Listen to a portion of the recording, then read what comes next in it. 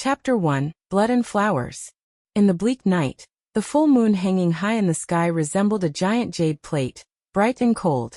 The moonlight spilling between the buildings felt particularly like frost and snow. The wind whipped up a cloak the color of the night, as someone's foot lightly touched the rooftop terrace. She looked down. The myriad lights of the city were brilliant with neon, a picture of peace and tranquility. Was that an illusion just now? Tang Xiaoyu lowered her eyes. She was clearly chasing something, yet had no clear target. After a moment of contemplation, she leapt down gracefully from the heights, as agile as a flying bird and as elegant as a dancing butterfly. Her footsteps landed steadily on the solid ground.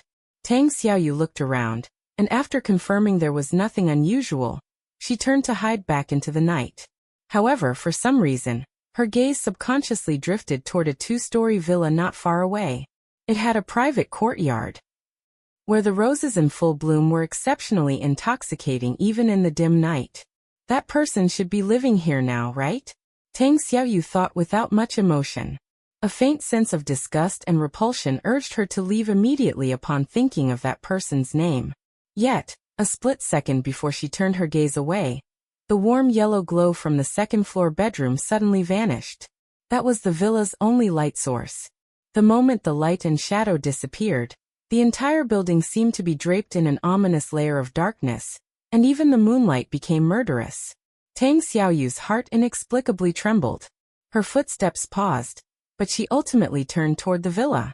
As her hem brushed against the rose bushes, she saw a swift and familiar dark shadow flash past beneath a window. It was him. Her pupils constricted slightly. The step she was about to take finally halted, restraining her instinct to give chase. She looked up at the open window on the second floor. The window in the darkness looked like the giant maw of a beast, seemingly ready to swallow all life. Outside the window, the moonlight was hazy and the fragrance of flowers was intoxicating. Inside, the furnishings were exquisite and comfortable everywhere. It was a wonderful nest that made one want to just lie down and relax, but the person inside was not in a good mood. Ming Jiao turned her head, not wanting to look at the familiar yet strange, beautiful face in the vanity mirror, even though it was her own face. Why did this happen? She had just read a novel. Her bright and beautiful face gradually twisted into a mask of pain. She slowly bent over and covered her face. Why did she transmigrate? Waking up in an unfamiliar room not long ago, Ming Jiao realized something was wrong. A memory that didn't belong to her had appeared in her head more accurately. She had swapped bodies. Thinking about it more carefully, this memory perfectly matched the plot of a novel she had read. It was a melodramatic novel about real and fake young misses, telling the story of two girls whose lives were swapped by accident.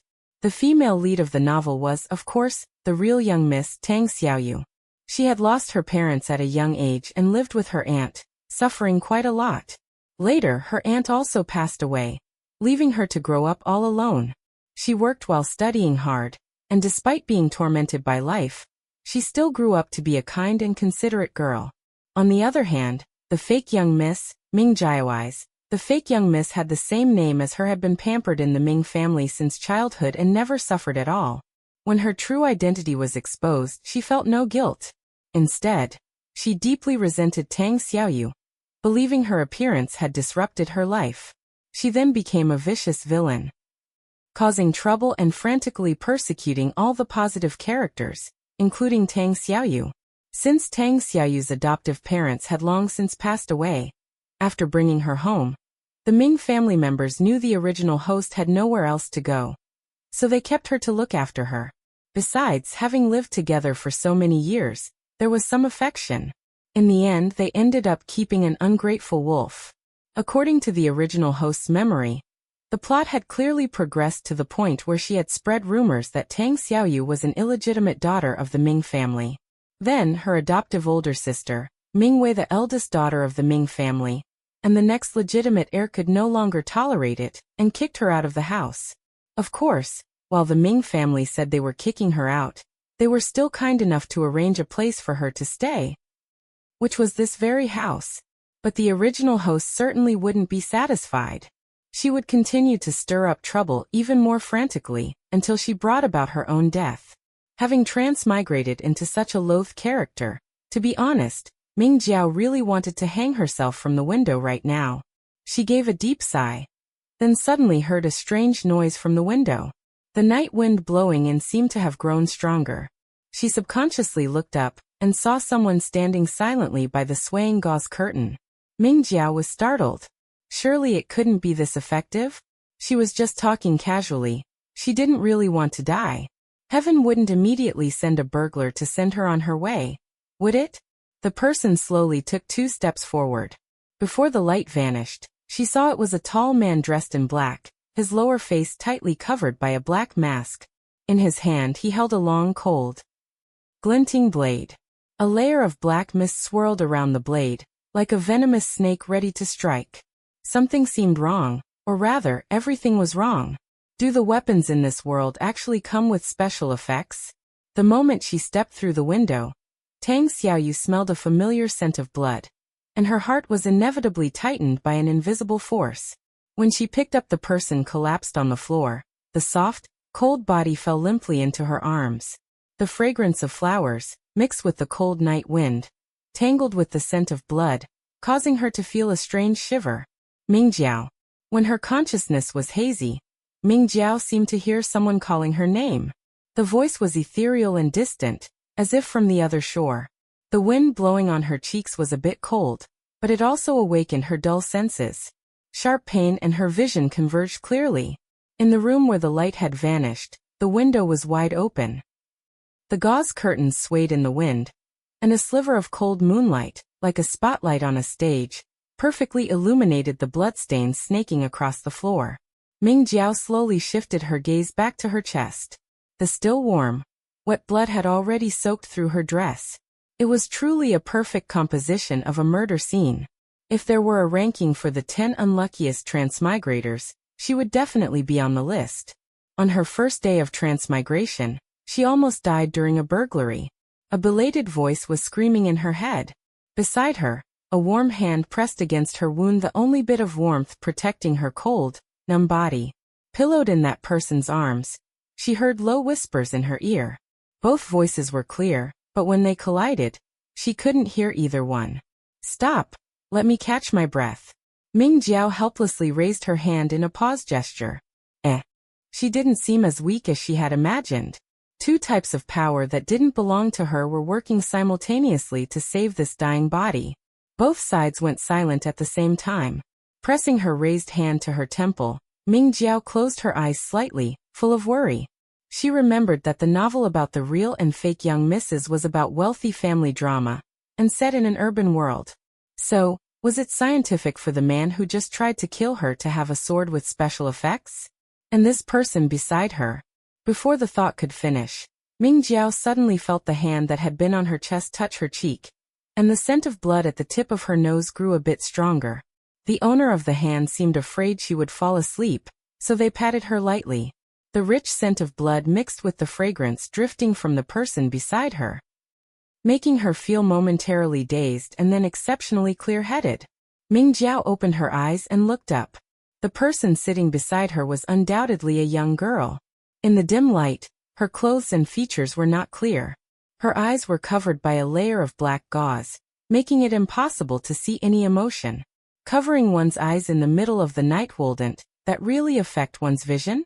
As her thoughts drifted, Ming Jiao met those eyes behind the black gauze for a moment, then grabbed the slender white wrist. Who are you? Even a good Samaritan who helps those in need wouldn't just wander into someone else's house. The girl didn't answer her question. After a moment of silence, she pulled her hand back. Perhaps because she had lost quite a bit of blood, Ming Jiao was particularly attached to every source of warmth. The moment the girl withdrew her hand, she almost instinctively wanted to grab it again and press it back to her cheek or chest. After a brief silence, the girl's cold voice rang out, answering with something unrelated. The bleeding has stopped. I'll call an ambulance for you right away. She paused, her gaze shifting to the phone Ming Jiao had left by the bedside. Do you need me to contact your family? Despite the emotionless voice, Ming Jiao vaguely sensed a complex feeling directed at her. A mix of wariness and disgust. Is it someone who knows her? Or rather, someone who knows the original host? No need. Ming Jiao pressed one hand against her wound and gritted her teeth, forcing herself to sit up. I don't need anything. Probably not expecting her to sit up on her own. The girl's hands lightly supported her shoulders before she slowly stood up. Leaving the warmth of the human embrace, the temperature on Ming Jiao's body was quickly stripped away by the cold night wind blowing into the room. She frowned uncomfortably, but it was bearable. Looking up again, the girl was already standing some distance away, against the moonlight. Ming Jiao still couldn't see her face clearly, but she could see her clothing. It was a unique black and blue uniform that wouldn't be worn as everyday clothes. The outer layer was a cloak the color of the night, and a strange emblem was embroidered on the chest with blue silk thread. The cloak was cast with a cold glow by the moonlight, fluttering in the whistling night wind. It was both beautiful and exceptionally imposing. Quite handsome, Ming Jiao thought. Chapter 2, Blood and Flowers. Tang Xiaoyu stood quietly where she was. The black gauze blindfold was not as Ming Jiao imagined. It didn't add any obstacles to her vision in the dark. On the contrary, it had no effect at all, allowing her to clearly see every change in Ming Jiao's expression. Her appearance was like a rose blooming to its peak, as bright and beautiful as her name. Even though her face was pale at this moment, her lips faint in color, and she looked as bedraggled as a lotus after a rainstorm. She was still very beautiful. Except for her slightly furrowed brows, she showed almost no signs of pain or discomfort. This Ming Jiao was vastly different from the one in Tang Xiaoyu's knowledge, giving her a strange sense of unfamiliarity. However, in some matters, she remained as headstrong as ever. Tang Xiaoyu turned her gaze toward the night outside the window and said in a flat tone, "I'm not a doctor. I can't save you." Ming Jiao smiled slightly. "By doing nothing, you are saving me. Otherwise, the more you do, the faster I might die." She was weak. Yet her articulation was clear and her voice exceptionally calm, completely lacking the deliberate, floating softness of the past. Tang Xiaoyu's eyes flickered. This was a message not to call an ambulance and not to notify anyone. A breeze so slight it was almost negligible brushed against her face. Amidst the rustle of fabric, the girl crouched halfway before her. One could imagine that the eyes hidden behind the black gauze blindfold must be staring intensely at her. "Do you know who the person trying to kill you is?" "I don't know him." Ming Jiao tapped her forehead with cold fingers. "But I know he's not an ordinary person." In the original host's memory, there was no impression of that man in black who wielded special effects. Previous memories also indicated that everything was developing according to the script of the book. It seemed like this world only began to mutate once she transmigrated here. Ming Jiao didn't think her butterfly wings had such great power, especially since she hadn't done anything yet. It could only be said that this world was off from the start. There were many things the original host didn't know or see, and which weren't recorded in the book either. Could it be a coincidence that a mysterious man with extraordinary powers came to kill a villainous supporting female character? Real life might have coincidences, but how could there be coincidences in things happening to plot characters? Based on this, Ming Jiao suspected that if she let this mysterious girl call an ambulance, the girl would disappear without a trace just like that man after completing her task. Then, she would still have to investigate from scratch, burdened by the confusion of this unfinished assassination attempt. It would be better to seize the clue right in front of her. She stared at the person before her. "Similarly, I don't know you. Your appearance at my house at such a coincidental time. You must be here for him, right?" The girl's thin lips pressed tight. After a moment, she said, "You won't go to the hospital, you won't call the police, you won't seek help from anyone, and you don't plan to notify your family." Her voice was inexplicably cold. "You don't trust them." Actually, the character of the Ming family members was certified as trustworthy by the original novel. For instance, the fact that they let the original host cause trouble out of sentimentality, and didn't do anything to her in the end was proof enough. The original host's later tragic end was entirely due to her own death-seeking behavior. But this murder was bizarre, and she wasn't the original version. Thus, Ming Jiao was worried that before she could find any clues, she would be discovered as an imposter by the Ming family members and sent straight to a temple for an exorcism. Furthermore, Given the original host's current state of being loathed by everyone, plus her previous antics, the Ming family members might just think she was playing tricks again. Whether anyone would even come to see her was a question worth betting on. Tang Xiaoyu processed the meaning behind Ming Jiao's words. Sensing her lack of trust in the Ming family members, she felt a flash of displeasure and an inevitable touch of coldness in her heart. Ming Jiao seemed to be stumped by her question. She lowered her eyelashes, showing a rare and inexplicable calm. Right now, I truly only trust you. Tang Xiaoyu was stunned. A huge sense of absurdity suddenly rose in her heart. If Ming Jiao could see her face clearly and knew who she was, she would realize how ridiculous those words were. She did indeed laugh, her thin lips curving slightly like falling frost or snow. The smile was faint and cold, mixed with a hint of irony. You saved me. Ming Jiao half closed her eyes wearily, her tone very nonchalant, so nonchalant it was as if she were talking about a commonplace matter. I'm a person who has failed at life. There must be countless people who want to kill me. Perhaps you're the only one willing to save me. If killing wasn't illegal, given the original host's penchant for causing trouble, it wouldn't be unreasonable for her to have died 1,000 times over. Perhaps only this girl, who seemed like a helpful passerby, would give her a hand, although she had wondered if this was an acquaintance. There was no one in the original host's memories who matched the person before her. Tang Xiaoyu's heart trembled for some reason. For a moment, she couldn't tell if the other woman was truly mocking herself or just talking nonsense. You want me to stay and protect you? Though it's quite thick-skinned of me to just nod and admit it. Ming Jiao leaned back lazily, hoping to find a more comfortable position. Aside from her hand still pressed to her chest and her slightly slower speaking rate, there was almost no sign of abnormality, as if she wasn't the one who had been stabbed not long ago. But I really have no other way. If that assassin knows I'm not dead, he'll likely come back. Waiting for him might be better than looking for a needle in a haystack. You can also refuse me. She opened her eyes to look at the person in front of her. I saw it. Your hand that was pressing on my wound just now was glowing. What was that? Magic? As she finished speaking, she felt something sharper surging in the eyes hidden behind the black gauze blindfold, staring at her, scrutinizing her. Tang Xiaoyu was silent for a moment. It's a superpower. Her original plan was indeed to leave after settling Ming Jiao, but now her plan inevitably had to change. Ming Jiao was right about one thing. In certain situations, waiting for the target is indeed easier than searching blindly. Although she didn't know how Ming Jiao had been targeted by the hunter, given his style, if he knew the prey wasn't dead, he would definitely return for a second kill.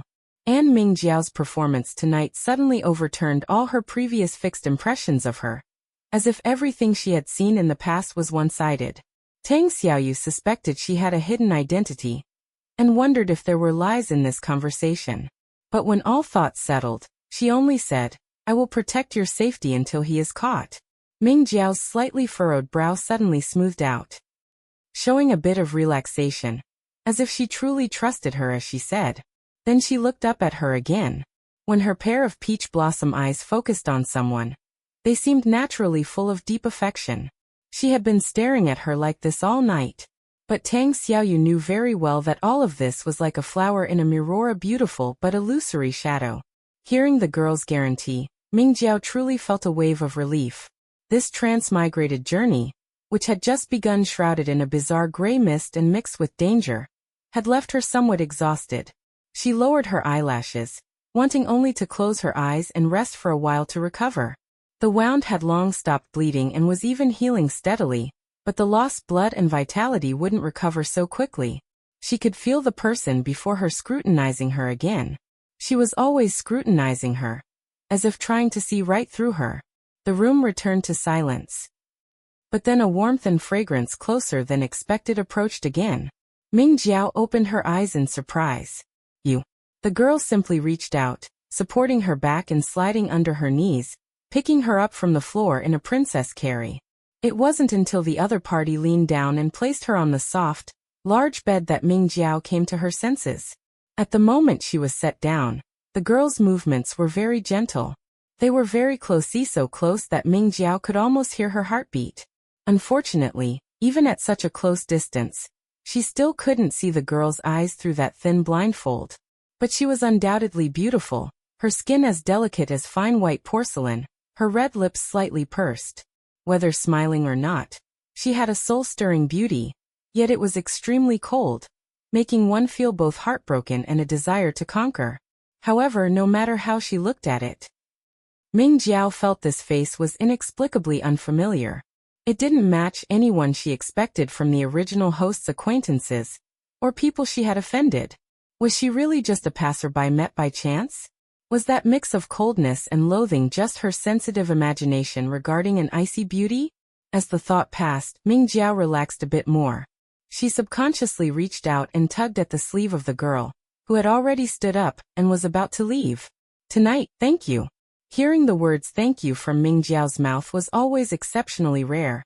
And for her, it carried even more layers of incredible miraculousness. But this time, irony did not rise in Tang Xiaoyu's heart. She simply gently pulled her sleeve back. It's just each of us getting what we need. Ming Jiao needed protection, and she needed to catch the hunter. The soft bed triggered all her weariness. Ming Jiao slowly closed her heavy eyelids. But she didn't fall asleep just yet. Listening to the door open and then close, and the footsteps gradually fading away, she finally spoke to the voice in her head that had been silent for a long time. You can speak now. I guess you are probably the legendary system. Chapter 3, Blood and Flowers.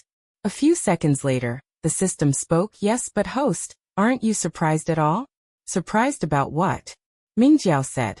First discovering I've transmigrated as a vicious female supporting character in a book, then finding out she looks exactly like me and has the same name. And now a system pops up. The transmigration tropes are all coming to life. The system was silent for a while. Host, you really know how this works. This generation's hosts are all too experienced in their business. Ming Jiao really wanted to scratch her head. So, isn't it easier for you since I know the ropes? Why are you crying?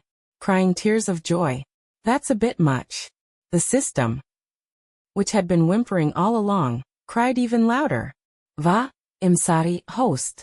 I came too late.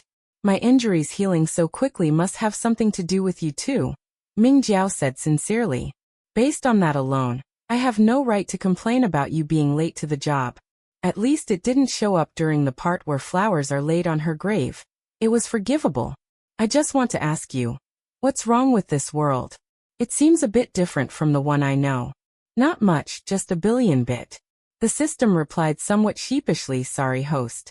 Like you, my knowledge of this world is limited to the original work. Ming Jiao was silent for a moment. Then you're here too? The system.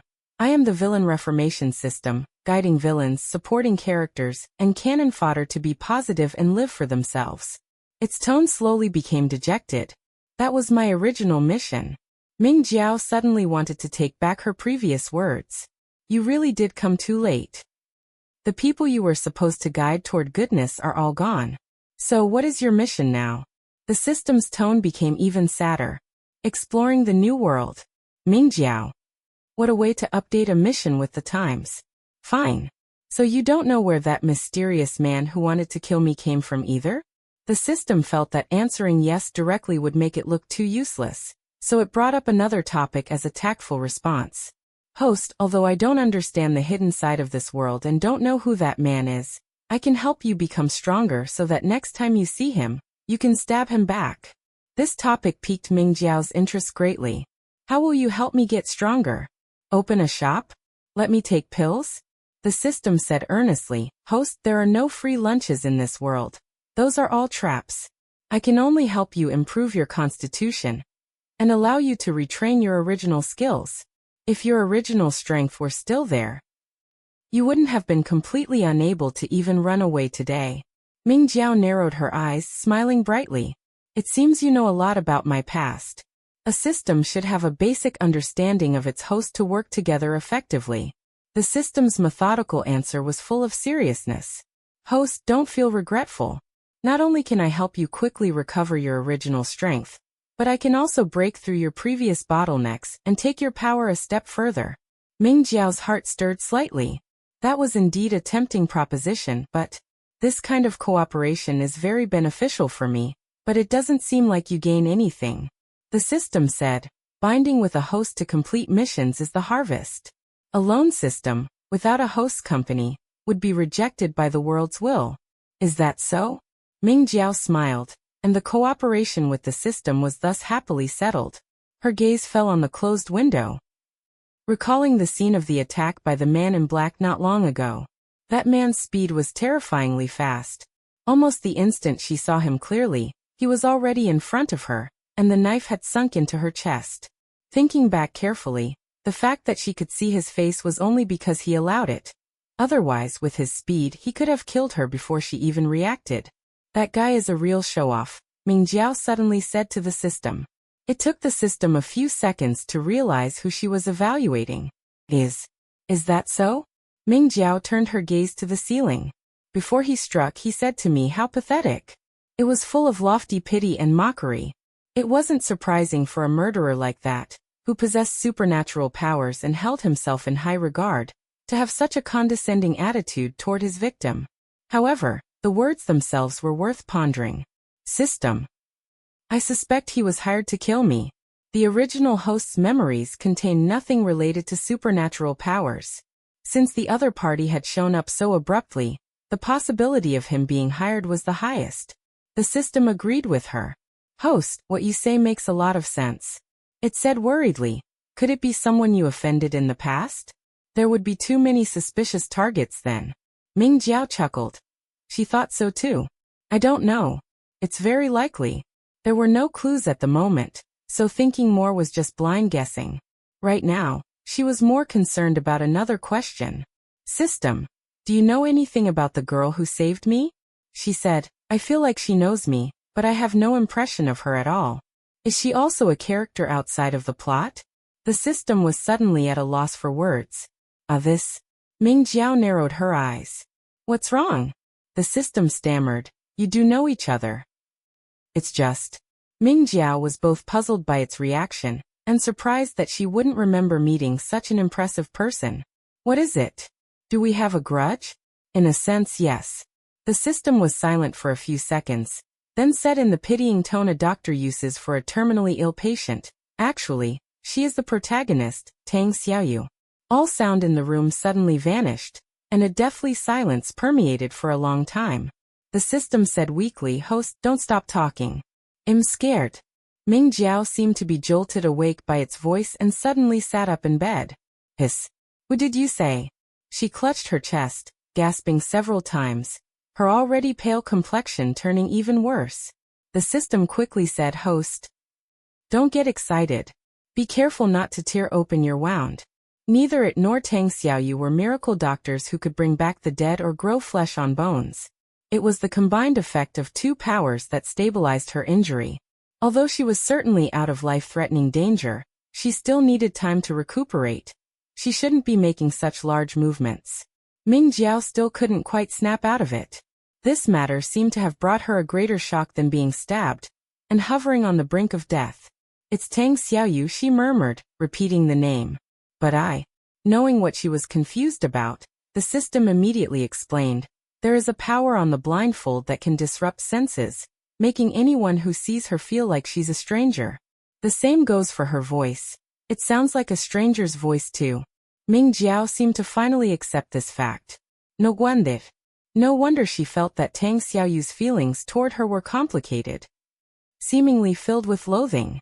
Although the original host had only pulled some minor stunts so far and hadn't yet become as insane as in the later plot, hiring an assassin to kill Tang Xiaoyu, tampering with her sister's car to cause an accident, swapping her sickly adoptive mother's medicine, or kidnapping her younger sister to the roof of an abandoned building to force Tang Xiaoyu to save her, and then threatening her to jump off.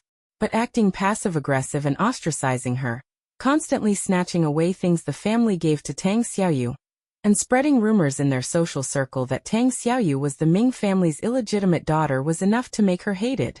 Putting herself in those shoes, Ming Jiao felt that if it were her, not stepping forward to finish the job would be an act of great mercy, and calling an ambulance would be an act of supreme merit. Yet Tang Xiaoyu not only saved her, but also stayed to protect her. Ming Jiao said sincerely, Tang Xiaoyu. What kind of peerless living bodhisattva is she? Connecting this to the original plot, the system also said, perhaps this is the virtue and cultivation of a protagonist. Ming Jiao sighed deeply. System, I suddenly feel a bit regretful now. Asking her to stay and protect me is really putting her in a difficult position, she said. I can't imagine how annoyed Tang Xiaoyu must be seeing me. But this situation was truly helpless. I'm the scapegoat who's taking the fall, and she's the most aggrieved victim. The system also felt that the current situation wasn't easy for anyone. It could only counsel Ming Jiao, host, saving your life is the priority, saving your life is the priority. You're so weak right now. Forget about withstanding another attack from that assassin. Even a 5-year-old child could knock you down. Ming Jiao knew the system was right. She really needed Tang Xiaoyu's protection right now and couldn't push her away. So saying anything else would seem pretentious. Thus, she tried to adjust her emotions. Seeing her looking so devastated, the system was puzzled. Host, what's wrong? Do you not like the protagonist either? That's not it. Ming Jiao shook her head. Readers rarely dislike the protagonist. She just thought she could become friends with her, but now it seemed there was no chance. Shouldn't a life-saving debt be repaid by offering oneself in marriage? Now I can't even offer that. The system. Host, are you serious? If you're going to put it that way, I also put an effort to save you. It felt that Ming Jiao was joking. Host, why do I feel like you're acting differently than you did in front of the protagonist? Seemingly a bit more mischievous. Ming Jiao gave a soft laugh. Just as she was about to speak, she saw the door being gently opened. Tang Xiaoyu walked into the room carrying a medicine box. Seeing Ming Jiao leaning against the headboard, her brow furrowed imperceptibly. You don't feel any pain at all. The Ming Jiao she had seen tonight constantly felt unfamiliar to her.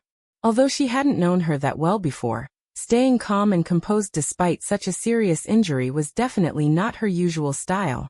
Or perhaps Ming Jiao had another face when dealing with strangers, and this face was much more likable than her previous one. Hearing her voice, as cold and detached as falling snow without a trace of emotion, Ming Jiao felt a bit sentimental. In the book, Tang Xiaoyu was somewhat cold but also very gentle. Not at all this icy and distant. She was receiving this exclusive treatment purely because of issues left over from the past. It definitely hurts, but I wouldn't feel at ease if you didn't come back. Chapter 4. Blood and Flowers. Tang Xiaoyu had already placed the medical box beside the bed. Hearing this, her slender white hand paused. I promised to protect you. And I will not break my word. No matter how much enmity existed between her and Ming Jiao, she would not stand by and ignore the other party if they were in danger. This wasn't just because she didn't want the Ming family members to grieve her loss, but also a matter of principle. Ming Jiao naturally knew that given Tang Xiaoyu's personality, a promise made was a promise kept, and she would execute it with all her might. However, Ming Jiao was currently more curious about the medical box. The original host had only recently been kicked out, and minor necessities like medical boxes hadn't been procured yet. Therefore, it was unlikely Tang Xiaoyu found this medical box inside the house. Since it wasn't found in the house, did she perhaps have a delivery guy bring it over? However, when Tang Xiaoyu took out gauze and some unfamiliar medicines from the medical box, Ming Jiao discarded that unreliable guess. The system offered its insight at the appropriate time. Host? This medical box should be something the protagonist carries with her. Before Ming Jiao could wonder where Tang Xiaoyu hid such a large medical box, the system added, I suspect the protagonist might possess a space-type ability. Ming Jiao openly expressed her envy for such an ability. She had taught herself how to communicate telepathically with the system. I heard that this kind of ability comes equipped with a spiritual spring that beautifies and cures all diseases, and you can also farm, build houses and raise small animals. The system remained silent for a long while before asking with difficulty, who told you that? Ming Jiao. And the protagonists of other novels told me. System. Alright host, I know why you're so knowledgeable now. You're clearly a severe novel enthusiast. Tang Xiaoyu opened the medical box and, seeing Ming Jiao looking spaced out and lost in thought, spoke, Alright, take off your clothes. Ming Jiao shyly told the system, Take off my clothes? Are we already at the part where I offer myself to her? It's too fast, I'm not ready. The system was speechless. Host, you are so mischievous. She obviously just wants to look at your injury, but the host clearly only dares to joke about it with the system. She's still very serious in front of the protagonist. Ming Jiao nodded and unbuttoned her dress. It was fortunate that this dress wasn't pullover, or she really would have needed scissors to cut it open. Tang Xiaoyu quickly glanced at the wound, and indeed saw that the originally hideous and massive injury had healed into a thin line. Otherwise, the other party wouldn't be so energetic. However, the wound healing this quickly definitely wasn't solely due to her intervention. Contemplation flashed in Tang Xiaoyu's dark eyes, but she didn't press the matter. The events of the night had led her to conclude that Ming Jiao harbored secrets, but now was not the time to explore them. And Ming Jiao wouldn't honestly tell her anyway. Her gaze shifted, falling upon the large patches of light bloodstains on Ming Jiao's smooth, pale skin, like crimson flowers blooming on polar ice and snow, possessing a desolate and gorgeous beauty. Tang Xiaoyu suddenly felt a degree of discomfort, and even the fingertips already resting on Ming Jiao's shoulder felt hot. She quickly withdrew her hand and straightened her body again. Seeing Ming Jiao looking at her with those clear, black and white peach blossom eyes, seemingly finding her strange, Tang Xiaoyu immediately composed herself. "Oh, go fetch a basin of water." Ming Jiao smiled. "All right, thank you for the trouble." By the time she returned with the water, the inexplicable discomfort in Tang Xiaoyu's heart had dissipated. She lowered her eyes, "What a clean towel," and gently wiped the bloodstains from Ming Jiao's body. Ming Jiao felt the comforting warmth of the water on her skin, and sighed to the system. She takes care of someone she dislikes so meticulously. She really is a peerless good person. System. Yes, so host, please don't repay kindness with enmity. Try a different approach to repaying her favor. Saying things like offering yourself to her, absolutely not. Ming Jiao nearly burst out laughing and quickly diverted her attention to stare at Tang Xiaoyu's exquisite, porcelain-like face. This eye mask was truly amazing.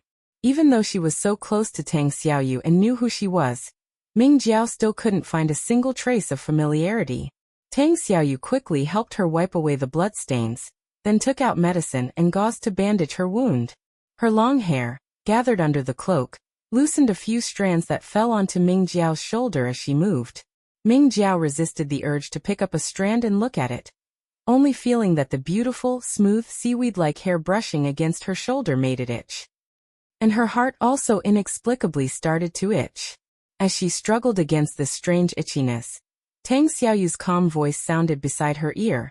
"Your injury is healing very quickly, but I still suggest you go to the hospital for a checkup." As she finished speaking, the bandaging was complete, and she retreated once more to a distance that was neither too far nor too close. In reality, that knife strike must have injured her internal organs. If Tang Xiaoyu hadn't rescued her in time, and if the system, this cheat, hadn't awakened quickly, she would be a corpse now. Ming Jiao felt a fleeting sense of loss as the warmth and fragrance departed. She felt that the room, even with the window closed, was still somewhat cold. Composing herself, she carefully got up and chose a loose dress from the wardrobe to change into. A mere fatal injury, nothing worth mentioning. Casually pulling out the messy long hair that had been trapped under her clothes, she smiled languidly, radiating boundless charm. But before Tang Xiaoyu's gaze could turn colder, she added, "If you're worried, I'll go to the hospital tomorrow." Tang Xiaoyu averted her gaze from the bright smile, and looked at the gradually dimming moonlight. "Your life is your own." The implication was, why should she be worried? Before they knew it, most of the night had passed, and dawn would soon break. The system couldn't help but interject, "Host, why do I feel like you're constantly flirting with the protagonist?" "Am I?" Ming Jiao pondered for a moment before saying, "Perhaps this is the charm of a life-saving favor. I just can't help myself." System. After changing her clothes, Ming Jiao didn't go back to bed but walked toward the window. The view from here is quite beautiful, though having someone jump in through the window late at night is rather terrifying. Tang Xiaoyu turned her face. Under the lamplight, her appearance gained a mysterious beauty due to the black gauze eye mask. Ming Jiao continued, "Can you talk about abilities and the other side of this world now?" Tang Xiaoyu found it strange. Aren't you tired? Ming Jiao tilted her head and pondered for a moment. A little, but the pain kept me from sleeping. She turned and leaned against the window. You must be tired. Feel free to stay in a guest room. I should also change rooms. If the hourly cleaning lady comes tomorrow and sees this, she might think I committed murder. Although she was the only one living in this house, the external security was quite comprehensive. They couldn't be blamed just because they failed to guard against a superpowered individual. This was also a testament to the Ming family members' thoughtfulness and kindness even though they were deeply disappointed in the original host. They still found her a comfortable shelter to protect her from the elements after kicking her out. Tang Xiaoyu softly hummed in acknowledgement, turned, and walked out of the room, her clothes fluttering and forming a clean arc. Ming Jiao watched her retreating figure. Could you tell me your name? She guessed Tang Xiaoyu wouldn't tell her real name, to avoid trouble in every sense, but they needed a form of address while interacting.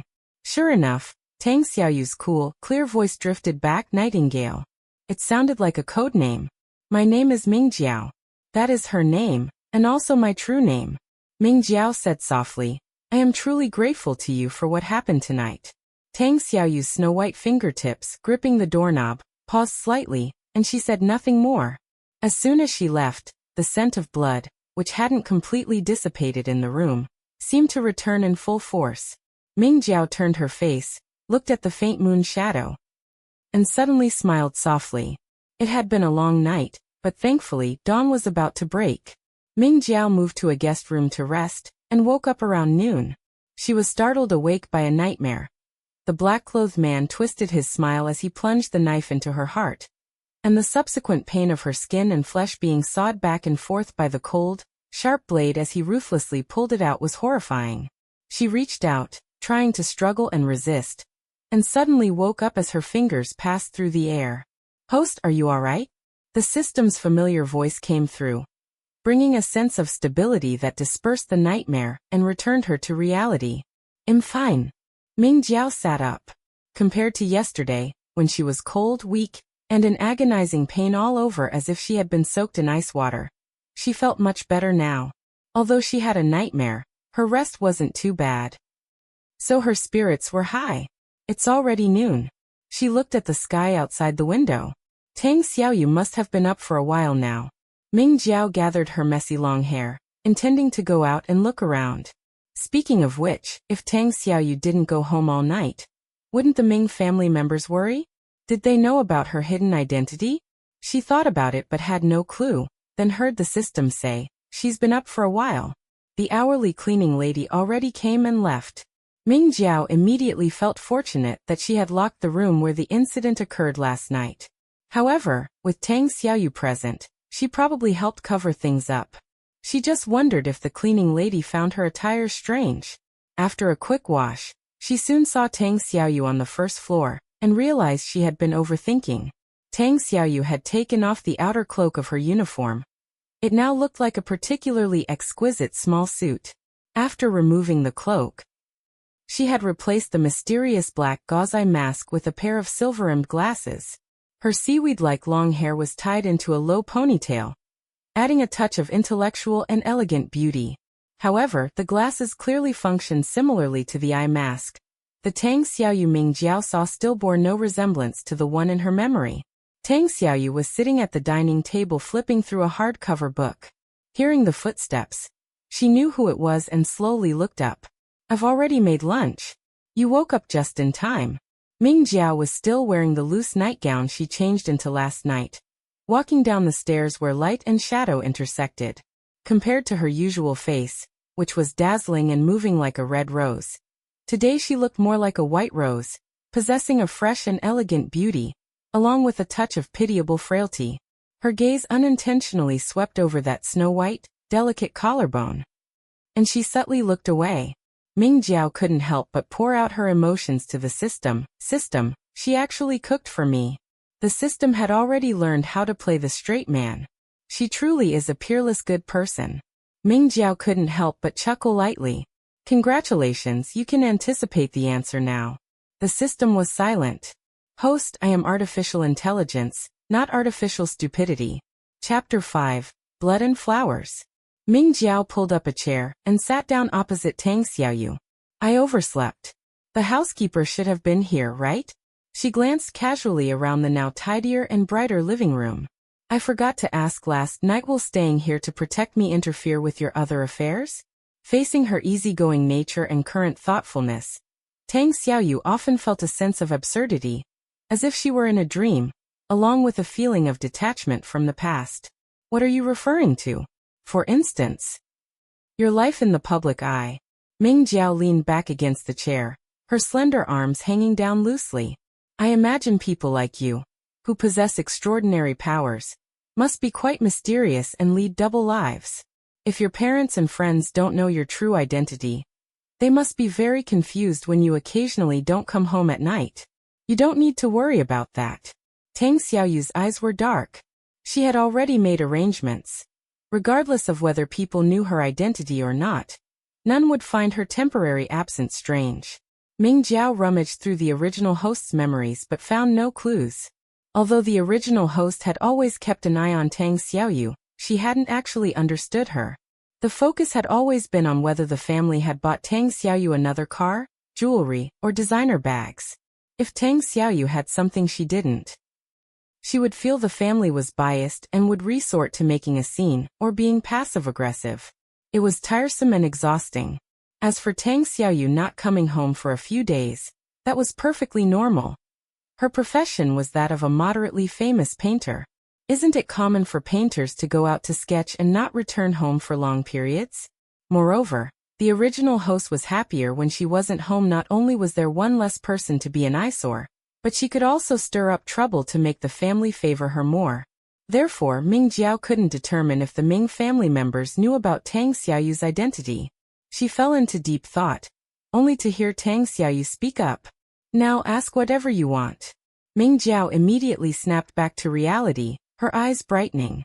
She knew that given Tang Xiaoyu's likely negative favorability towards her, this was probably her only chance. Once missed, it wouldn't come again. The system, which had been in silent standby, also perked up. I want to learn about abilities and the other side of this world, Ming Jiao said. Tang Xiaoyu pondered for a moment before saying, you should know that our world was rebuilt after the end of the apocalypse. Ming Jiao hid the surprise in her eyes, thinking to herself, I really don't know. However, she still nodded gently. Tang Xiaoyu continued, it has been over 200 years since that catastrophe, and much of the information has been sealed away. In the eyes of modern people, that disaster was just a natural phenomenon, a virus brought by falling meteorites that caused humans, animals, and plants to all mutate. But in reality, it wasn't a virus, and that catastrophe hasn't completely ended. Ming Jiao's heart tightened. It hasn't completely ended? Then what is the real situation? Tang Xiaoyu crossed her fingers and placed them on the table. It is an invasion of monsters from outside the realm. All mutated creatures have been polluted by energy. Whether it is the monsters from outside the realm or the polluted creatures, they all possess power that exceeds that of ordinary people. Many physical attacks have very limited effects on them. But catastrophes often coexist with opportunities. Where there are invaders and energy pollution, many people who can fight against them have also awakened. That is the origin of the ability user. The energy stimulated within such people is called abilities. Ming Jiao asked tentatively, then now? Tang Xiaoyu said, as the mutated creatures were wiped out, and the invading monsters were either killed or driven away, the battles in the public eye ended. Our ancestors established new orders and rules, restoring the peace and tranquility of the past. But over the years, the monsters haven't given up. They frequently come to harass us. This kind of harassment is incredibly annoying, but it won't escalate into a world war like it did before, so ability users have moved to work behind the scenes. Much of the information regarding abilities has also been sealed away, and ability users have gradually become legends. For the sake of overall peace and stability, this arrangement was inevitable, and Ming Jiao could understand that. So, are all ability users naturally awakened? Are there level classifications and types? Tang Xiaoyu said, some ability users inherit it through their bloodline. If parents or elders have awakened abilities, the probability of their descendants awakening abilities is relatively higher. There are also cases where there are no ability users in the family, and one awakens naturally in their generation. Ming Jiao's heart stirred slightly, and she secretly wondered which type she would be. Tang Xiaoyu continued, there are level classifications from low to high. DCBASS. As for categories, low-level or mid-level ability users generally only possess pure energy. Only those from mid-high to high level might possess special abilities in addition to the energy itself, such as one of the elements: wind, fire, thunder, or electricity. Ming Jiao couldn't help but start guessing what the ability levels of Tang Xiaoyu and that man in black were, and who was stronger or weaker. Under normal circumstances, ability users register their identities and have records in the Ability User Association created by the state. Some of these ability users work directly for the state, while others are in private teams, Tang Xiaoyu added. The state allows legitimate private ability user teams to exist, and sometimes both sides even cooperate. Ming Jiao rested her chin on one hand. Then which one do you belong to? Tang Xiaoyu glanced at her. The latter. Ming Jiao nodded. So that man in black belongs to the non-normal category of ability users, right? Tang Xiaoyu agreed. Correct. There are many undocumented ability users and fugitives who cannot register their identities legitimately. They rely on their superhuman strength to commit illegal acts. Such people often have arrest warrants from the authorities and appear on bounty lists among the public. While they were chatting, Tang Xiaoyu had finished her lunch and walked straight to the floor-to-ceiling window nearby. He is a fugitive, codenamed Wild Ghost. We also call him the Hunter, a hunter of heroes. Ming Jiao raised an eyebrow and guessed, he has killed many good people? He likes to hunt ordinary people who act bravely for a just cause, and heroes who have been commended. The warmth in Tang Xiaoyu's voice had disappeared at some point. My mission is to capture him. You will catch him. I believe in you, Ming Jiao said. Besides, don't you have me as bait? For a perverted assassin like this. His twisted arrogance surely wouldn't allow him to fail against an ordinary person. As long as he knew she was still alive, he would definitely come back, regardless of whether a trap was waiting for him. Tang Xiaoyu turned her face to look at Ming Jiao. In the dazzling sunlight, the chain under her silver spectacle frame still shone coldly, but her expression was indistinct. It's just that since he has specific targets when killing, Ming Jiao smiled, her peach blossom eyes filled with a casual and somewhat inscrutable look. Suddenly coming to kill me is very unreasonable. Tang Xiaoyu felt that she possessed a clear-sighted calmness regarding this matter.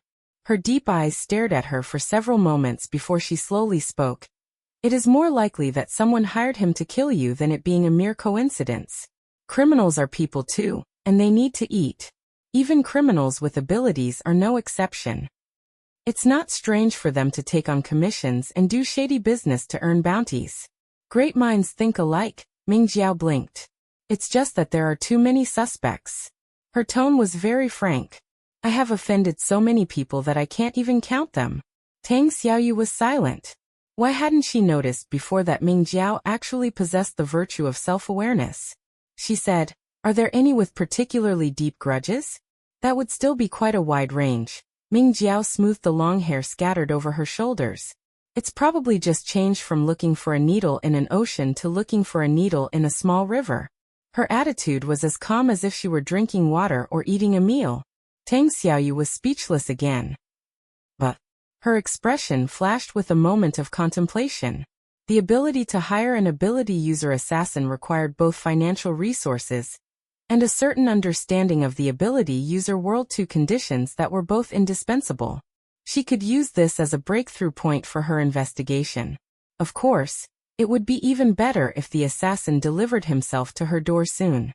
As long as she captured him, all the fog would be cleared away. Probably. Thinking of this, Tang Xiaoyu looked back at Ming Jiao. She was still calm, with a faint, elusive smile on her face. She was neither afraid of the fact that she had nearly been assassinated, nor was she angry at the person who had hired the assassin. She herself was even more inscrutable than this matter. Tang Xiaoyu looked away and thought. Ming Jiao had similar speculations to Tang Xiaoyu regarding the assassin's employer. But she was thinking a bit more. Tang Xiaoyu had just mentioned the hunter with an exceptionally cold attitude. Apart from public justice and duty, Was there also some history of grievances between them?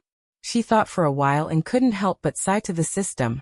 Tang Xiaoyu is clearly the protagonist of this book, but the book didn't mention anything about her hidden identity. The waters of this world are truly deep. The system felt the same way, indeed. So deep that it felt it couldn't grasp it.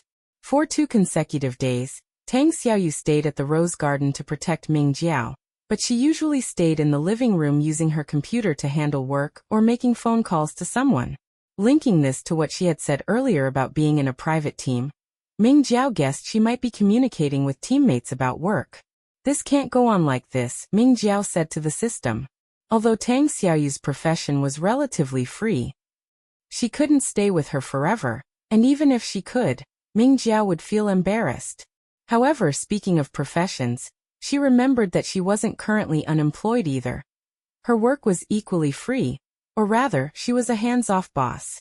The original host had studied fashion design. After graduation, the Ming family had funded a studio for her, equipped with several excellent designers, as well as staff for finance, external relations, and various other affairs. Along with an all-around assistant, everything was fully provided. The original host didn't need to worry about much. If she felt happy, she would go to the studio to look around and do some design work. If she wasn't happy, the studio manager would hold down the fort. But no matter how laid back the original host's attitude was, she had real talent and skill in this area. However, for Ming Jiao, it was a bit of a headache. She was confident that her drawing skills and tailoring techniques were there. But design inspiration and talent were things that couldn't be inherited even if she wanted to. The system also knew her troubles and advised, "Host, don't be too worried. I can provide you with materials on fashion design and help you self-study. You still have the foundation left by the original host. You'll definitely be fine. In any case, don't engage in your old profession for the time being." Although the original host had also learned self-defense, suddenly becoming a martial arts instructor would be too out of character. The system's advice was very sound, and Ming Jiao was not one to ignore it. She pondered for a while, and then said quite nonchalantly, "You're right. Besides, it's too early for us to consider these things. Let's first find a way to solve the trouble and see how things go. Maybe I will move to another city to live later. At that time, no one will know me, no one will pay attention to me, and there won't be the issue of being out of character." The system was surprised. "Host, you want to leave?" Chapter 6, Blood and Flowers. Ming Jiao found the system's question strange instead. "Yes, the Ming family members don't owe me money. If I don't act like a debt collector, everyone will be more at ease." The system was still quite surprised. "But didn't you quite like the protagonist?" Ming Jiao thought for a moment. "I do like her very much and really want to be friends with her. But some hurts cannot be erased." She suddenly let out a heavy sigh, her tone quickly turning light and casual again. "She saved me, so I can't repay kindness with enmity. Not being a nuisance is my way of being considerate." The system couldn't help but fall into contemplation. Human emotions were indeed subtle and complex, disliking someone yet saving them. Admiring someone yet keeping a distance. Ming Jiao said, "Think of it this way. The world is so vast, it's a perfect time for us to go see it." After chatting idly with the system for a few more sentences, her thoughts quickly returned to the matter at hand. She scrolled through her phone contacts, first jotting down on paper the people she interacted with most frequently. After finishing the list, her expression turned rather peculiar. How to put it? These were all people she had frequent dealings with, but the more dealings she had, the more severely she had offended them. In a sense, this was both a list of suspects and a list of victims. However, Ming Jiao's gaze lingered on one phone number for a long time. The owner of this number had very little suspicion. She was Tang Xiaoyu's former maternal unclean-law, though to be precise, it should be the original host's former maternal unclean-law. Tang Xiaoyu's adoptive mother passed away early, but they left behind a not insignificant inheritance. While it certainly couldn't compare to the Ming family's wealth, it was enough for her to grow up without worrying about food or clothing.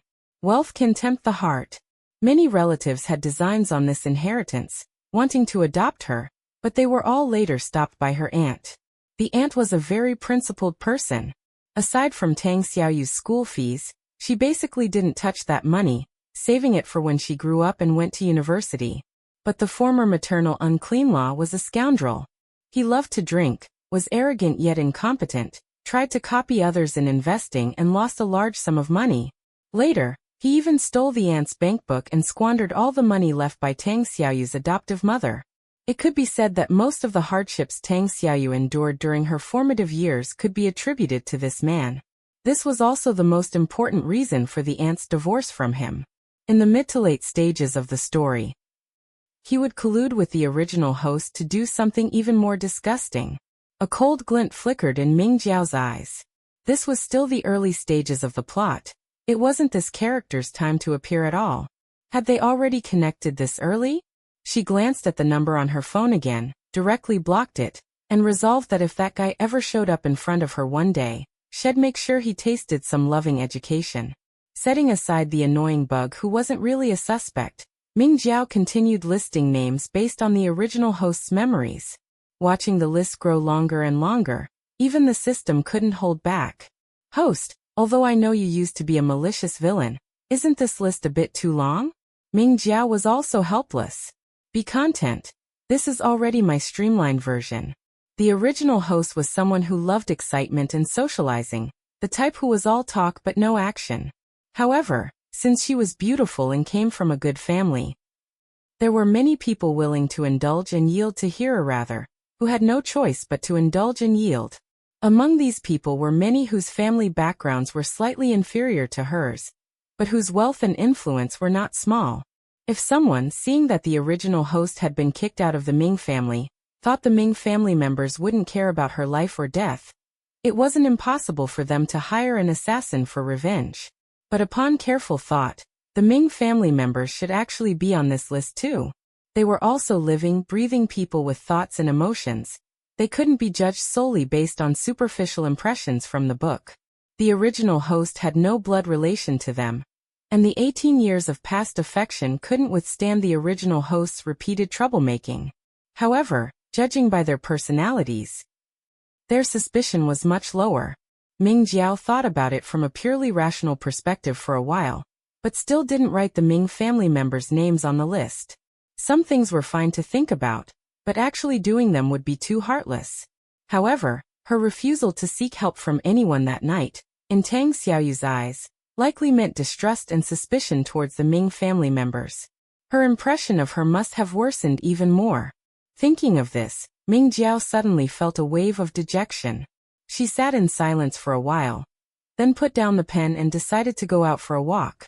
Ming Jiao could now move around freely without issue, though she couldn't walk very far without feeling quite tired. As for the pain from the wound, it had completely disappeared by the second day. If not for the wound still being there, everything would feel like an unrealized dream. It was also strange. Such a deep wound, under the treatment of Tang Xiaoyu and the system, quickly healed into a thin line. But it was precisely that thin line that stubbornly refused to close completely. The system said it was because the assassin had infused the blade with extraordinary energy, containing a dark substance that was constantly trying to erode her body. So, barring special circumstances, even if she had been taken to a hospital for treatment in time, she would have ultimately died from the erosion of this dark substance. As for ordinary injuries, even if a person were cut in half, the system could heal them. But there was no need to worry. At most, in half a month, she would be completely recovered. Hearing the system say this, Ming Jiao naturally wasn't worried.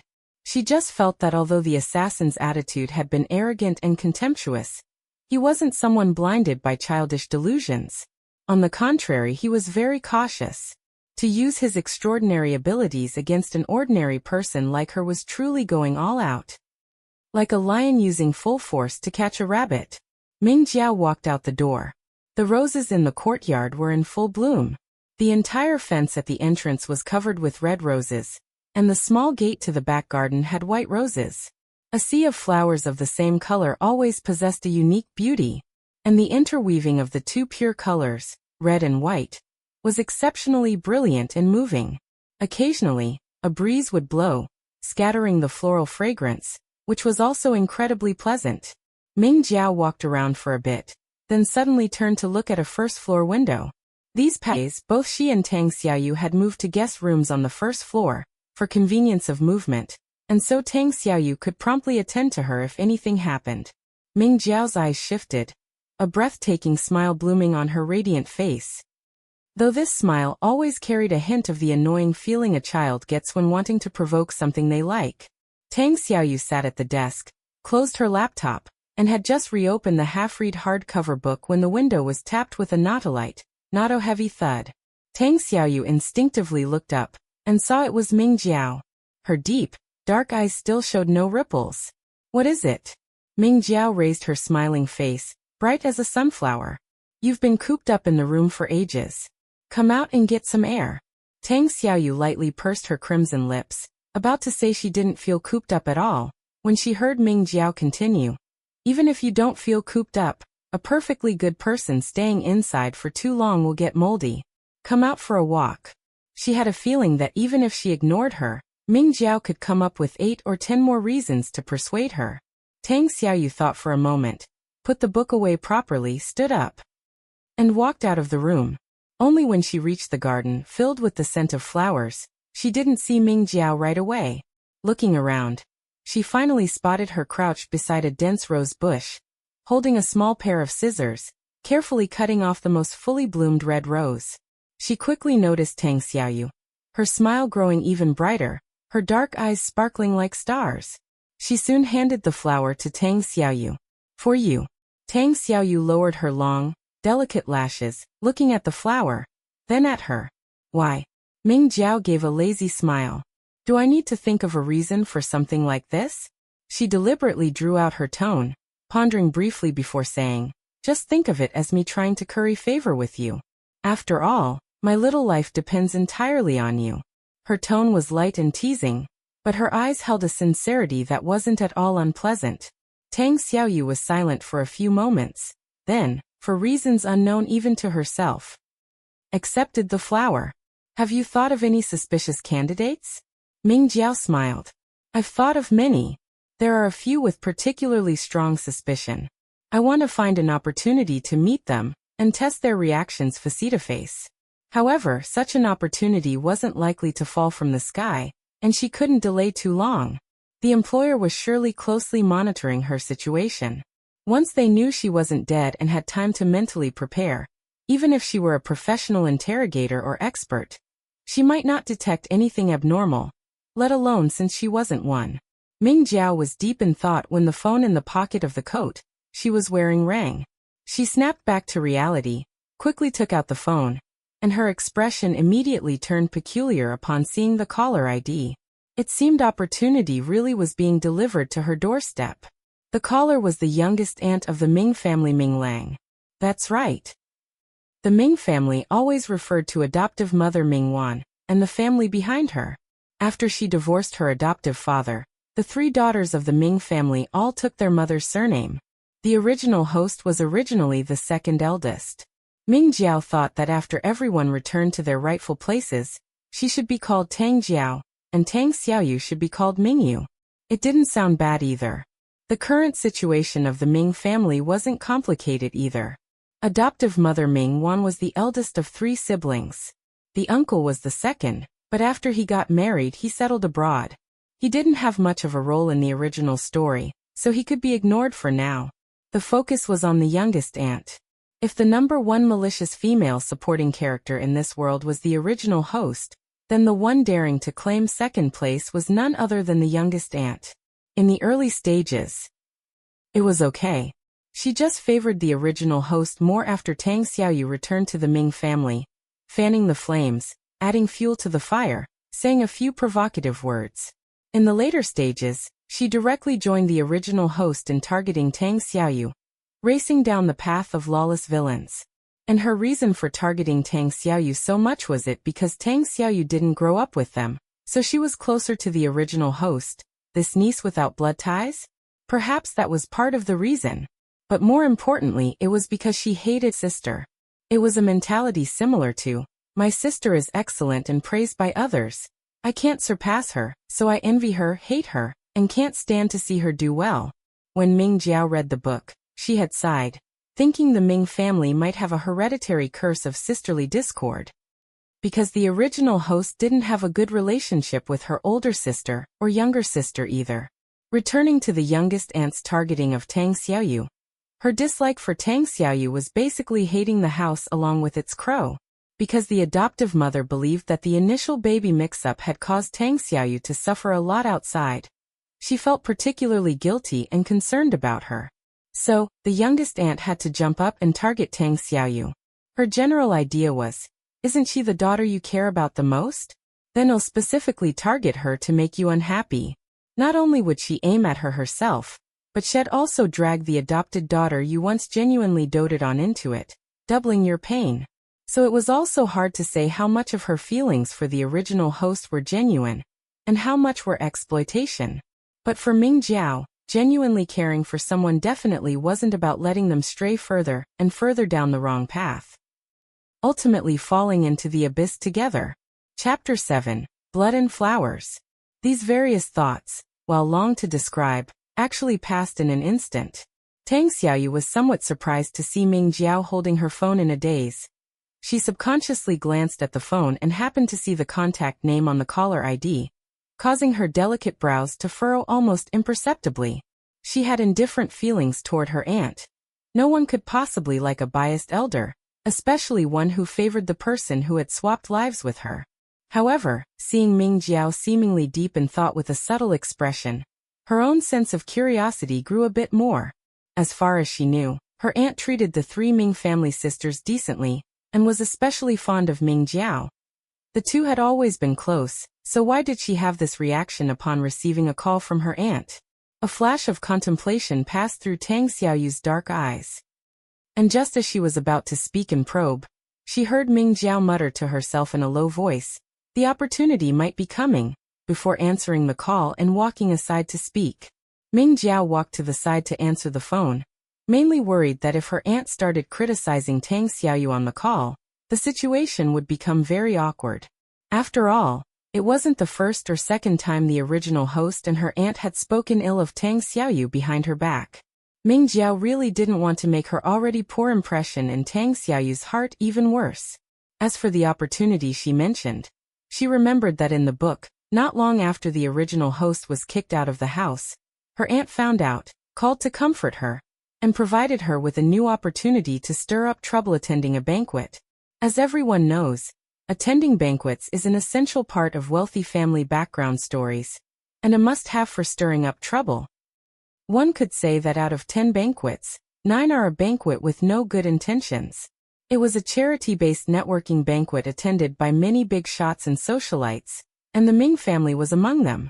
The original host was brought there by her aunt to moral blackmail her sister, Ming Wei, because she was the one currently calling the shots for the Ming family. Therefore, whether the original host could return to the Ming family basically depended on her nod or shake of the head, with Tang Xiaoyu's willingness being secondary. However, her sister did not agree, whether for the sake of the family's stability or out of respect for Tang Xiaoyu's wishes. Rejected by her sister and mocked at the banquet by several people who had previously disliked her, but couldn't get rid of her, the original host felt deeply humiliated and immediately blamed Tang Xiaoyu, who hadn't even attended the banquet, for this grudge. If Tang Xiaoyu knew, she would probably think her native language was speechless. Although the original host and her aunt didn't get what they wanted, they did bring some criticism upon Tang Xiaoyu and the Ming family. Gossip is human nature. Even people in high positions of power have this desire, the only difference is the intensity. They might not really sympathize with the original host or feel anything, but they still claimed that the Ming family was being ruthless, arguing that the baby swap was just an accident and that the original host, who was also a newborn at the time, couldn't be blamed. After raising someone for 18 years, even if it were a cat or a dog, there should be some affection.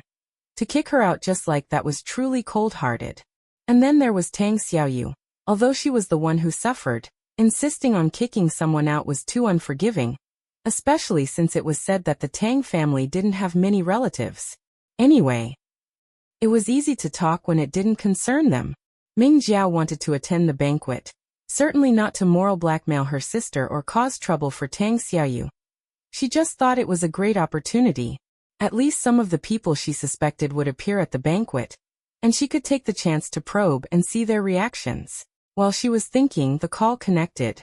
Jiao Jiao, I heard you were kicked out of the house by your sister. Her aunt's voice came through the receiver. When the original host was kicked out, her aunt happened to be traveling. The place she went to had poor cell phone signal, so the original host couldn't reach her immediately. By the time she learned the news and they managed to contact each other, almost a month had passed. But regardless of whether a month or even a year had passed, it wouldn't stop them from stirring up trouble. Ming Jiao gave a yes. Her aunt sounded indignant and resentful. Even though she is the one in charge now, it's too heartless of her to just kick you out like that. Besides, I am a Ming family member. Yet no one even notified me about such a big matter. Ming Jiao yes. Her aunt felt her reaction was a bit cold and perfunctory. Jiao Jiao, what's wrong? Are you in a bad mood? Ming Jiao really wanted to reply with another yes, but if she annoyed her aunt and caused her to hang up, the banquet plan would be ruined. She immediately got into character. I've been kicked out of my home. How could I be in a good mood? Her aunt felt this was the reaction she should have, and her tone became one of frustrated disappointment. You are too simple-minded. Your sister told you to move out, so you just moved out? Why didn't you make a scene with her, or with your mother? That sounded like the words of a professional with plenty of experience in stirring up trouble. Ming Jiao scratched her cheek with her slender white fingers. I wanted to, but I couldn't even see them. Her sister Ming Wei was a very busy person, and was basically never at home.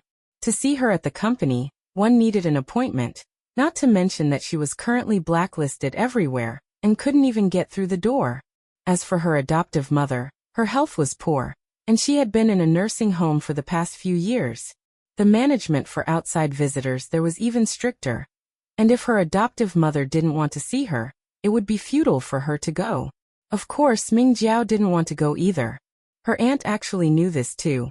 She had already made plans, knowing that even if she came back and took her to find them personally, she might not be able to get in, so she had to find another way. How about this? In the next 2 days, the Bai family is hosting a banquet, and your sister will likely attend. I will take you to the banquet to see her. I don't believe that in public, with so many acquaintances around, she can still be so ruthless as to not let her sister come home, or not respect my opinion as an elder. Aunt, you are so well practiced at this. Ming Jiao thought, but asked with feigned surprise, but aren't you out of town? Are you coming back so soon? Travel can happen anytime. Your affairs are the most important, her aunt said. Ming Jiao felt a sense of respect. Aunt, you are working too hard. To send me back to stir up trouble, you are working way too hard. After being instructed on a few details by her aunt, and agreeing that her aunt would come to pick her up personally before the banquet started in 3 days, the call between the two finally ended. After finishing the call, Ming Jiao went to find Tang Xiaoyu. She was still standing in the distance, but had already turned around, quietly admiring the sea of flowers, leaving a slender and straight back for her to see. Perhaps noticing that the activity on her side had ended, Tang Xiaoyu quickly turned sideways, her obsidian-like eyes gazing at her with a hint of subtle, hard-to-detect investigation. You seem to have new plans. I suppose so, Ming Jiao said, her tone suppressing a bit of excitement. 3 days from now, I want to attend a banquet. I should run into many acquaintances. Do you want to go with me? If Tang Xiaoyu changed her clothes and put on glasses, she reckoned no one would recognize her. Based on this, Ming Jiao boldly invited her. Tang Xiaoyu, of course, knew that the acquaintances she mentioned referred to the targets of her suspicion.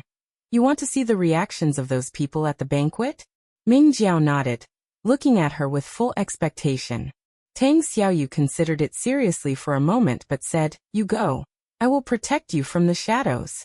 She had a more convenient identity to attend the banquet and could act from the shadows, but if she went with Ming Jiao as Nightingale, even if she could disguise herself well enough not to be recognized, it would still attract a lot of attention.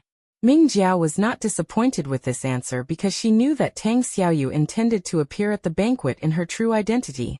That was also quite good. Although the original host's memories contained the memory of Tang Xiaoyu's true appearance, not seeing it in person always felt like it lacked a bit of vividness. That's fine too. The sun is getting strong.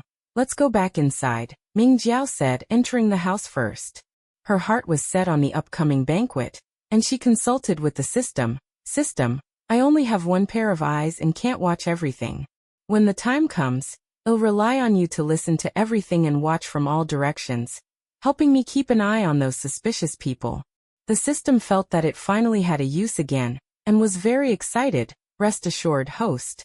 Neither of them noticed that Tang Xiaoyu's gaze was deep and complex, and her expression flickered with a momentary hesitation to speak. Tang Xiaoyu returned to her room, and it wasn't until she closed the door that she realized she had been holding the flowers Ming Jiao gave her in her hand the whole time. She originally intended to just set them on the table, but seeing the beautiful roses, she somehow thought of the flower owner's bright smile. In the end, she put in some effort, found a vase, filled it with water, and inserted the roses. The elegant red, like clouds and flames, captivated the eye, giving one a sense of eternal, fervent life. Tang Xiaoyu stared at the red roses in a daze for a while, but her thoughts couldn't stop circling around the person who gave them.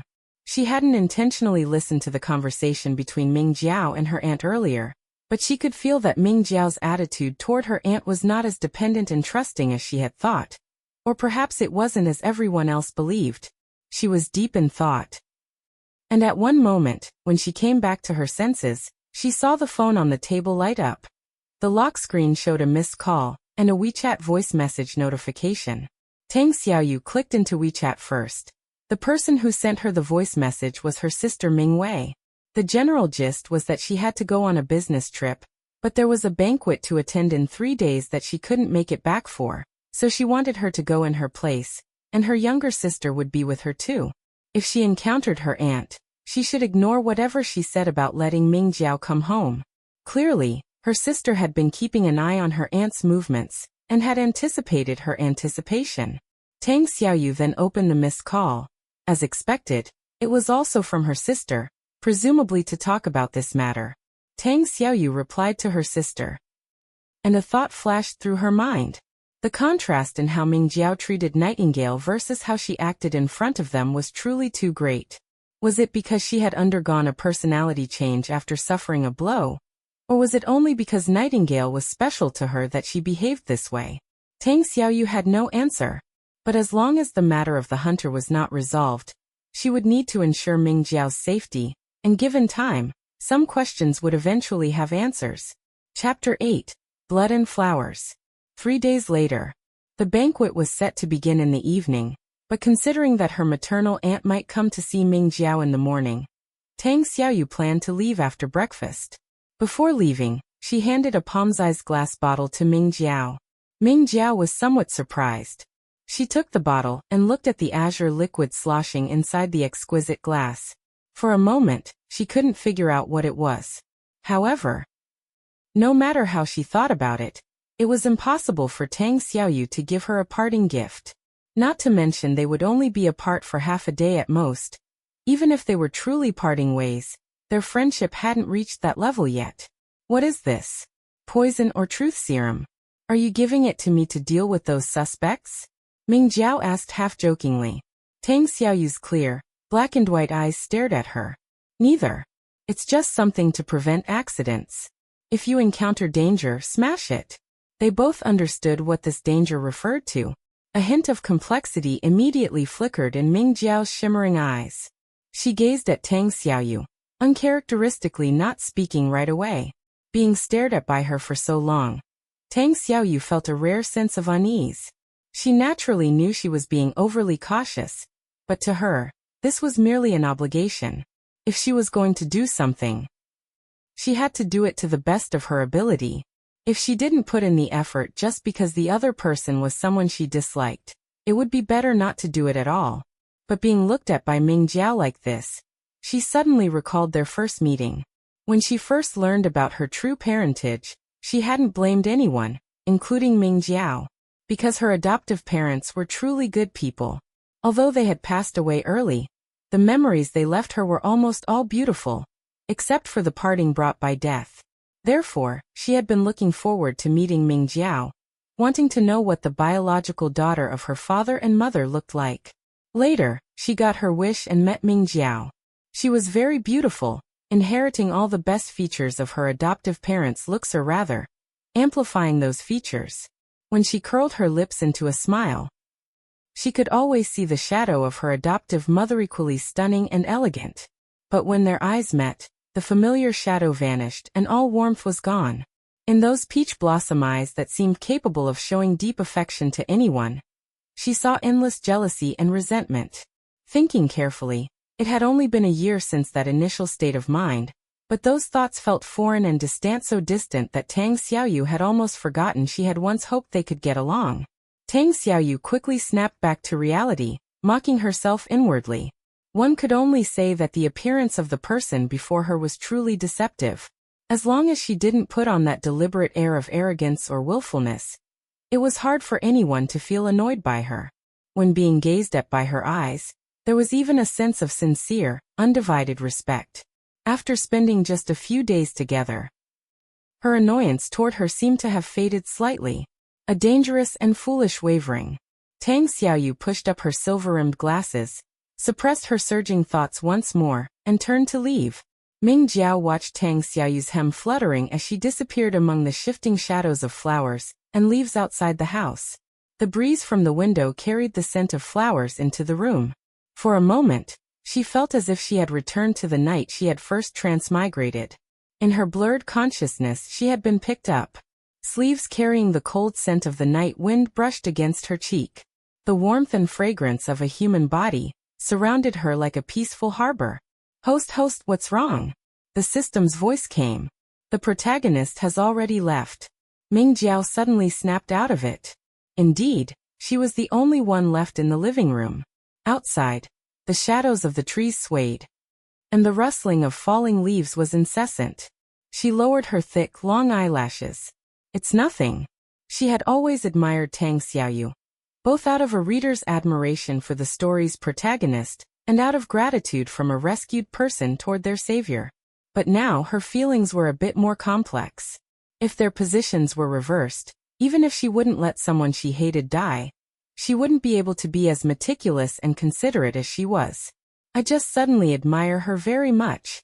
It seemed she also didn't want to be disliked by her even more. But unfortunately, she was the person she hated most. What should she do? When a white Porsche pulled into the parking spot outside the courtyard at 10 in the morning, Ming Jiao knew her maternal aunt had arrived. The original host's memory naturally contained her maternal aunt's appearance, but the system hadn't seen her yet. So it was somewhat curious. It said that the family members of the protagonist are famous for their high beauty standards. The maternal aunt shouldn't look bad either. Ming Jiao smiled slightly. You'll see for yourself. A woman in a long white dress walked through the courtyard filled with red roses. Under the sunlight, both her face and the diamond earrings on her ears were extremely eye-catching. The system couldn't help but exclaim, she looks so upright and dignified. Different white dresses worn by different people give off very different vibes. Some wear white dresses and look pure and cute or pitiful. Some wear white dresses and look holy, noble, and inviolable. Her maternal aunt was the latter. A long white dress with a belt outlined in pale gold silk thread, combined with her cold and elegant face, made her look like a powerful and icy goddess statue. Just as the system said, she looked very upright, although she seemed difficult to approach. She also made people feel that any filth had nothing to do with her. Ming Jiao's eyes flickered. My face isn't naturally engraved with the words bad person either. The idea that one's appearance reflects one's heart is sometimes inaccurate. For instance, both she and the original host had been praised for their beautiful and soulful eyes, yet neither she nor the original host were particularly sentimental people. The original host's appearance didn't resemble her maternal aunt's, but that overbearing air in her expression was identical. It was no wonder her maternal aunt liked this niece, and preferred to drag her along into the abyss. Thinking this, Ming Jiao went up to greet her with a smile. Maternal aunt. As she got closer, she noticed that although her maternal aunt was wearing makeup, her complexion wasn't good. She looked a bit tired, and her face had a paleness that light makeup couldn't hide. She felt somewhat surprised. Maternal aunt, you look very tired. Did you just get back? Her maternal aunt nodded. I came back yesterday. I probably didn't sleep well. She shook the paper bag in her hand. A gift for you. Seeing that it wasn't heavy, Ming Jiao guessed it was probably clothes or a bag. They entered the house while talking. Seeing Ming Jiao skillfully pouring water for her in the cold and quiet house, her maternal aunt's tone was full of emotion and heartache. I was only gone for a month, and you've suffered so much. Your sister is also a bully, letting you move out without even arranging for a couple of people to take care of you. As soon as she spoke, the image of the cold and elegant goddess immediately shattered. Her heart and eyes were filled with the intent to stir up trouble. Ming Jiao's mind raced. She watched her maternal aunt unpack the gift and pick out beautiful dresses one by one, while she pondered. After knowing she would meet her maternal aunt, she had been pondering a plan. In the original book, although this banquet brought some criticism to Tang Xiaoyu and the Ming family, it was mostly people gossiping behind their backs. No one dared, or was stupid enough, to say anything to the faces of the Ming family members. Instead, it was her maternal aunt and the original host who suffered a total defeat. Especially the original host, who was not only shut out by her sister again, but also humiliated by several people she had offended before. This incident was a significant blow to the original host, making her despondent for a long time, and stopping her from causing trouble. Ming Jiao felt she could use this opportunity to appear disheartened in front of her maternal aunt, and then naturally say she was going to another city to clear her head. By then, it would be perfectly reasonable if she suddenly saw the light and didn't want to be a nuisance anymore and didn't return. Without her, her maternal aunt would lose a sharp tool for stirring up trouble. And perhaps she would settle down as well. After all, her reason for being so active was different from the original host's. The original host was mentally unbalanced and felt her interests were damaged. Her maternal aunt, however, simply wanted to target her own sister and make her unhappy. Since that was the case, she could start laying the groundwork now. Ming Jiao took a lilac-colored dress handed to her by her maternal aunt and spoke with some hesitation. Maternal aunt, I've been thinking these past few days. I'm not a child of the Ming family after all. If I keep making a scene, Mother will also hate me very much.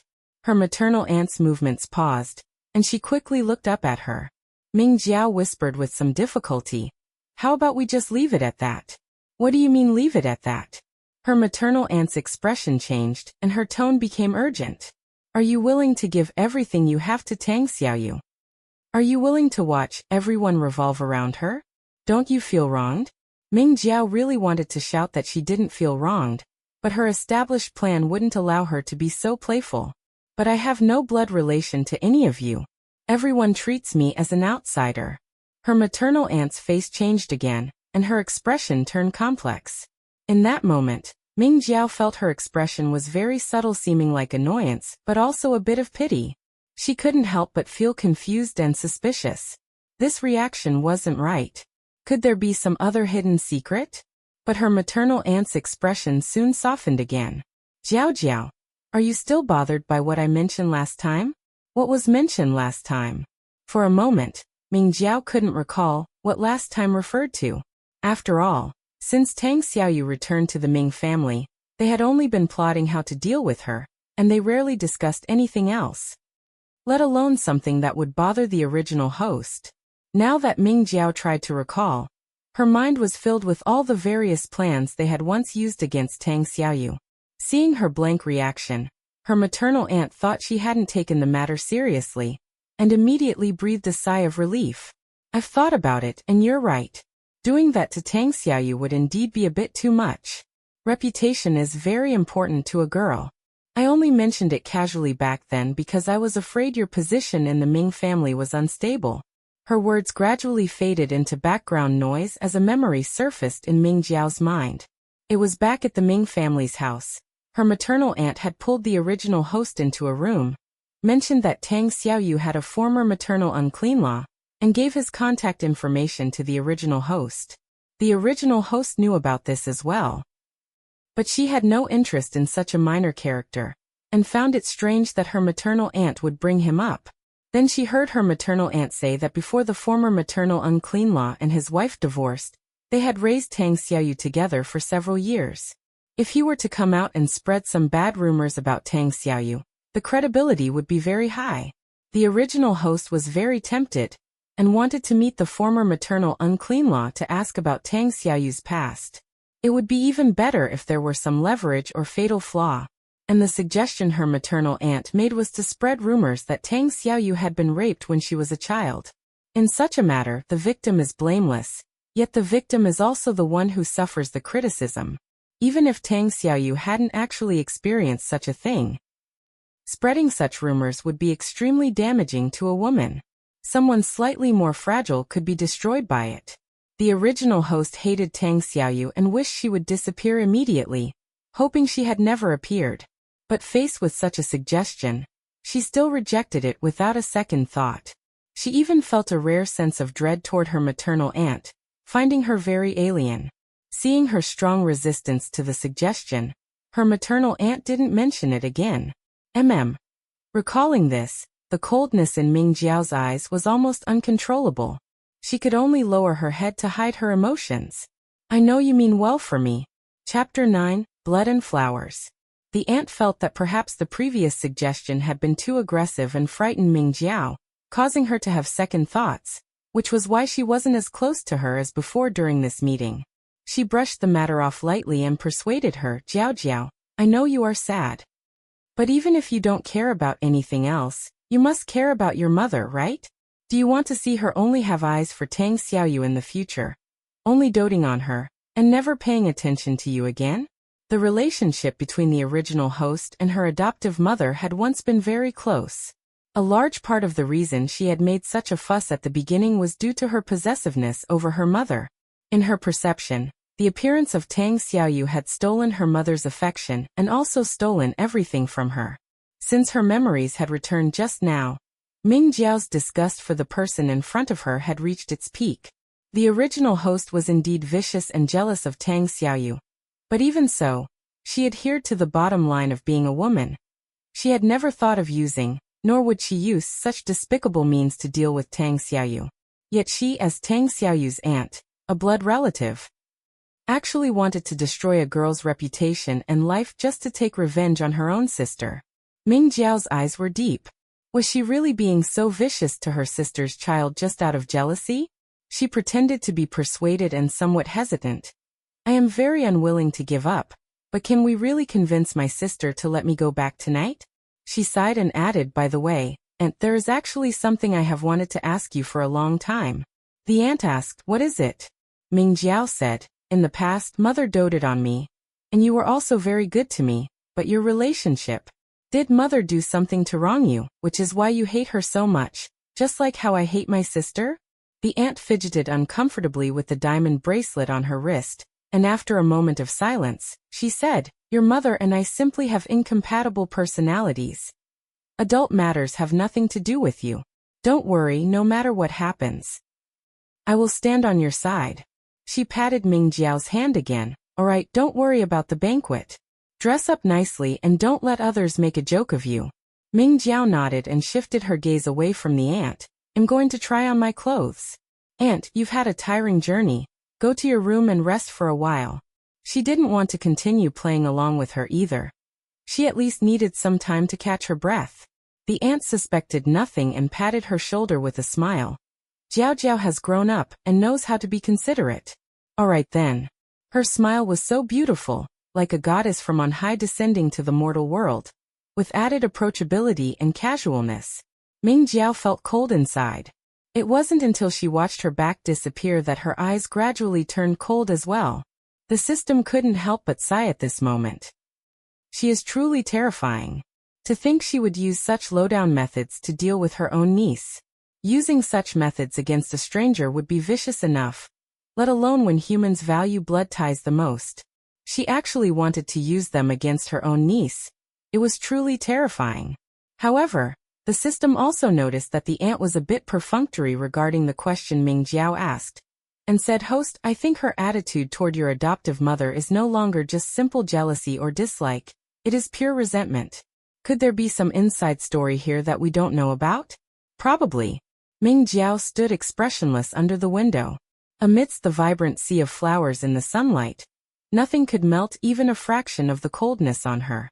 She looked more like a statue of a goddess with no joy or anger, overlooking and judging the sins of all living beings. Even more so than the ant. The system knew she was very angry. And it was also very angry itself. Just as it was about to speak up to comfort her, Ming Jiao had already adjusted her emotions and said, "System."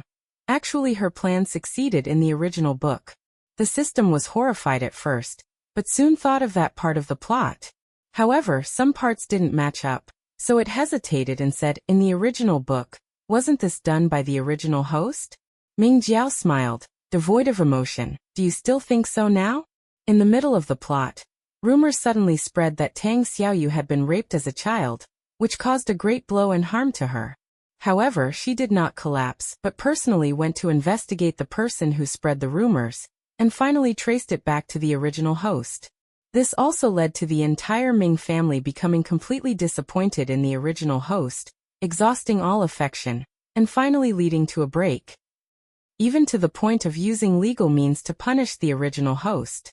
The original host resisted fiercely, saying that Tang Xiaoyu had framed her, and that everyone was biased toward Tang Xiaoyu. When Ming Jiao read this part of the plot, she only felt that the original host was truly incorrigible, and it was embarrassing to share the same name with her. Reading the whole novel made her embarrassment level skyrocket. But now she didn't think so. Since the original host did not agree to use such tactics against Tang Xiaoyu this time, she would have refused in the book as well. Moreover, although the original host had a pile of shortcomings and never changed her mistakes, she could be considered someone who dares to act and dares to take responsibility. No matter what she did, once exposed or caught, she would admit it directly, making people grit their teeth with her righteous indignation. The spread of rumors was the only thing she had argued against and refused to admit doing. So it was highly likely that she was indeed wronged in this matter. And the one who truly did it was the ant, who then framed her. The original host could not defend herself because she had already laid the groundwork for everyone to suspect her by desperately trying to cause trouble beforehand. Not to mention that in order to find out Tang Xiaoyu's leverage and weaknesses, she had contacted the former maternal unclean law many times. Once these were investigated, they were all clear, damning evidence. Ming Jiao explained this to the system. And the system also felt that the original host was indeed wronged in this matter. Moreover, the ant was truly too terrifying. She was not only vicious to Tang Xiaoyu but also merciless to the original host. The fact that the original host became increasingly unscrupulous in the later stages of the plot was inseparable from the ant's fueling of the flames. Ming Jiao was thinking about everything the system was thinking about. And she was considering even more. Even if the hunter's matter is over, I cannot leave immediately.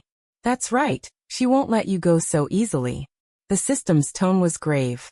It's not just that, Ming Jiao said. Although she is always looking for trouble and pushing me to go back and stir up things, in the eyes of the Ming family members, she is just annoying. They won't think she would harm them and have no guard against her. Tang Xiaoyu should be the same. I must find a way to make her raise her guard against Ming Lang. Ming Jiao pondered. It would be best to have direct evidence to prove she wants to harm them. That might be a bit difficult. The system was somewhat worried. Evidence might be found, but how do we tell the protagonist? Indeed, Ming Jiao had no reason to tell Nightingale about these things. If she showed her cards directly, she always felt that it was highly likely Tang Xiaoyu would not trust her, and would instead think she was harboring evil intentions again. Stirring up trouble. The relationship, which hadn't really eased up much, would be completely broken. Ming Jiao thought seriously for a while before saying, "We must find the evidence first. If all else fails, we can send it anonymously to Ming Wei's email." The system agreed with the host. "That's a good idea. I'll help you when the time comes. Don't worry, with my technology, no one will be able to trace it back to you." Ming Jiao felt a bit more relaxed and said with a smile, "Then it all depends on you. Leave it to me, no problem." The system promised, then suddenly sighed with emotion. Perhaps being drawn into the game was the fate of a transmigrator.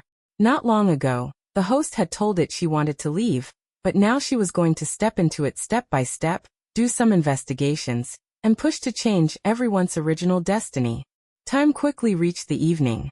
Ming Jiao changed into the lilac dress brought by the ant, paired it with a pure white knitted cardigan, and pinned a small brooch with silk flowers and pearls onto the cardigan. After styling her long hair and grabbing a matching snow-white handbag, she packed the beautiful glass bottle given to her by Tang Xiaoyu and prepared to set off. The aunt was still wearing the same long dress from the morning, only her makeup and hair were styled more exquisitely. After taking Ming Jiao out, they walked on the pebble-paved path. She kept looking at her. Jiao Jiao looks very good dressed like this, just much simpler than before. The original host's preferred attire used to be those beautiful little slip dresses, with makeup and accessories leaning towards being flamboyant. Ming Jiao's current attire was not to say completely opposite, but it could be said to have nothing in common with the original host's style. Ming Jiao said slowly, "Dressing a bit weaker is the only way to make my sister soften her heart." But what she was thinking in her heart was that since ancient times, there has never been a good banquet.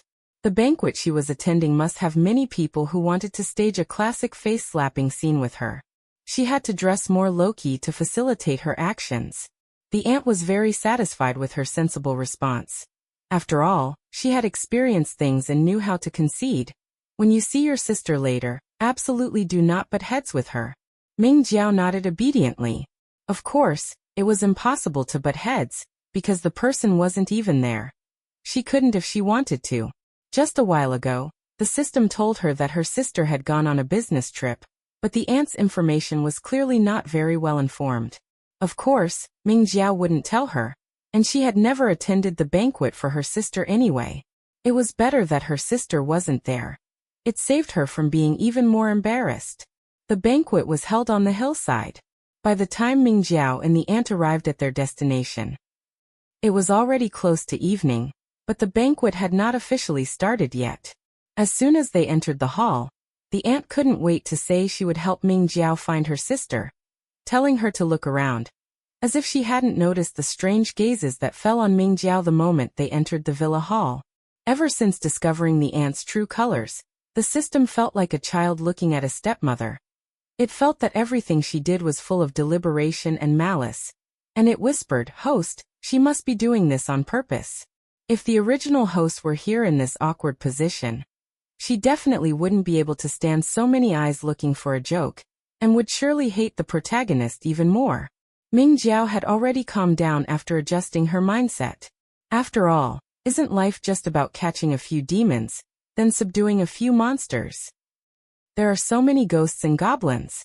Not to mention that the hunter ahead hasn't been caught yet. It's good to think openly, it doesn't matter, as long as we always remember that she is the enemy we need to deal with.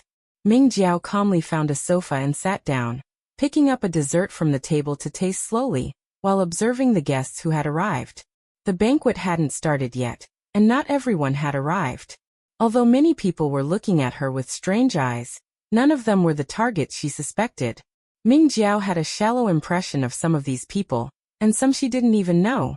The only ones who caught her attention were 3 girls standing in the distance. The original host didn't even remember the names of the other 2, so she didn't know them either, but the one leading them was one of the original host's rivals, named Su Tingting. She had big eyes, a delicate and arrogant look, and some childishness. She was the kind of exquisite beauty like a doll.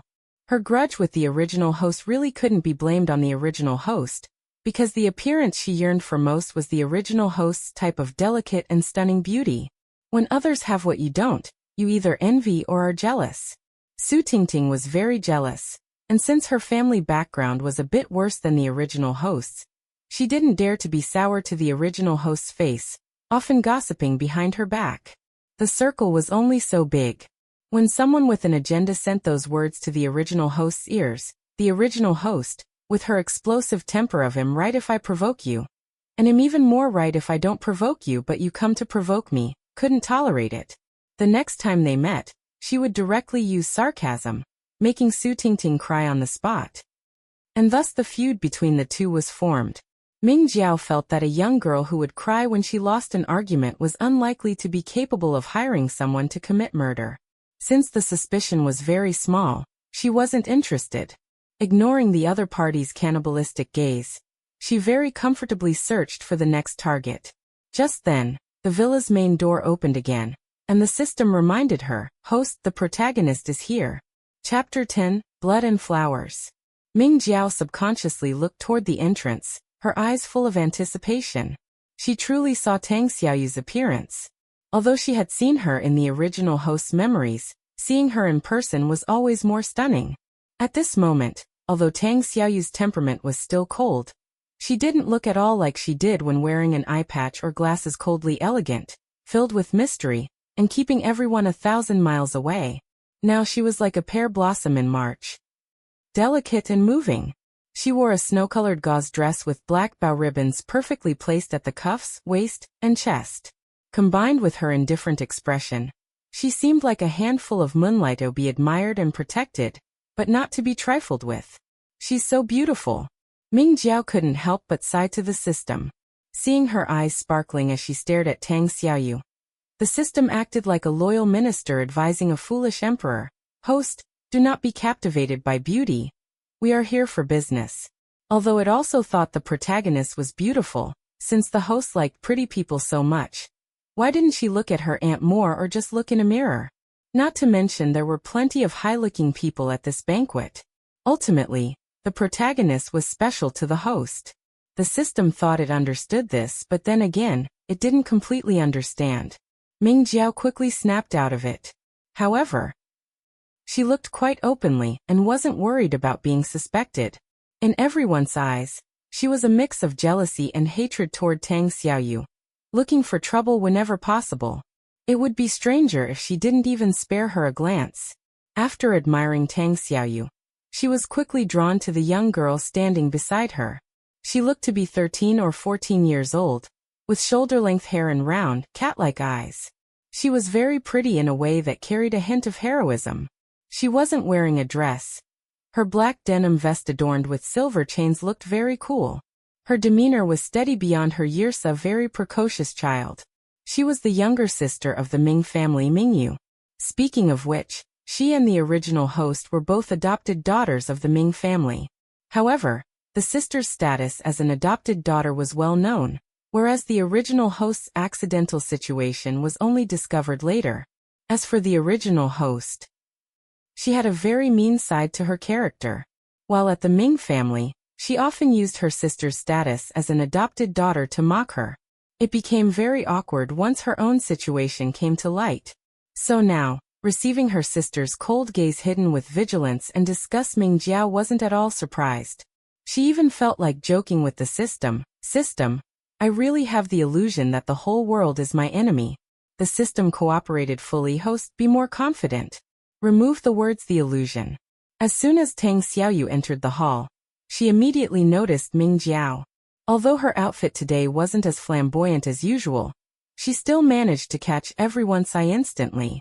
The elegant colors she had never worn before didn't make her look downcast or bleak. Instead, they made her look like a quiet orchid blooming in a valley, distant and unique.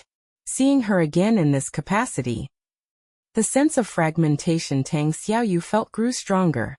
She was somewhat surprised that Ming Jiao didn't immediately come to settle scores with her like a bitter enemy, and her heart felt inexplicably light. Her sister also noticed Tang Xiaoyu looking at Ming Jiao. Knowing their past grievances clearly, she assumed Tang Xiaoyu felt troubled seeing Ming Jiao in such a setting. She resolved not to let Ming Jiao or her aunt cause trouble for Tang Xiaoyu. Without needing to investigate, she knew Ming Jiao's presence at this banquet was definitely pushed for by her aunt. Otherwise, the host of the banquet wouldn't have gone out of their way to invite trouble by sending her an invitation. However, her sister's worry seemed a bit redundant, because Ming Jiao didn't come looking for trouble with them. Instead, someone came looking for trouble with Ming Jiao. Of course, to say they were looking for trouble wasn't entirely accurate. Ming Jiao listened to Su Tingting and the two girls with her chatting and laughing. Although they weren't standing very close, they weren't far either, so their words drifted easily into her ears. "You've all heard, right? She was kicked out by the Ming family." "I heard. A fake who still can't behave, always trying to stir things up. She hasn't woken up from her dream yet, still thinking she's a rich young lady. Then why did she come here today?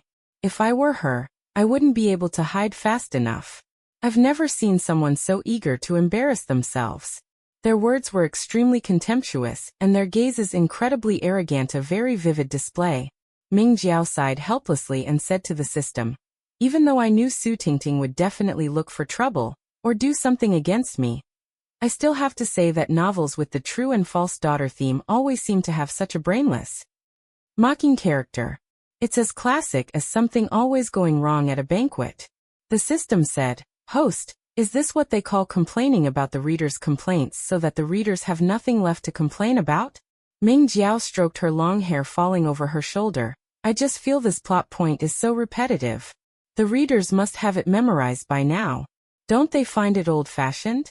The system said, "Host, I think readers actually love this, especially since you are now the vicious villainess." Ming Jiao also understood. She almost forgot that when the protagonist is mocked, it's a frustrating, high blood pressure moment. But when the vicious villainess is mocked, it's a satisfying scene that relieves that pressure. She used to love reading those too. Su Tingting and her little followers mocked her for a while, but seeing Ming Jiao sitting there completely composed, she felt strange. It's said that the person who knows you best is often your enemy. Su Tingting knew Ming Jiao very well, and knew that with her explosive temper, she should have jumped up to cause trouble for them by now. But things were different now. She wasn't afraid of this fake, especially a fake who had been kicked out of her home. Yet Ming Jiao didn't move a muscle, and her expression didn't even change, making the three of them look like clowns performing a monologue. Su Tingting felt a surge of irritation. Thinking back on their past grudges, she finally couldn't hold back, and was about to go over to cause trouble openly, but then she saw someone walk over and sit in the seat opposite Ming Jiao. Looking at the newcomer, Ming Jiao was as surprised as everyone else in the hall, and couldn't help but raise an eyebrow. The newcomer was a woman around her age, dressed simply and capably. How to describe her? Her looks weren't the kind of beauty that stunned at first sight, but she was very pleasant to look at. Her features were regular, and her eyes naturally carried a sense of sharpness and righteousness. "Shi. Ming Jiao slowly uttered the other's name. "What are you doing here?" If Su Tingting was just an insignificant rival of the original host Anne, she had offended 80 if not 100 such people. Then the person in front of her needed the word arch added to rival. Arch-rival. She had a similar family background to the original host, and their families had been friends for generations, but the two of them were like fire and water, arguing whenever they met. Simply put, the original host thought Shi was a pretentious hypocrite, while Shi thought the original host was too arrogant and had no brains. So as soon as she appeared, the trio of Su Tingting, who had been standing there mocking her, immediately stopped their output and put on expressions of watching a good show. Shi was silent for a few seconds before saying, "I came to see how you are doing." The meaning of a sentence sometimes depends on the speaker's tone. To Ming Jiao, Shi stiff tone sounded very much like a provocation. "Is that so? You've seen it now." Ming Jiao certainly wouldn't get angry over this. Instead, she gave a languid smile. "I've fallen from grace, to the point where even dogs bully a tiger when it's down on the plains." Although she said this to Shi, she turned her face toward Su Tingting's trio. She could hear Su Tingting and the others' mockery clearly, and Su Tingting could naturally hear her indirect insults. Her face changed as she wanted to rush over to settle the score. But Su Tingting ultimately took into account that Shi was still sitting opposite Ming Jiao, and this was a banquet held at someone else's house. If she made too much of a scene, it would be hard to clean up. She could only grit her teeth and endure it. But her gaze was very unfriendly as she stared at Ming Jiao, hoping she would get into a fight with Shi, or that Shi would humiliate her one-sidedly. Shi glanced indifferently at Ming Jiao. "Serves you right." Ming Jiao laughed. "This is why you have no friends." Shi looked at her quietly for a moment before getting up to leave, though a flash of annoyance unconsciously flickered in her eyes. The system was confused. If they were arch-rivals, these two sentences were quite mild, and it didn't detect any malice toward the host from this person. But it didn't seem like she was here to show concern either. "Host, what did she come here for?" A thoughtful look flashed in Ming Jiao's eyes. "Maybe she's not an enemy." Shi didn't appear much in the original book, often living only in the conversations of others. She had two direct appearances. One was at this banquet where she had an argument with the original host, and the other was in the later stages of the plot, before the original host completely stepped onto the path of no return. She had taken the initiative to find the original host, advising her to turn back and offering her a sum of money to go abroad and stay away from the trouble. Of course, the original host, who was possessed by her inner demons, didn't listen. The book also briefly mentioned that the Ming and Shi families were old family friends. The original host and Shi Yan were on good terms as children, but they drifted apart as they grew up, eventually becoming like fire and water. However, after Tang Xiaoyu appeared, the original host's hatred was entirely focused on her, and she couldn't spare any attention for Shi Yan. Now, she searched through the original host's memories, and found that her relationship with Shi Yan was no different from what was recorded in the book. They were indeed very close as children, even staying at each other's houses for a few days during winter and summer vacations. It was just that as they grew older, the Shi family's requirements for Shi Yan became strict, training her as the next generation's heir. With a heavy workload, the two had less and less contact, eventually developing into the current situation. After hearing her narration, the system commented, "She seems like a decent person. Then the assassination attempt on you probably has nothing to do with her."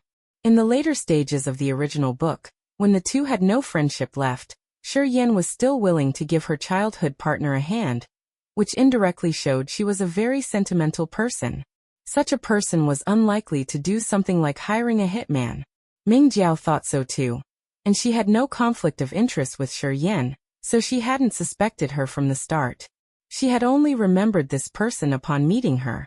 In truth, although Shi Yan held the title of the original host's arch-rival, their interactions after growing up weren't even as frequent as those with Su Tingting. Speaking of Su Tingting, Ming Jiao only then noticed the three of them had disappeared. She didn't care much. Feeling that most of the people at the banquet had arrived, it was time to get up and walk around. As soon as she stood up, she found that Tang Xiaoyu and her sister hadn't gone far. They were standing near a dining table by the stairs, talking to someone.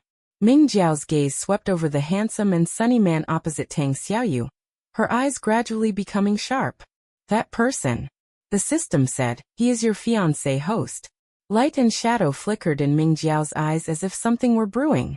The system was already a mature sidekick and continued, "A he Shihuan-style fiancé who bounces back and forth between the true and false daughters, another classic essential." Ming Jiao smiled, "Bright and dangerous." System. "You are very perceptive. You have the potential to become my soulmate. My honor host." Chapter 11. Blood and Flowers. Ming Jiao focused her gaze on this fiancé of hers again. This man was named Xie Chu. Speaking of which, like Shi Yan, he had grown up with the original host since childhood, and their two families were also longtime family friends. Xie Chu wasn't bad to the original host. It was just that while he had more than enough concern for her as a friend, he lacked the passion of a lover. The original host actually liked him quite a bit, but once the matter of the true and false daughters came out, the engagement between the two became somewhat awkward. Even though the relationship between the original host and the Ming family hadn't broken down at that time, in the eyes of outsiders, the weight of an adopted daughter was ultimately inferior to that of a biological daughter. Moreover, they had a betrothal from the womb. Strictly speaking, the person this engagement was intended for was actually Tang Xiaoyu. Tang Xiaoyu had no interest in betrothals, let alone political marriages, and the Ming family couldn't force her to accept an engagement she didn't like. On the other hand, the Xie family couldn't possibly raise the controversial request for the Ming family to switch the adopted daughter's engagement to the biological daughter. After the two families sat down to discuss, they asked for the opinions of the original host and Xie Chu.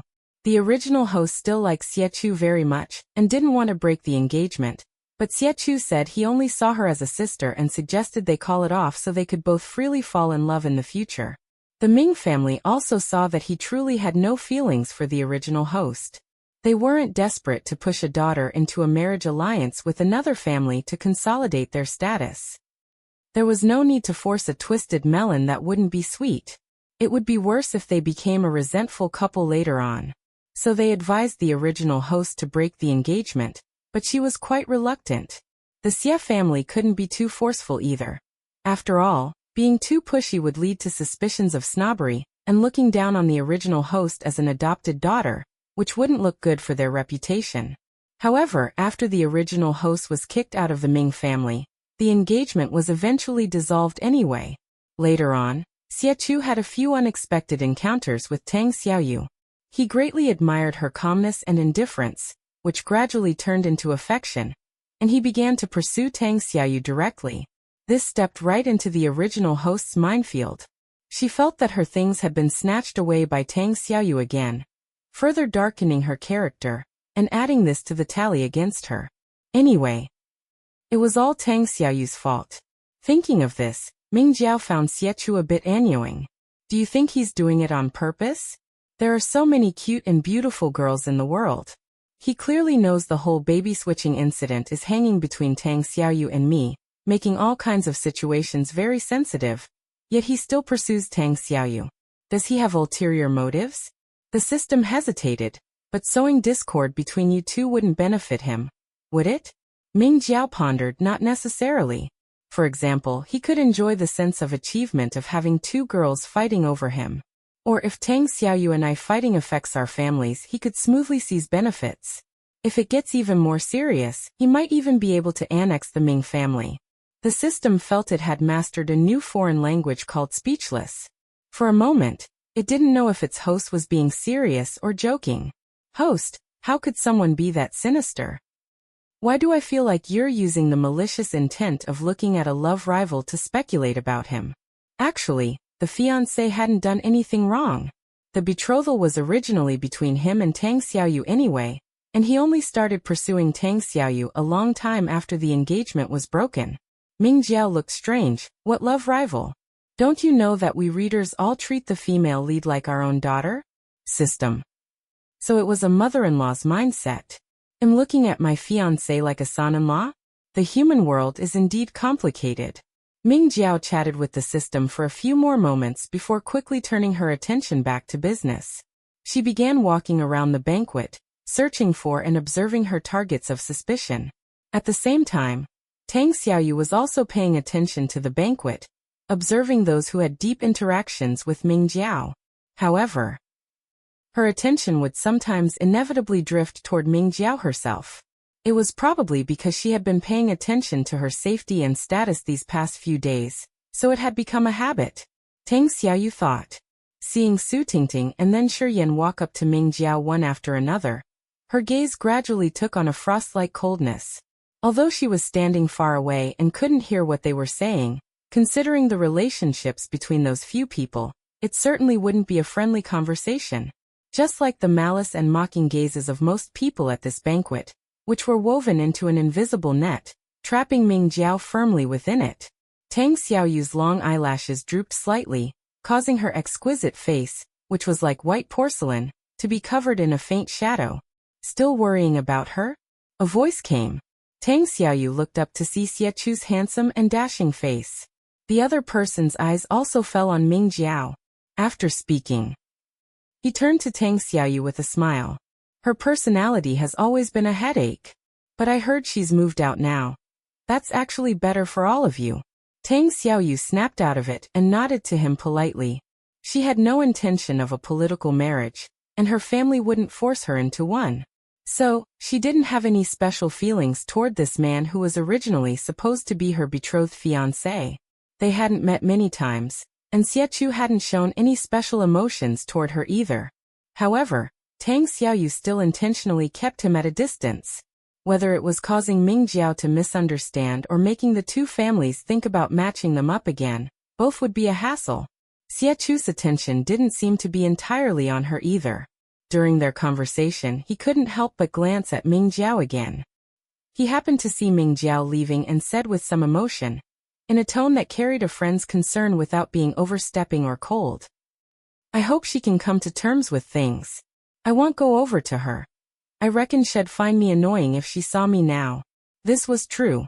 Given Ming Jiao's vengeful personality, even if Xie Chu was someone she liked, the fact that he suggested breaking the engagement was a blow to her pride. Not liking her was an even greater offense. If she saw him, she definitely wouldn't give him a good look. But the current Ming Jiao might not be the same. Tang Xiaoyu thought this but wasn't willing to say much to him. She simply said, "Old Mrs. Li is here. I'll go over and say hello." "Hey," Xie quickly called out to her. Being looked at by Tang Xiaoyu's cold, ink-jad-like eyes, he scratched his head somewhat awkwardly. "You haven't been back for long, so you probably aren't familiar with many friends in the circle. If there's a chance, let's all go out and have some fun together." Although he showed the shyness and unease of a boy inviting a girl, his words were very frank and lacked any special meaning. He looked very much like someone who had come over to look after her just because he was entrusted by his elders. Tang Xiaoyu pondered for a moment and nodded slightly. "Okay." Then she turned and left. Xie watched her leave with his smile intact, but his eyes gradually became deep. After a moment he looked in the direction where Ming Jiao had left, a trace of contemplation flashing in his expression. Ming Jiao had walked through almost the entire banquet venue. The emotional reactions of most of her suspected targets, when they saw her, were recorded by the system in a timely manner. Even if she missed something, with the system there, not a single fish would slip through the net.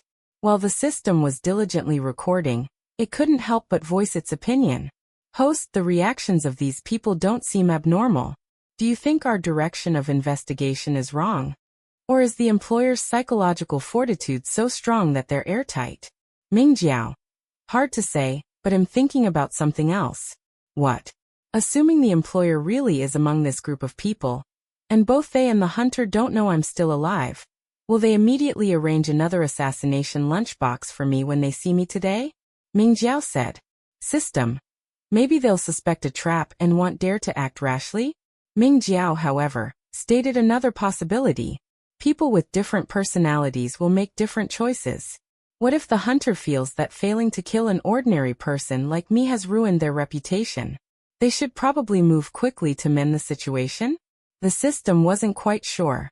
"But host, you said before that while the hunter is arrogant, they are also cautious." "Yeah," Ming Jiao said. "Maybe they'll act cautiously, but they'll definitely find a way to figure out why I'm not dead." The system said. "Maybe the hunter will secretly follow you to test the waters. As soon as he moves, we can follow the vine to the melon." Ming Jiao gave an in response. While talking to the system, she had finished observing the last suspected target. She turned toward the restroom. After walking around, her styled long hair was a bit messy. But sometimes the terms enemies are bound to meet, and meeting on a narrow path really weren't invented for nothing. Just as she stepped into the clean, well-decorated restroom, she happened to meet a pair of round eyes filled with surprise and a delayed surge of anger. It was Su Tingting, still followed by those two girls. Helplessness welled up in Ming Jiao's heart as she complained to the system. "Even though I know they're a package deal, is it really necessary to even go to the restroom together?" The system said, "Host, isn't going to the toilet hand in hand the best way for you humans to express deep friendship? What kind of profound misunderstanding do you have about us humans? We only do that when we're little. Really. Once we grow up, we're independent and won't be so childish." Ming Jiao grumbled inwardly. The system reminded, "Host, you can complain anytime. Let's retreat for now. There are 3 of them, and they clearly come with ill intent." Ming Jiao really wanted to say that they were the ones who had arrived first, but she indeed had no interest in brawling with young girls. She turned, wanting to leave. But she was a step too late. Su Tingting's 2 sidekicks tacitly blocked the restroom door, cutting off her exit. Just as Ming Jiao was about to turn and ask Su Tingting what she wanted to do, she heard the system cry out, "Watch out." However, she was ultimately a step slow. Water was splashed from behind.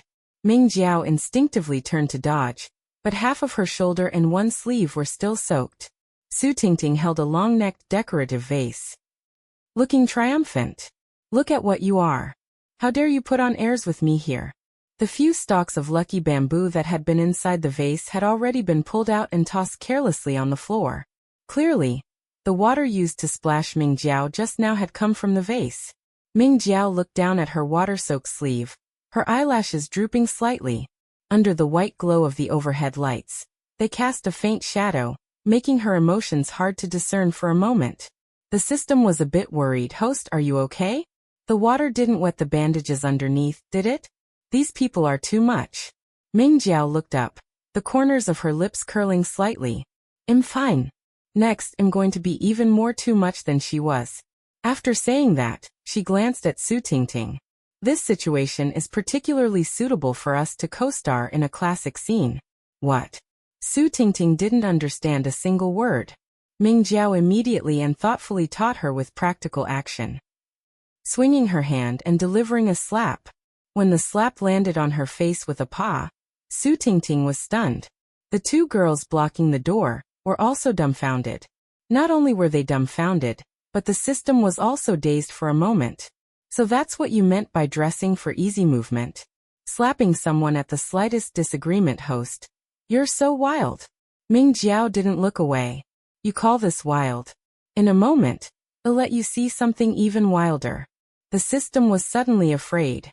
Host, please restrain your divine powers.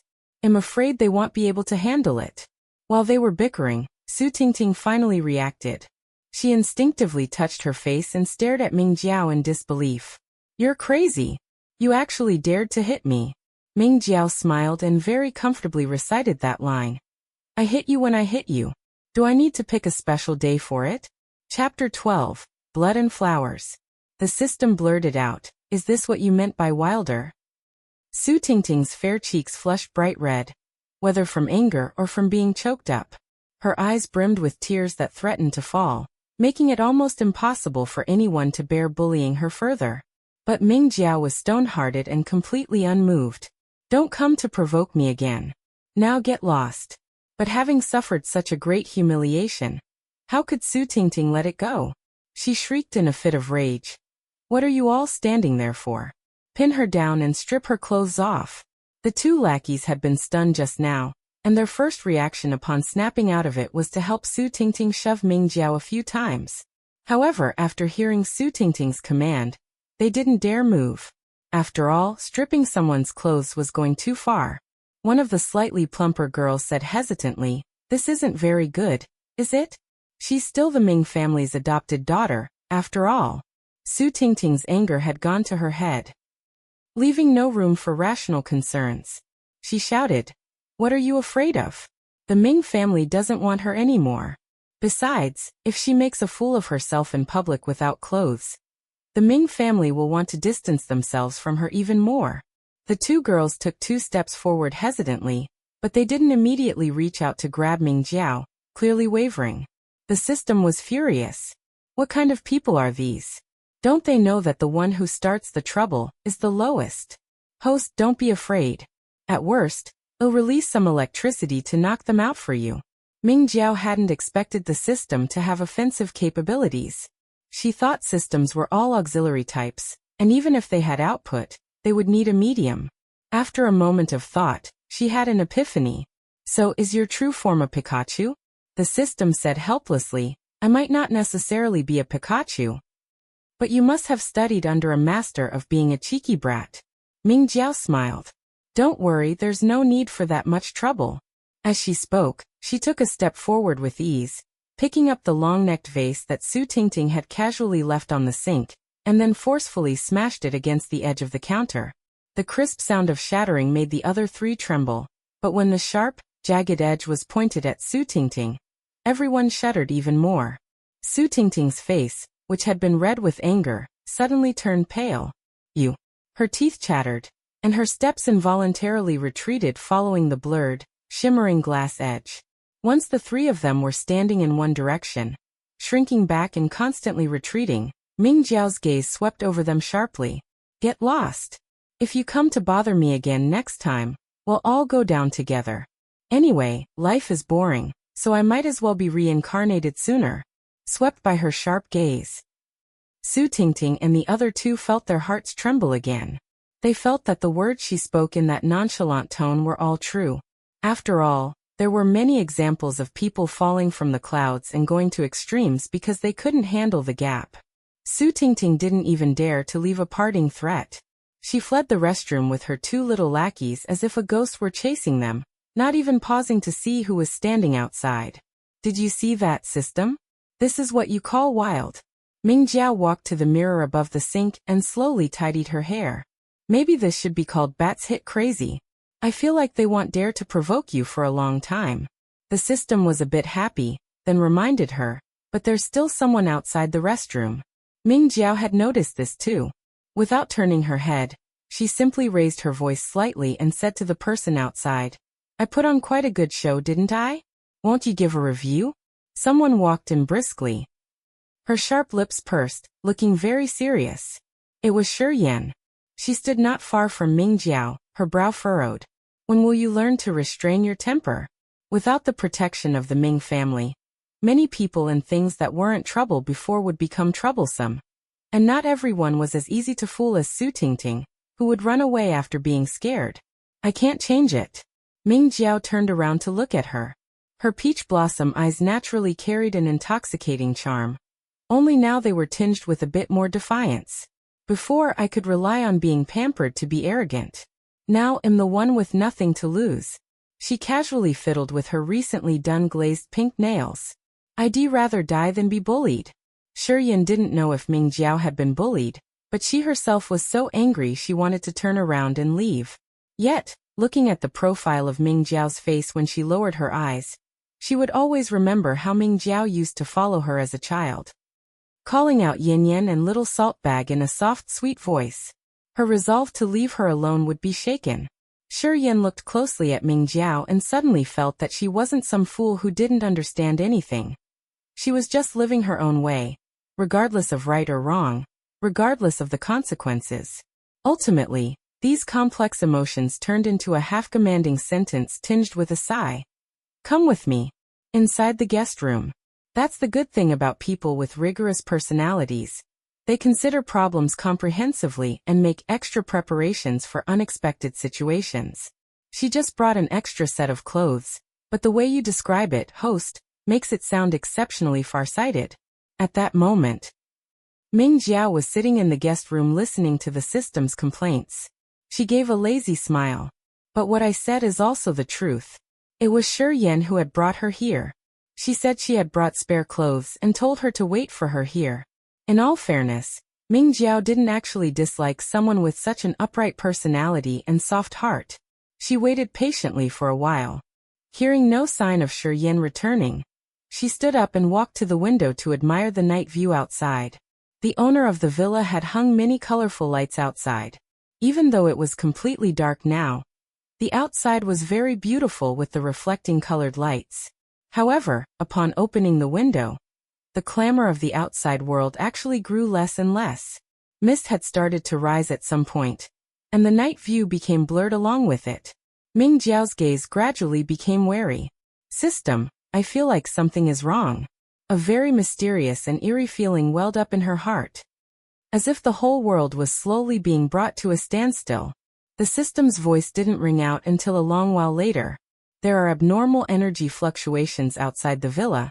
And there's also an anomaly in space. It's very likely that an invasion by the extraterrestrial beings mentioned by the protagonist has occurred again. Ming Jiao's heart tightened. She looked out, but through the night mist, the distant scenery was a blur. Just then the system said in surprise, host, look at the sky. Ming Jiao hurriedly looked up, and saw a large white ship floating in the night sky. Although it was hanging very high, its position was very close to the villa, so Ming Jiao could see it very clearly. What is this? The system was a bit uncertain. It seems to be something used to protect ordinary people. The protection level on it is very high. I can't break through it. Ming Jiao immediately said. Then don't try to touch it for now. In case it arouses someone's suspicion and they trace it back to us, that wouldn't be good. She thought of how Tang Xiaoyu was an ability user. If the situation outside really was a demonic invasion, she would definitely take action. She was a bit worried and wanted to go out and see. How are the other people outside now? The system said, after that big ship appeared. The people in this area are all being protected by a force. It should be a barrier. Their consciousnesses look very muddled. And they don't know what's happening right now. Ming Jiao nodded thoughtfully and asked again, can I go out and see? The system said, host, you can move freely within the villa, but I don't suggest you go outside. There's a barrier blocking the outside of the villa. and you won't be able to see anything unless you get close to the battlefield. Moreover, there are conscious people near the villa, and you might easily run into them if you go out rashly. Ming Jiao was somewhat surprised that there was more than one ability user in this villa. She then keenly noticed the subtlety of the system's wording. Are the other conscious people ability users? The system's speaking speed was very slow, as if it were investigating the situation while talking to her. I'm not sure because they aren't participating in the battle. Or are they? Ming Jiao asked. Is Ming Yu there? She had always suspected that the Ming family had more than one ability user besides Tang Xiaoyu. The system said, Host, things are very interesting. There are two conscious people. One is indeed your sister, and the other is that fiancé of yours. Ming Jiao's eyes flickered. Is that so? They're actually all acquaintances of mine. The system responded. Yeah, and they seem to have discovered each other. But they're also very carefully avoiding one another. Ming Jiao pondered for a moment, and suddenly smiled. Then there's a high possibility they are also ability users. It's just that Ming Yu's height and age are too obvious. It would be fine elsewhere, but in an area with so many acquaintances, her identity would be easily discovered even with a disguise. As for why her fiancé didn't take action, Ming Jiao couldn't think of a reason for the time being. Looking back, many things were explained, such as why her sister, whose personality wasn't particularly warm, became very close to Tang Xiaoyu as soon as she returned to the Ming family because they likely knew each other from before. The system lamented, looking at them, it's very likely they don't know each other's identities. Does every ability user have to be so guarded against one another? Ming Jiao felt it was normal, but standing as an outsider, she felt a subtle sense of being neither able to laugh nor cry. She said, Ability users also have good and evil and different factions. Such wariness is very normal. The system sighed. True. I just wonder what kind of expressions they'll have when their covers are blown one day. Ming Jiao discovered that this system seemed honest but actually had quite a few bad ideas, completely enjoying the chaos from the sidelines.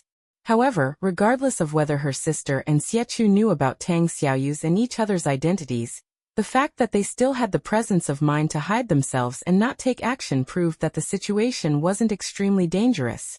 Sure enough, after about 20 minutes had passed, the system told her the battle was over.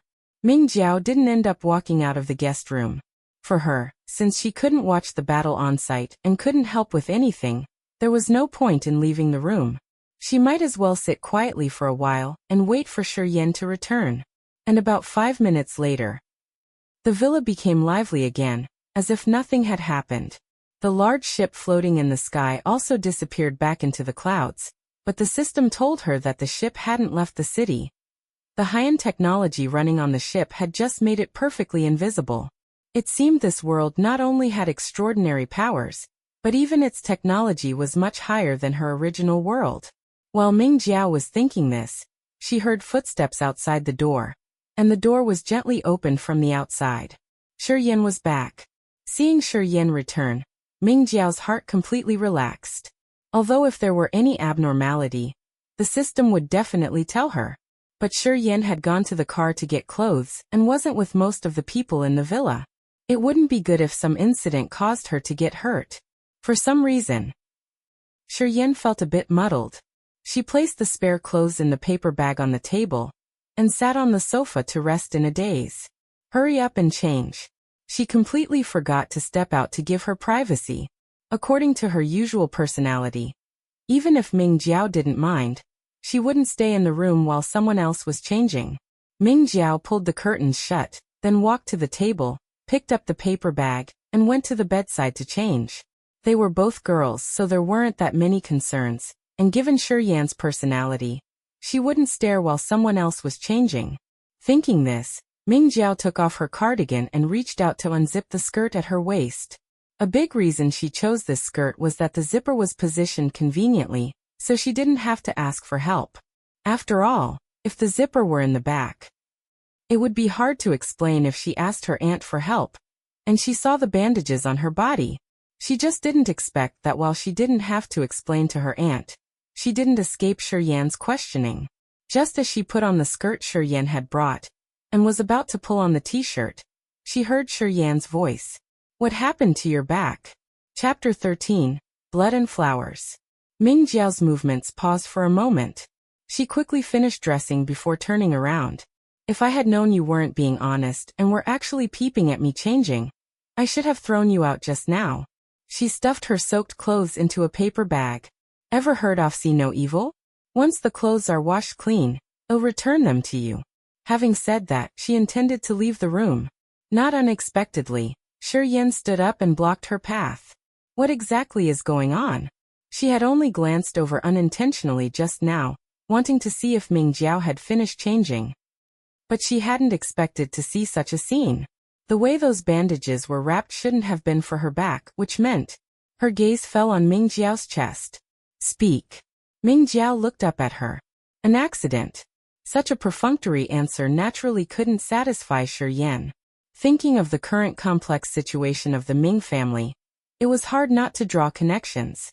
However, based on her understanding of the Ming family, she also felt they wouldn't hurt Ming-Jiao like this.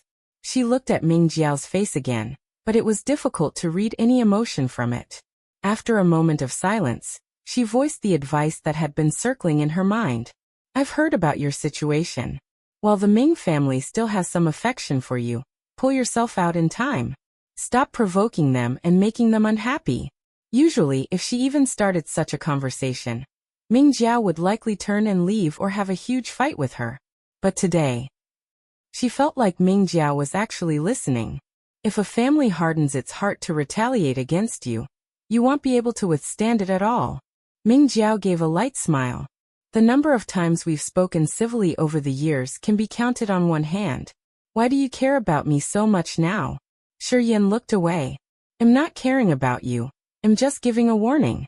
What should I even say about someone like you? Ming-Jiao walked a few circles around her. You have a soft heart, which isn't a good habit, yet you're as stubborn and tight-lipped as a platypus. Shi Yan looked up and glared at her. Ming-Jiao didn't mind at all. She turned back and added, Don't worry, I will leave, but not right now. As for my injury, it has nothing to do with the Ming family. You don't need to be so conflicted. Shi Yan's brow, which was about to relax, furrowed again.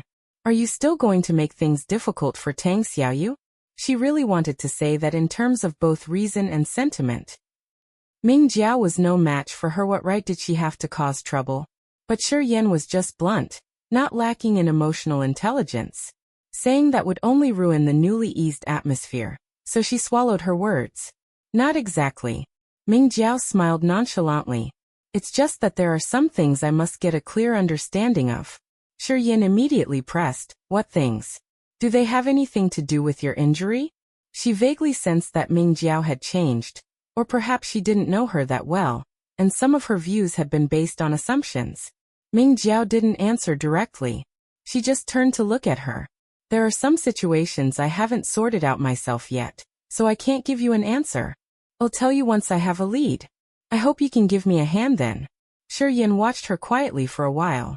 As long as it doesn't hurt others and isn't against the law or morality, I can help you. In the end, she was still afraid that Ming-Jiao hadn't given up on targeting Tang Xiaoyu, which would completely enrage the Ming family and land her in a pit she couldn't climb out of. However, Shi Yan's concern wasn't exactly misplaced. Ming-Jiao waved her hand casually. Relax. I won't be fickle, saying one thing and doing another. I like to do exactly what I say. You sound quite proud of it, but to put it bluntly, it's just being unrepentant. Shi Yan remained expressionless, but she ultimately breathed a sigh of relief. Ming-Jiao was indeed that kind of person. When she set her heart on targeting someone, she wouldn't let go even if beaten to death. No matter the punishment, she'd do it again next time. It was impossible for her to make a false promise on the surface while stabbing someone in the back. She would only openly display all her loathing, acting bold and confident even when she was in the wrong. Now that she had said such a thing, it meant she really wouldn't go after Tang Xiaoyu anymore. Although Shi Yan didn't know what had happened to change that stubborn mind, it was a good thing regardless. Ming-Jiao paced slowly. Can I go now? This time Shi Yan didn't stop her from leaving. Suit yourself. But when Ming-Jiao reached the door, she stopped her pace. Thank you for still being willing to consider me a friend, and for trying to pull me back. she said. In this treacherous situation, you are one of the few people I can still trust. In the corridor, the system sighed with mock emotion. Your social engineering skills are maxed out, host. You flatter me, Ming Jiao replied modestly. Host, you are so shameless. Back at you. You're no longer that soft and cute little system who cried on the first day, because you were late. The system's tone became profound. Society is a big melting pot. We've both changed.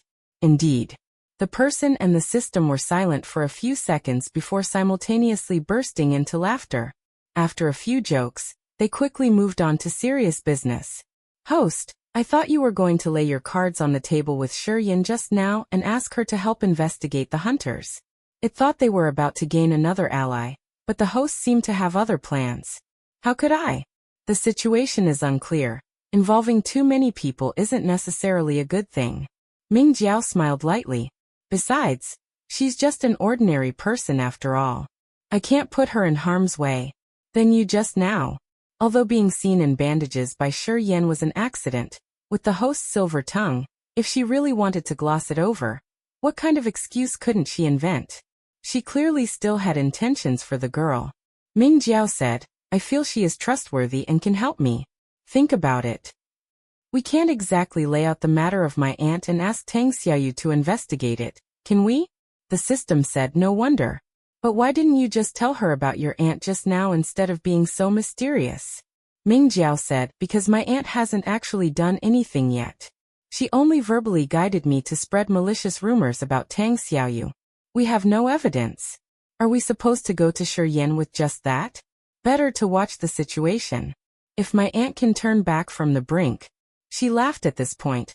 Obviously that possibility was basically non-existent unless her aunt also had a soul swap. Anyway, now that I, her handy tool, have escaped her control, she's bound to do something. It won't be too late to ask Shiyin for help then. Asking Shiyin to investigate or monitor her aunt for no reason, given her current reputation with Shiyin, would only make the other girl suspect she was up to her old tricks again. So that's how it is. The system understood. But you said before that you only trust the protagonist. Yet now you're using sweet words to coax Shiyin. I have to say, host, you're a woman with way too many schemes. What do you mean too many schemes? This is called wisdom. Ming Jiao laughed. Besides, Tang Xiaoyu is the person I trust most. Shiyin is one of the few people I can trust. Is there a conflict? Not at all. System. This host might be super strong, but she's far too shameless. While Ming Jiao was joking with the system, she quickly reached the staircase, where she happened to run into Tang Xiaoyu coming upstairs on the long stone steps. As she moved, her snow-colored gauze dress looked like a white butterfly about to take flight, elegant and ethereal. Ming Jiao's footsteps paused. She was willing to admire Tang Xiaoyu from a distance, but for close contact, she still preferred to be Nightingale. After all, if she greeted Tang Xiaoyu with a smile, it would look extremely suspicious, as if she were brewing some new conspiracy. But if she acted sarcastic toward Tang Xiaoyu just to stay in character, it wasn't what she wanted either. So the current situation was quite awkward. Fortunately, since she didn't speak, Tang Xiaoyu wouldn't speak to her either, let alone mock her. She simply brushed past her as if encountering a stranger. As the soft fabric of the hem brushed against the back of her hand, and the faint scent of pear blossoms drifted away, she finally steadied her mind and continued downstairs. Host, you just left one of the few people you can trust and immediately ran into the person you trust most. How does it feel? The system teased. Any bit of guilt from two-timing? Ming Jiao gave a beautiful eye roll. You make me sound like some fickle, scummy woman. Then what are you thinking right now? The system asked. Ming Jiao smiled radiantly. I'm thinking that if I were Tang Xiaoyu and ran into someone I hated on the stairs, I'd definitely seize such a good opportunity to grab her hair and give her a beating. The system drew out its tone. You host, you're so brutal.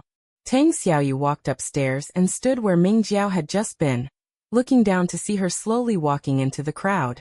Under the warm lights and amidst the crisscrossing shadows, she was still the most eye-catching and dazzling one. Tang Xiaoyu stood for a moment until she heard her sister Ming Yu's voice from the side. Sister. She looked over and saw that she had come up from the other side of the stairs. Ming Yue stood beside Tang Xiao. By this time, Ming Jiao had already walked out of their line of sight, so she didn't know what Tang Xiaoyu had been looking at. She just whispered about what happened just now. Half an hour ago. The invasion of the magical creatures had come too suddenly. But these ability users were already accustomed to dealing with it. The moment a spatial rift appeared, Skyship would set up a barrier to isolate the entire area from the location of the rift. Ordinary people would briefly lose consciousness, as if experiencing a dream that wasn't very long. When Tang Xiaoyu was preparing her disguise, she had stopped Mingyu from joining her. The reason was exactly what Ming Jiao had guessed. In a small area with many acquaintances, Mingyu's height and age were too easy for others to notice. Even though their acquaintances weren't conscious, it was always better to be careful, not to mention the situation wasn't so critical that she couldn't handle it alone. And facts proved that Tang Xiaoyu's concerns weren't redundant. In this area, or rather, in this villa, there was indeed more than just her and her sister as ability users. That person seemed to have similar concerns, hiding in the surroundings without making a move. The battle ended quickly, lasting only 20 minutes from start to finish. It was strange to say, but while the magical creatures looked fierce and massive, they possessed a different kind of artistic beauty when they died. Tang Xiaoyu thought this as she watched the corpses of the magical creatures turn into drifting petals of deep purple or black. The person who had hidden their presence and didn't act quickly departed. She and Mingyu didn't regroup immediately either, not until now. Knowing what her sister wanted to say, she spoke. I don't know who that other ability user was either, but it probably wasn't someone we've worked with before. Otherwise, there would be no reason to avoid meeting. If they had worked together, there would be more trust, and they wouldn't need to be so guarded about exposing their identities to each other. Mingyu nodded and asked softly, "Are you not planning to go home tonight either?" Tang Xiaoyu gave a faint nod. Mingyu said, "Then do you need my help?" "I don't have any other missions right now." Tang Xiaoyu's deep eyes lowered slightly, gazing at her sister for a moment. Not for now. Whether it was the hunter or the matter with Ming Jiao, it was always better to tell her after things were resolved. She thought. Chapter 14, Blood and Flowers. After going downstairs, Ming Jiao did not linger inside the villa. She stepped outside partly to get some fresh air, and partly to see if there were any remaining traces of battle. However, the night was vast and dark. Aside from the system whispering in her ear about residual energy fluctuations, she saw nothing. Her aunt, who had been offline for a long time and seemed invisible, finally appeared. "Ming Jiao, so you're here."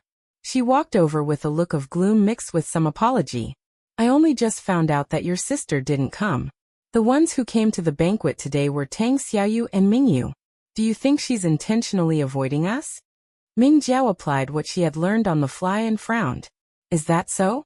Sister really has a lot of schemes." System.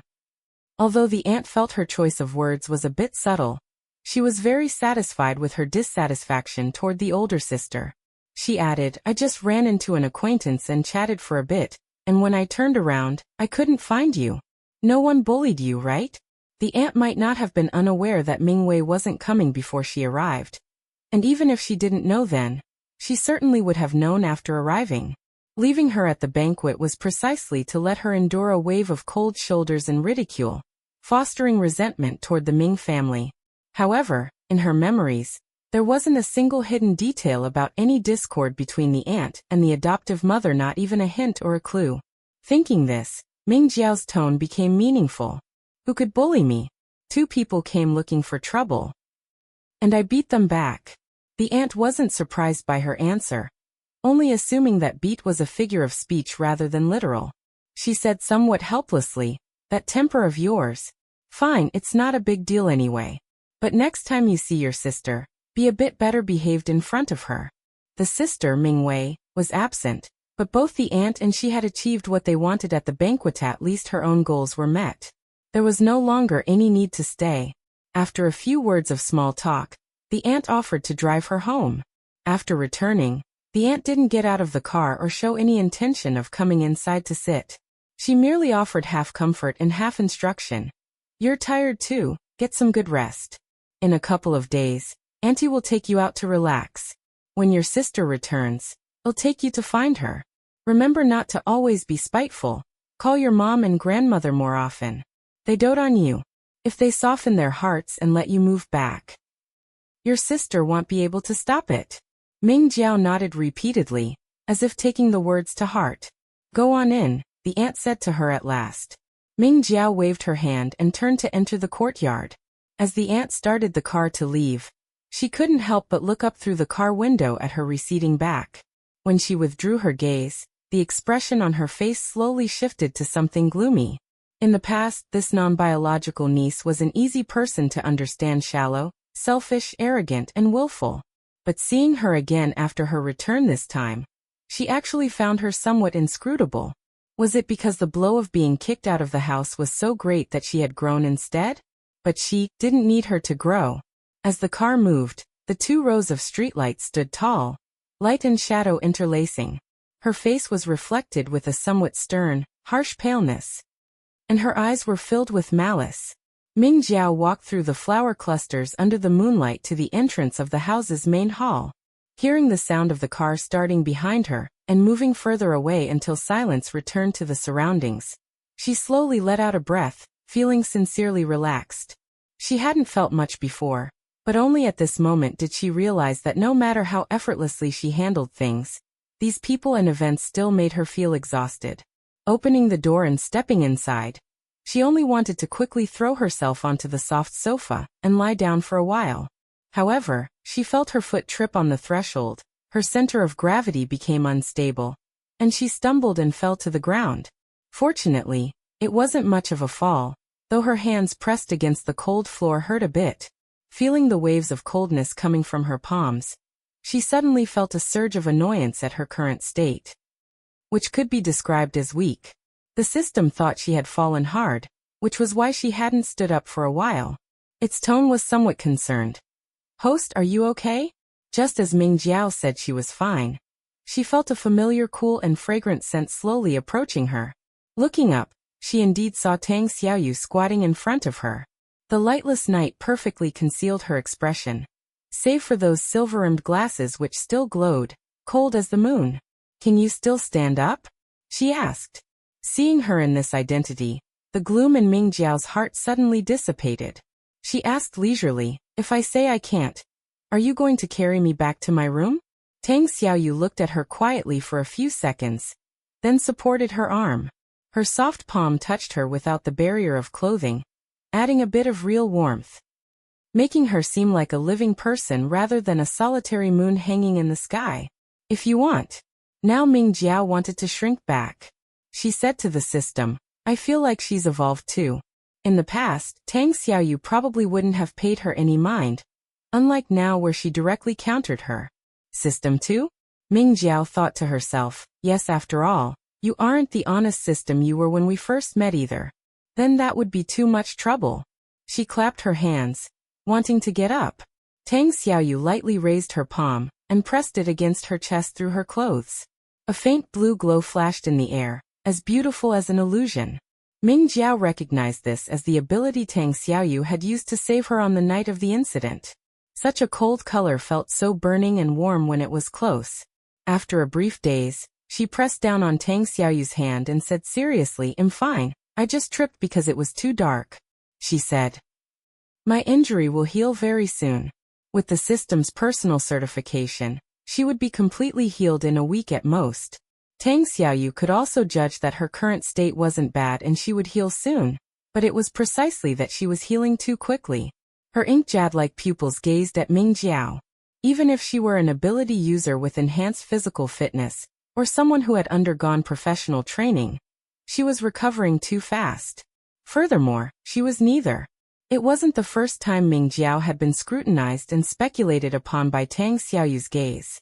She was perhaps again comparing her differences from her impression, full of confusion and suspicion regarding her overly rapid recovery speed. However, she couldn't explain that she had the system as a cheat, so she could only ignore her scrutiny. Anyway, they were only traveling this path together for a while. Once the matter with the hunter was over, they would each return to their respective places. As this thought drifted, before her complex emotions had time to surge, she suddenly realized belatedly that they seemed to be leaning too close. So close that she could already distinguish every detail of expression on Tang Xiaoyu's exquisite, porcelain-white face. So close that warmth radiated from the palm pressed against her clothes and the soft, smooth wrist she was holding. Ming Jiao suddenly realized she was still holding Tang Xiaoyu's wrist, and quickly let go. Sorry. Tang Xiaoyu was startled for a moment, and withdrew her hand. She didn't speak, but her butterfly wing-like eyelashes trembled a few times, and no clear emotion could be seen. Ming Jiao stood up from the ground, turned around, and patted the non-existent dust off her body, also patting away that trace of inexplicable awkwardness. I'll go upstairs to change first. Are you hungry? Why don't we order some takeout? It was obviously impossible to get full at a venue like tonight's banquet. Men tì nhìn cờ lót zemin de tang xiao. She looked over Ming Jiao's back. The clothes Ming Jiao was currently wearing didn't fit quite right, especially the t-shirt, which was a bit wide at the shoulders. It looked somewhat large on her, making her back look a bit thin. I remember the clothes you wore when you went out weren't these. Ming Jiao was taken aback, and then her mischievous streak surfaced. She turned her head and deliberately asked in a slow, measured way, "So you were protecting me in secret when I went out? Otherwise, how would she even know she had changed clothes?" A glimmer of light rippled through Tang Xiaoyu's dark pupils, but her expression didn't change in the slightest. "What do you think?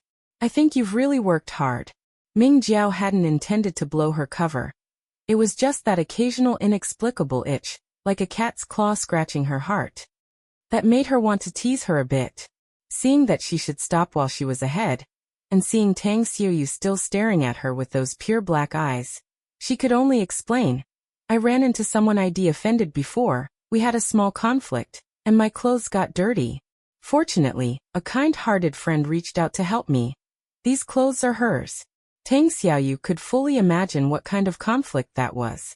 In fact, it was a very predictable situation, but for some reason, she suddenly felt a bit of discomfort. She couldn't understand the origin of this trace of emotion. Perhaps it was because Ming Jiao was her father and mother's biological daughter. No matter how much she disliked her or how disappointed she was, she didn't want to see her trampled upon by others. "You don't look angry at all." Ming Jiao knew this conversation was going to last a while. She walked a few steps away to turn on the living room lights, and just smiled at the remark. "What do I have to be angry about? You don't understand what kind of person I am at all. It's always been me bullying others. There's no room for others to bully me." As for things like slapping someone across the face, there was no need to detail them to Tang Xiaoyu, lest she add a violent label to an already poor impression. Tang Xiaoyu thought that she was right about one thing. She didn't understand her at all. Then she heard her say, "By the way, something seemed to happen halfway through the banquet."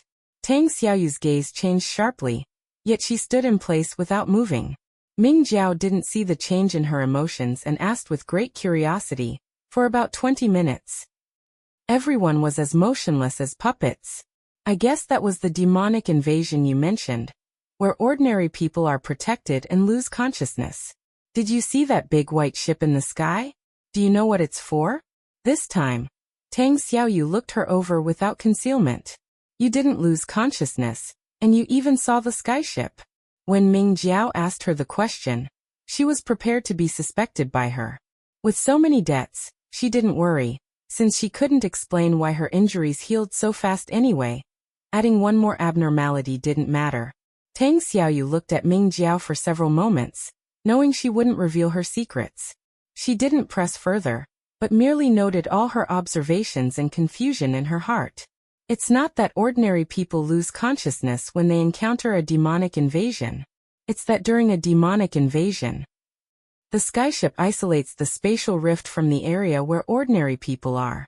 That kind of isolating protective barrier is called a boundary. Because of the influence of special energy within the boundary, it's difficult for the bodies and wills of ordinary people to withstand it, causing their consciousness to fall into chaos. They won't retain any related memories at all. Ming Jiao was enlightened. This must be an effect intentionally achieved by the designers of the skyship, for the sake of secrecy. Tang Xiaoyu nodded slightly. Ming Jiao thought the design was quite thorough. Then it shouldn't be only ability users who are unaffected by the boundary, right? Tang Xiaoyu looked at her again. There are some others who won't be, such as official forces who have undergone special training, and martial artists from the Ancient Martial Arts Alliance. Ming Jiao's heart stirred upon hearing this. Ancient Martial Arts Alliance? Chapter 15. Blood and Flowers. Martial artists are a group with extraordinary physical fitness or exceptional talent. They are the reserve force against otherworldly invasions. The Ancient Martial Arts Alliance, like the Ability User Association, was established by the authorities to cultivate and recruit talent, but their focus is different. Tang Xiaoyu explained while observing Ming Jiao's expression. The entry threshold for martial artists is lower than for ability users, and there's more certainty involved. Achievements in martial arts require specific bone structure and talent, but as long as one's constitution isn't extremely weak or one isn't too old to start, they can at least step through the door. In contrast, being an ability user depends on bloodline inheritance and late-blooming awakening, which are filled with too many unpredictables. Ming Jiao listened quietly. These were things Tang Xiaoyu hadn't mentioned in their previous conversations. Of course, that conversation had been centered around her questions, but since she knew nothing about the other side of this world, she couldn't have asked much even if she wanted to. At that time, Tang Xiaoyu likely viewed her as an ordinary person accidentally caught up in the world of abilities. There was no need for her to understand certain things. Once the matter was over, she likely wouldn't cross that boundary again. But now, Tang Xiaoyu was speaking to her in a deeper and more comprehensive manner. Besides testing her, it likely meant she no longer defined her as just an ordinary person. The existence of the martial artist group actually provided a reasonable explanation for her skills once her strength was restored in the future, rather than having to force it into some self-defense techniques she'd practiced before. Thinking of this, Ming Jiao's mood brightened. She stood up again. "I'll go take a shower and change first. You should rest for a bit too. I'll tell you about my findings from tonight later." The findings she referred to were, of course, the reactions of the suspects at the banquet. Tang Xiaoyu's attention was drawn back. She had also observed the reactions of some people when they saw Ming Jiao at the banquet and hadn't noticed anything unusual, but for her to say this, she clearly had a new discovery. Her eyes deepened as she gave a soft okay. Waiting for Ming Jiao to return to her room to change, she stood in place for a moment before taking off her cloak and turning to enter the kitchen. Back in her room, Ming Jiao said she was going to shower, but in reality, she quickly changed into a camisole nightgown and began watching the recorded footage with the system of the suspects' reactions upon seeing her. It took a few minutes to watch from start to finish, and some parts she watched more than once. So nearly an hour passed. Ming Jiao sat at the desk and pulled out the list of suspects she had compiled a few days before the banquet, a thoughtful expression appearing on her face.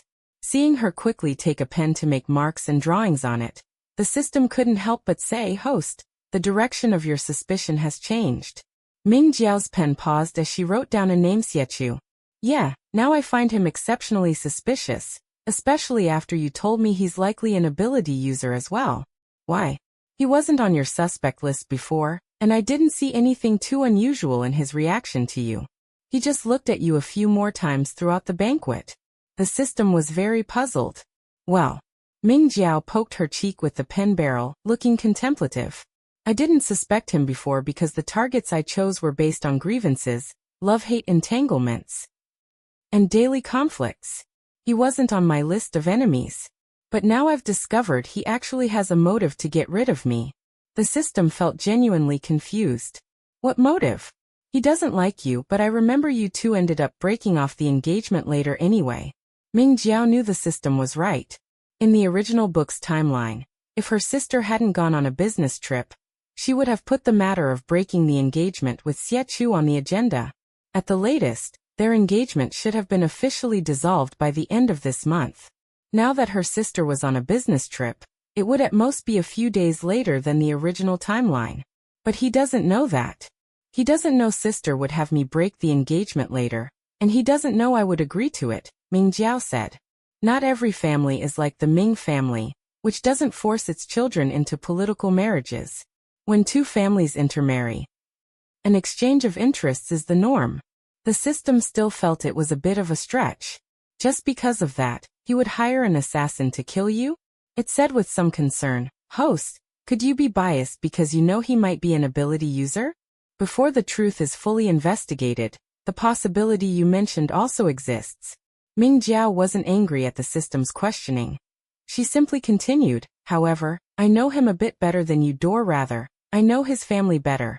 His parents were also a business marriage. His mother died very early, and although the lady he remarried has no children, his father has countless lovers and illegitimate children. Not to mention his father's siblings also have children. Those cousins of his are also very strong competitors. It's safe to say the process of the next generation's heir taking power in the Xie family is destined to be full of slaughter and struggle." Ming Jiao sighed softly. "A few years ago, the Ming family actually asked me if I wanted to break the engagement." This was indeed something the system didn't know. It asked why. Did they discover he had done something bad long ago? Not really. It's true he and I had an arranged marriage since childhood, but more importantly, it was because of the friendship between my adoptive mother and his mother.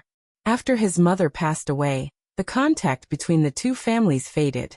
Moreover, the Ming family felt the Xie family was too chaotic and feared that if I married him in the future, I would be destined to be dragged into the blood and gore, never finding peace or happiness. But at that time, I liked him very much, so I insisted on maintaining the engagement. When she said she liked him, her tone held a sort of casual coldness and indifference. Then she shifted the topic. Before, I was still the legitimate second young lady of the Ming family, which was no small help to him. But now, I'm an adopted daughter who has been kicked out of the house, with no legitimate status. Not only can I not bring him any help, but it'll also drag down his reputation. And whether the engagement is broken or not, he risks offending the Ming family. Tell me, if you were him, wouldn't you find me an eyesore? Wouldn't you want me to disappear?" The system felt a chill and wavered. "Host, you have a point. Could it really be him?" Ming Jiao added. "Then there's his personality, a very sunny and enthusiastic person. I'm not saying people who grow up in adversity shouldn't be sunny and optimistic, but he presents himself as very harmless and naive. In a complex environment, people with that kind of personality are easily schemed against. Yet he's doing quite well for himself." The system was completely convinced. He might be an ability user himself. And his family background was extremely superior, giving him the capital to contact a hunter. His personality might be a disguise, deeply calculating and skilled at maneuvering. His frequent attention to the host at the banquet, originally, it could be explained as worrying about his fiancée, but it could also be explained as shock that she wasn't dead, trying to pry into her situation. Besides, if he really cared, why didn't he even come over to say a word or ask about the situation? Standing there with a few worried expressions looked suspiciously like putting on a show for the outside world. The more the system thought about it, the more suspicious Xie Chu seemed. "Host, what do we do now?" Ming Jiao smiled. "The first step, of course, is to tell Tang Xiaoyu about our suspicions." On the living room dining table, 2 bowls of cold noodles had already been placed. They looked beautifully coordinated in color, and seemed like they would be very delicious. Tang Xiaoyu was wearing a dark-colored shirt today with the sleeves lightly rolled up, revealing her snow-white wrists. Her temperament remained as cold and elegant as ever. Seeing Ming Jiao walk out of her room, still holding that familiar list of suspects, her gaze was immediately drawn to it. "Have you identified a new target?" Tang Xiaoyu's attention was on the list, but Ming Jiao was attracted by the cold noodles on the table. Over the past few days of living together, she had often enjoyed Tang Xiaoyu's cooking and knew she was quite skilled. Hearing this, she gave an affirmative hum. "Just added a new name. For now, he seems the most suspicious. Let's talk while we eat." As she spoke, she couldn't wait to duck into the bathroom to wash her hands. When she returned, she saw Tang Xiaoyu's elegant brows slightly furrowed, clearly having identified who the newly added name was. Like the system not long ago, she held the same confusion, but when asking, she still remembered she was supposed to be an outsider. What's so special about this person that makes you especially suspicious of him? On the matter of not wanting her identity revealed, Ming Jiao shared the same tacit understanding, and pretended she didn't know Xiechu at all. This person is my fiancé, though he might become my ex soon. Ming Jiao slightly modified the content she had just discussed with the system, and told it to Tang Xiaoyu again, before dropping the biggest piece of news. I suspect he is also an ability user. Tang Xiaoyu pupin konjat. She suddenly thought of the other ability user who had been hidden in the shadows besides her sister when the demonic invasion occurred. Could it be? But her face remained calm and unruffled. How do you know? Ming Jiao put on an expression of recollection and reflection. I was standing on the second floor. It was very quiet all around, so footsteps were particularly obvious. I saw him walk in through the side door of the villa, very much awake, and sit down next to the others whose consciousness was clouded. She couldn't have seen this with her own eyes, of course. She hadn't left the room on the second floor at all. The system had streamed it to her, but she wasn't worried about being exposed. Firstly, it was indeed the truth. Secondly, Tang Xiaoyu had said that electronic devices within the barrier's range would be affected, so even if there were surveillance in the villa, it would only have malfunctioned during that time. Tang Xiaoyu clearly fell into deep thought, though it was hard for Ming Jiao to discern her true thoughts from that jade-like, exquisite face. She was truly someone skilled at controlling her emotions. Since she couldn't tell, there was no need to waste effort trying to guess. Whether she believed it or not, Tang Xiaoyu would eventually give her an answer. Thinking this, Ming Jiao quite calmly picked up her chopsticks and began to eat the noodles. The broth was sweet and sour. Every mouthful of noodles was followed by an endless, savory, and wonderful aftertaste. She couldn't help but show an appreciative expression and said to the system, "No wonder people often say that to catch someone's heart, you must first catch their stomach. If this keeps up, I'll fall in love with her sooner or later." The system had now seen through the playful nature beneath its host's inscrutable exterior. It could now handle such flirtatious remarks calmly. "I thought you fell in love the day the protagonist saved you. You even said you'd give yourself to her." "Not really. Back then, I wanted her to have my body. Now I'm allowing her to have my heart." System. "Fine host, you win." Tang Xiaoyu soon snapped out of it, her gaze inevitably carrying a hint of scrutiny. "Since you two are engaged, there should be some emotional foundation. You don't seem surprised to lay out such a suspicion." There wasn't even any sadness or anger, as if this suspect who might have hired an assassin to kill her was a total stranger. But as far as she knew, Ming Jiao and Xiechu had grown up together with an arranged marriage. They were childhood sweethearts. More importantly, she liked him. But looking at it now, this seemed to be another matter that outsiders like them had misjudged. "To my fiancé, I have neither the halo of affection nor sufficient value," Ming Jiao said. "So if he wants to get rid of a trouble like me to pursue his interests, it's not strange. Even extreme methods aren't strange." She said, "Some men are creatures with very strong interests and goals. And they're very cold-blooded. A man is not truly great unless he is ruthless." It sounds so much like their pride and self-praise. Listening to her calm evaluation, Tang Xiaoyu suddenly remembered the night she saved her, when she told her not to do anything. At that time, she felt chilled by Ming Jiao's lack of trust in the Ming family. That night, she asked if she didn't trust them, and she admitted it. Then Ming Jiao said, "I only trust you now." At that time, she thought how absurd and ironic it was that she trusted a stranger named Nightingale, while the person she most suspected might be Tang Xiaoyu. Savoring those thoughts again now, an endless complexity arose. On that suspect list were her friends and her fiancé. She also didn't trust or intend to seek help from her family. She accepted it so calmly, accepted the situation of being nearly deserted by everyone, as if it were meant to be. A matter of course. Why did such a clear-headed and calm person always do foolish things before? Tang Xiaoyu looked up. She didn't know how many times she had gazed at Ming Jiao like this in the short span of over a week, but it seemed that ever since the night she jumped through the window accompanied by the scent of roses, she had never been able to see through her. Or perhaps she never had. Chapter 16, Blood and Flowers. The lakeside of Jingshui was pleasant and comfortable. However, it was late at night, and the residents who loved to walk and admire the scenery by the lake had long since left. Under the night, the lake water seemed to be stained with ink, looking like a giant black gemstone from afar. A man stood by the lake, letting the evening breeze whip his clothes, his tall figure made even more prominent by the cold moonlight, which also added a murderous aura to his handsome profile. A stark contrast to his usual amiable and cheerful image. This person was naturally Xie, whom Ming Jiao and Tang Xiaoyu had been discussing for a long time not long ago. He stood quietly by the lake for a while. Then suddenly, as if sensing something, he turned his head to look in one direction. In that direction, a huge mass of black mist floated up out of nowhere in the void, and soon a man carrying a long black blade walked out of the black mist.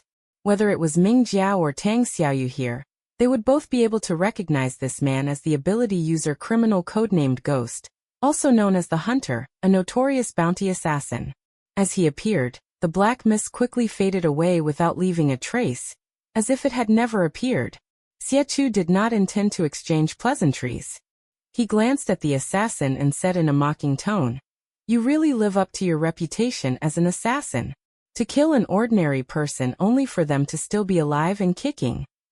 Completely unscathed, the assassin was slightly stunned, but he was a person who reacted quickly, and immediately thought that the client only had one target for him to kill recently. If that person wasn't dead. But how was that possible? She is just an ordinary person.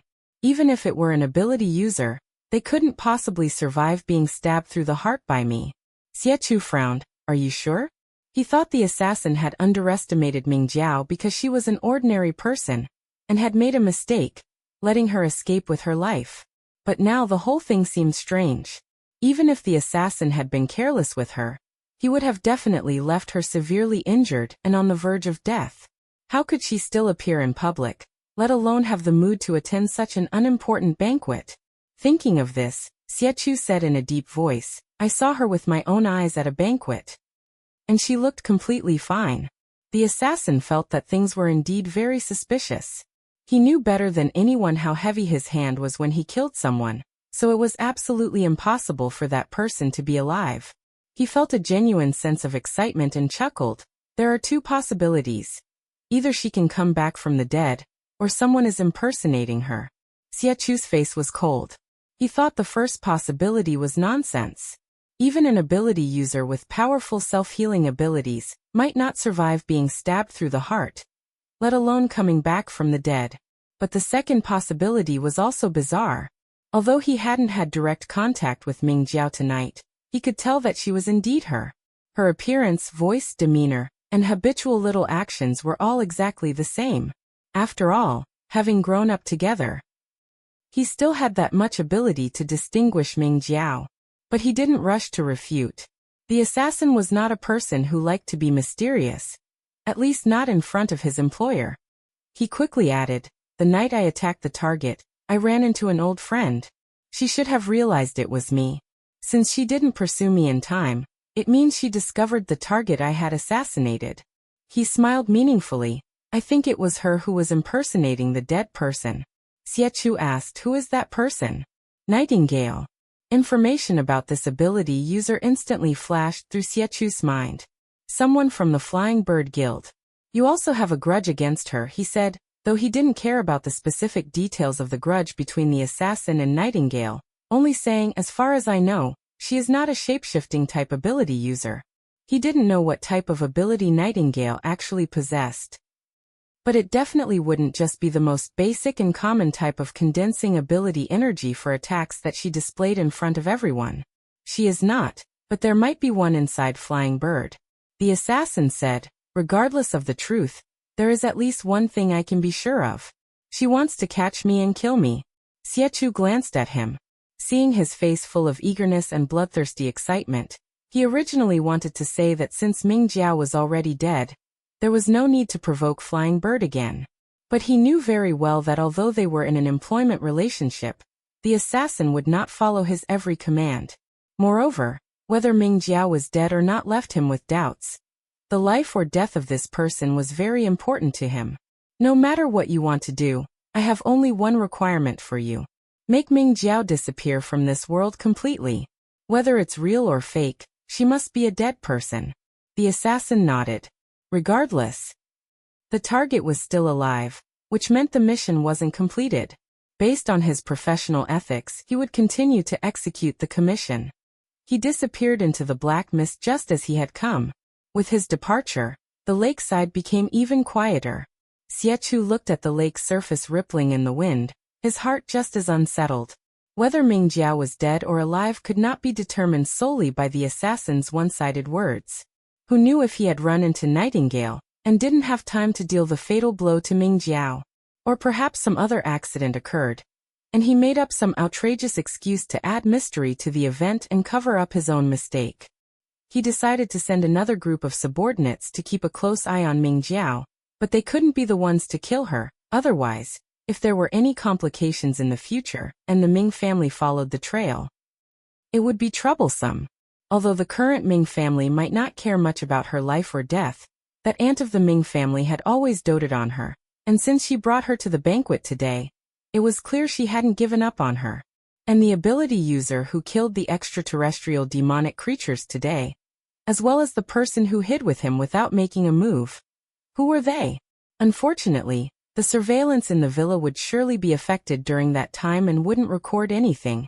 And if he rashly retrieved it, it would attract the attention of interested parties. Thinking about it, he could only give up for now.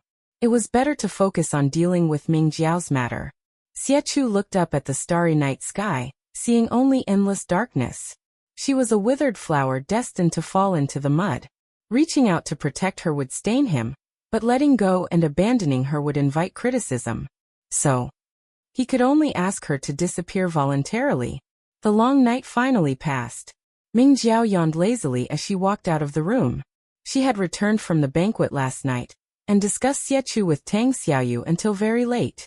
Although she was a bit tired, she couldn't sleep when she finally returned to her room, constantly thinking about how to investigate him, and from which direction to investigate. It wasn't until the second half of the night that she felt sleepy, which resulted in her not sleeping well. But not sleeping well wasn't entirely a bad thing. At least she had already made up her mind. A look of calm and composure flashed in Ming Jiao's eyes, showing that she had made her decision. The house was quiet. She glanced at the sky through the window, estimating that Tang Xiaoyu probably hadn't gotten up yet. Although the other party usually got up earlier than her, it was still too early at this time. Just as she was thinking this, she heard some movement from the bathroom, and soon she saw Tang Xiaoyu walking out, fully dressed.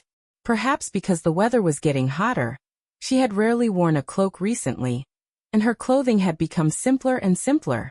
For instance, she was wearing an apricot-colored dress right now. The solid-colored dress had no embroidery or other complicated designs.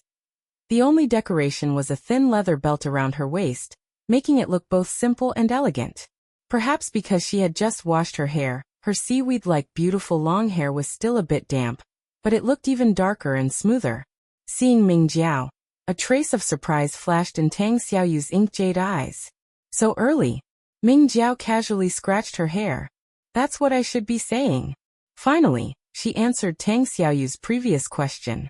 Once I woke up, I couldn't fall back asleep. Tang Xiaoyu subconsciously pushed the glasses on her delicate nose, confirming she hadn't forgotten to wear them. Her slightly rippling heart settled down again. Since you're up, don't go back to sleep. I'll go make breakfast. She knew Ming Jiao had the habit of sleeping in. Usually, even if she woke up, she wouldn't get up early, and even if she did get up, she could lie back down. Ming Jiao bypassed her, originally intending to wash up, but paused upon hearing this. Bon bouti. It's rare that I'm up this early, let's go out to eat. Tang Xiaoyu's thin lips curled slightly. You also know it's rare. Ming Jiao was distracted by her smile, and as she smelled the faint scent of shampoo, her thoughts drifted again. It was clearly a scent she often used and was accustomed to, but when Tang Xiaoyu used it, she felt it was exceptionally different, especially when accompanied by the breeze blowing in from the window, as if it were mixed with the freshness and coolness of the morning grass and trees. Inexplicably alluring. It also gave her an urge to reach out and touch that beautiful long hair. She pretended that nothing was wrong and coughed. In any case, I feel a bit bad about making you work so hard. Tang Xiaoyu recalled the past few days and didn't see any sign of her feeling bad at all. On the contrary, She was very composed. Her gaze swept over her. And just as she was about to say something, she saw a patch of snow white, and immediately shifted her gaze away. Although this white cotton camisole nightgown looked very beautiful on Ming Jiao, both pure and seductive, but she always felt that this dress was too loose. That beautiful, cream-like neck and shoulder line would inadvertently intrude into her field of vision, occupying her thoughts uninvited when she let her mind go blank. Seeing Tang Xiaoyu shift her gaze, Ming Jiao couldn't help but curl her lips. Actually, it wasn't the first time she had noticed Tang Xiaoyu's well-hidden discomfort. Almost like shy evasion. It was kind of cute. Her mischief was hard to suppress. We're both girls. What's there to be shy about? She deliberately turned around in front of Tang Xiaoyu, smiling and leaning close to her shoulder. Besides, didn't you see everything the night you saved me? If this were ancient times, you'd have to take responsibility for me. Tang Xiaoyu also felt itchy. Ming Jiao's hair was different from hers. It was that standard long, straight black hair, but it felt just as soft when it fell on her shoulder, making her feel itchy to the point of being flustered. But facing this teasing, a sense of competitiveness arose in her heart, unwilling to admit defeat, very childish and uncontrollable. She turned her head and raised her eyes, staring only at Ming Jiao's face. Is that so? Ming Jiao looked at Tang Xiaoyu through those cold, transparent lenses for a moment. Real and false, yet equally beautiful faces swapped back and forth in her mind, and a faint, inexplicable sense of loss suddenly lingered. She quickly regained her composure. Just kidding. In the bathroom, Ming Jiao tied her long hair into a ponytail and lowered her head to wash her face with cold water. The system didn't know why her mood suddenly dropped when she had been talking and laughing with Tang Xiaoyu just fine, so it asked, "Host, what's wrong with you?" "It's nothing, just thinking about the current situation. It feels troublesome after all." The system didn't doubt it. Ming Jiao lowered her head and scooped up another handful of water, splashing it on her face, wanting to wash away the melancholy in her heart. She had originally been very satisfied with her current relationship with Nightingale, even if she and Nightingale couldn't exactly be called friends. But the brief encounter was also beautiful, not mixed with any grudges from the past. But Nightingale was, after all, a part of Tang Xiaoyu, and she seemed to be no longer satisfied with just this part. Wanting more. Human nature was indeed greedy. A self-deprecating smile curved at the corners of her mouth, but she quickly suppressed it. When she raised her head again, her expression and mood had adjusted back to calm. Only when she saw the apricot-colored hem of the skirt out of the corner of her eye, she subconsciously froze. She slowly turned her head and saw Tang Xiaoyu standing at the door, her ink-jade eyes staring at her without blinking. The bandages on your body have all been removed. Chapter 17 Blood and Flowers.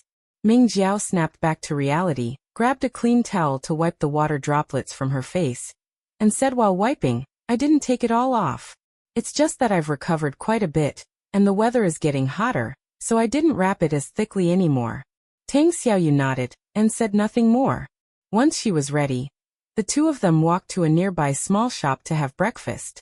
The sun hadn't risen yet, and the breeze carried a refreshing coolness that was both comfortable and revitalizing.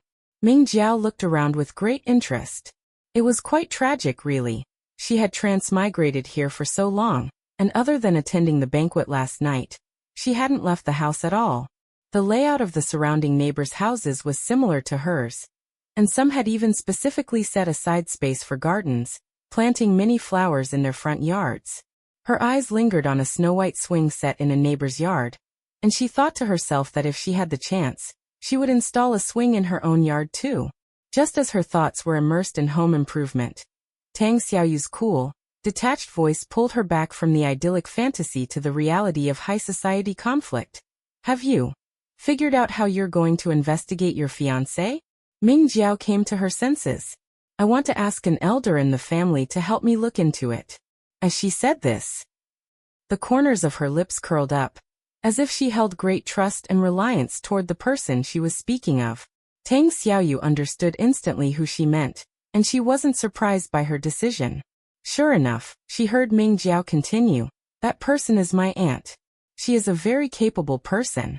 Tang Xiaoyu thought it was reasonable for her to seek help from her aunt, but the system felt it was highly unreasonable. Host, you want to let your aunt help you? It was very puzzled. Don't you know she isn't a good person? If you're going to let someone help you, you might as well let Shiyin help you. This matter carries risks after all. How could I use it to drag a friend into trouble? Ming Jiao analyzed to the system in a leisurely tone. Besides, although Shiyin is capable, she is still young and doesn't have that many devious tricks up her sleeve. It would be too easy for her to suffer a loss against someone like Xie Chu. My aunt is different. I've been provoking her for years. And I truly admire her ability to maintain the facade of a fool in the eyes of outsiders, as well as her methods. I have full confidence in her. The system understood. Host, you really are an expert at setting up your aunt. Although it said this, its tone was so excited that it sounded like it was ready to rush out and set off fireworks to celebrate at any moment. How can you call it setting her up when it's between family members? Ming Jiao smiled slightly. I truly trust my aunt. She believed her aunt would do her best to help investigate, thereby further attacking her, pushing her toward blackening so she would deal with the Ming family. Perhaps she would even take the opportunity to frame Tang Xiaoyu, saying things like Xie Chu only wanted to break off the engagement because of Tang Xiaoyu's seduction. She also believed her aunt wouldn't be so easily discovered by Xie Chu. If everything really was Xie Chu's doing, and he discovered her aunt was investigating him, he wouldn't kill her aunt to silence her unless it was an absolute last resort. Because in his eyes, the importance of her and her aunt in the Ming family was vastly different. If she died, the Ming family might not necessarily investigate thoroughly, but if her aunt died, it would be a different story. Furthermore, with her aunt acting as a shield in front, she could attract Xie Chu's attention, making Tang Xiaoyu's investigation more convenient and her situation safer. You could say it's getting multiple uses out of one aunt. Quite wonderful. Ming Jiao thought happily, and finally added to the system, maybe this time we can even see my aunt's trump card. The system thought for a moment, then realized, Host, are you suspecting that your aunt is also an ability user? Ming Jiao sighed. I hope she isn't, otherwise her danger level will have to be raised again. Is there anything in this world more terrifying than someone with a twisted heart, who also possesses powerful strength? Perhaps power itself is never terrifying. What is truly terrifying is the human heart. Ever since Ming Jiao mentioned asking her aunt to help investigate Xie Chu, Tang Xiaoyu had fallen into a thoughtful state. When she came back to her senses and saw the relaxed smile on Ming Jiao's face, bright and beautiful like a flower growing toward the sun, the feeling that welled up in her heart was suddenly somewhat complicated. Since it's an elder you trust, then it should be fine. It's just that some things. Ming Jiao knew what she was going to say and immediately assured her, don't worry, I won't say a single word to her about matters related to ability users. Internally, however, she was secretly pondering Tang Xiaoyu's reaction. Her aunt should have nothing to do with the ability user world. Of course, Tang Xiaoyu had only just returned to the Ming family, and was not close to her aunt. So it was possible they didn't know each other's true background. In any case, everything was unknown. However, she knew one thing. Tang Xiaoyu probably didn't like her aunt either, so she quickly steered the conversation away from her. Tang Xiaoyu really didn't have any good feelings toward the aunt, and she didn't have as much abundant confidence in her abilities as Ming Jiao did. She kept pondering that she should still investigate this matter herself, and if necessary, she could also ask mother or her sister for help. The investigation was actually easy to start. The most critical issue right now was still Ming Jiao's safety. Her thoughts turned over and over. What should be done about Ming Jiao's safety when she went to investigate? Taking her along was absolutely impossible. Asking other partners for help? But it seemed only Ming Yu didn't have a mission at the moment. Thinking of their disharmonious relationship, she immediately changed her train of thought. Or perhaps let Ming Jiao return to the Ming family. But this matter didn't just involve her own wishes, and looking at Ming Jiao's reaction, she might not necessarily want to go back right now. Ming Jiao saw that Tang Xiaoyu had been walking the whole way with eyes that were usually as quiet as a lake, constantly churning with ripples. Guessing what she was worrying about, she smiled. Are you wondering what to do about my safety while you go investigate? Tang Xiaoyu stopped in her tracks, raised her eyes to look at her, her pitch-black pupils reflecting her shadow. Ming Jiao could almost see the word trouble written in capital letters on her own shadow within those pupils. She couldn't help but laugh out loud. She looked cool and aloof, like a pure moon untouched by the mortal world. Yet she worried quite a lot. It was actually quite cute. You really are a conscientious, good person. Before Tang Xiaoyu's pretty face could turn expressionless like an ice surface, she stopped laughing. It's not that troublesome. The assassin didn't put a tracker on me. If I move to another place to live, can he really find me immediately? When talking about these major matters involving her own safety, her tone was relaxed and casual. When the time comes, I'll spread some false news about going to another province or traveling abroad, and he'll have even more to search for. Furthermore, the longer the engagement matter dragged on, the greater the impact on Xie Chu. Once he knew she had left, his actions would become more urgent. But the more anxious people are, the easier it is for them to make mistakes. Tang Xiaoyu was silent for a moment before continuing to walk forward. She hadn't not thought of such an arrangement, but since last night, her desire to understand Ming Jiao had become unprecedentedly strong. She wanted to keep her by her side, or even if not by her side, at least somewhere closer. Aside from protection, it was also for investigation. After thinking it over, she finally made up her mind. Looking straight ahead, she said, I know a very safe place. You can move there and stay for a while. Feeling the person beside her stop in her tracks, Tang Xiaoyu turned to the side to see her reaction. Ming Jiao didn't have much of a reaction. Lost in thought, she picked up a strand of her hair and played with it for a moment. As long as it doesn't cause you any trouble, I'll listen to whatever you arrange. Tang Xiaoyu's cold, jade-like eyes swept over her, and she said quite bluntly, You've already caused me a lot of trouble. And she was also looking for trouble. Before it was passive, now it was active. Ming Jiao didn't mind, swinging her arms, relaxed and at ease. Yeah, a good person with a sharp tongue but a soft heart. Tang Xiaoyu was a very efficient person. After they finished breakfast outside, she urged Ming Jiao to go pack her things. Ming Jiao could sometimes capture her emotional changes, but she could never quite figure out her thoughts. However, being able to continue getting along with her, she was always happy. After racking her brain for a while and figuring nothing out, she stopped thinking about it. She was never the type of person to get overly caught up in things. Ming Jiao packed her frequently worn clothes and toiletries, and suddenly thought of that bedroom she had long put to the back of her mind. There were still quite a few things in there that she used to use often. After thinking about it, she took the key and went upstairs. Since the incident, she had only been in there once, and that was after her body could move freely, to clean up the bloodstains on the floor and take away the bloodstained bedsheets. She didn't know if it was her imagination, but walking back in, she could still faintly smell a trace of blood. Ming Jiao steadied herself. She didn't close the door, looked around the bedroom, and after packing a few more clothes, she noticed the laptop on the desk and a few fashion design sketches pressed together. Seeing these things, Ming Jiao suddenly remembered that she still had a studio to manage, and she really should think carefully about her future career planning.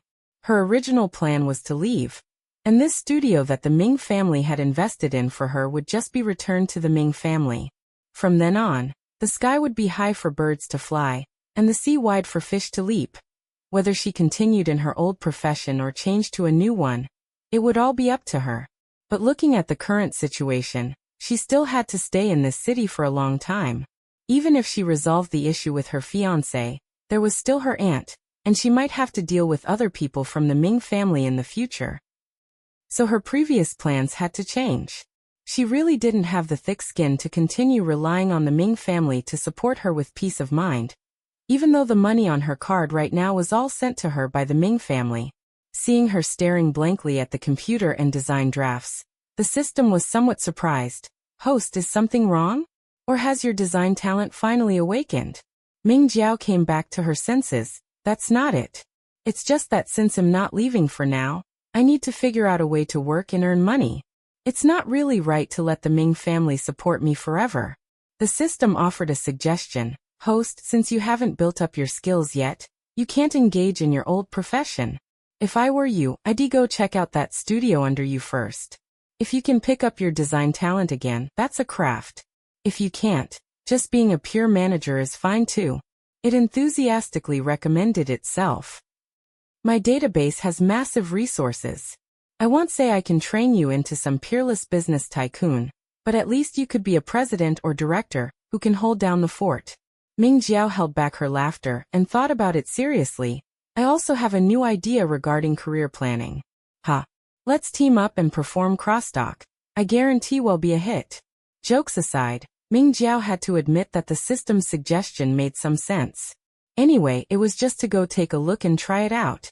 If she didn't understand, she wouldn't mess around blindly. It should be fine. Chapter 18, Blood and Flowers. After packing up in the morning, Tang Xiaoyu drove a car in the afternoon to take Ming Jiao to her new residence. The car was a low-key black sedan. She hadn't seen Tang Xiaoyu drive it before, but she figured Tang Xiaoyu wouldn't put things she had used before in front of her. She was very cautious about this. The new residence was a bit far from the city center, but it had convenient transportation and a quiet environment. It was a spacious bookhouse painted in an off-white color. It looked beautiful from the outside and was built with great care. Looking inside through the floor-to-ceiling windows that took up the entire wall, one could see rows of snow-white bookshelves filled with books. The corners of the bookshelves were decorated with artificial green vines, and several sofas for resting were also adorned with soft cushions and plush toys. Ming Jiao felt this didn't quite look like Tang Xiaoyu's private residence.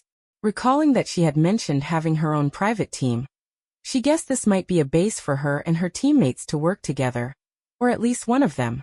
Just as she was thinking this, she heard the system say, "There is a protective energy surrounding this area." Without someone familiar to lead the way, an average person probably wouldn't be able to find it even if they were standing right nearby. Ming Jiao further confirmed her inner guess. No wonder she said this place is safe. Tang Xiaoyu opened the glass door of the bookhouse and led Ming Jiao inside. Only then did Ming Jiao discover that several rooms in the middle of the bookhouse were connected to the main hall, and the main hall was connected to a long corridor leading to the building in the backyard. Several small bookshelves were placed perfectly along the corridor, also filled with books. A very unique and beautiful place, Ming Jiao exclaimed. But isn't this a base commonly used by you and your team? Is it really okay to bring me here? Tang Xiaoyu put the few bags of snacks left on the coffee table back into the snack basket. Her posture was very familiar, and it looked like a place she frequented.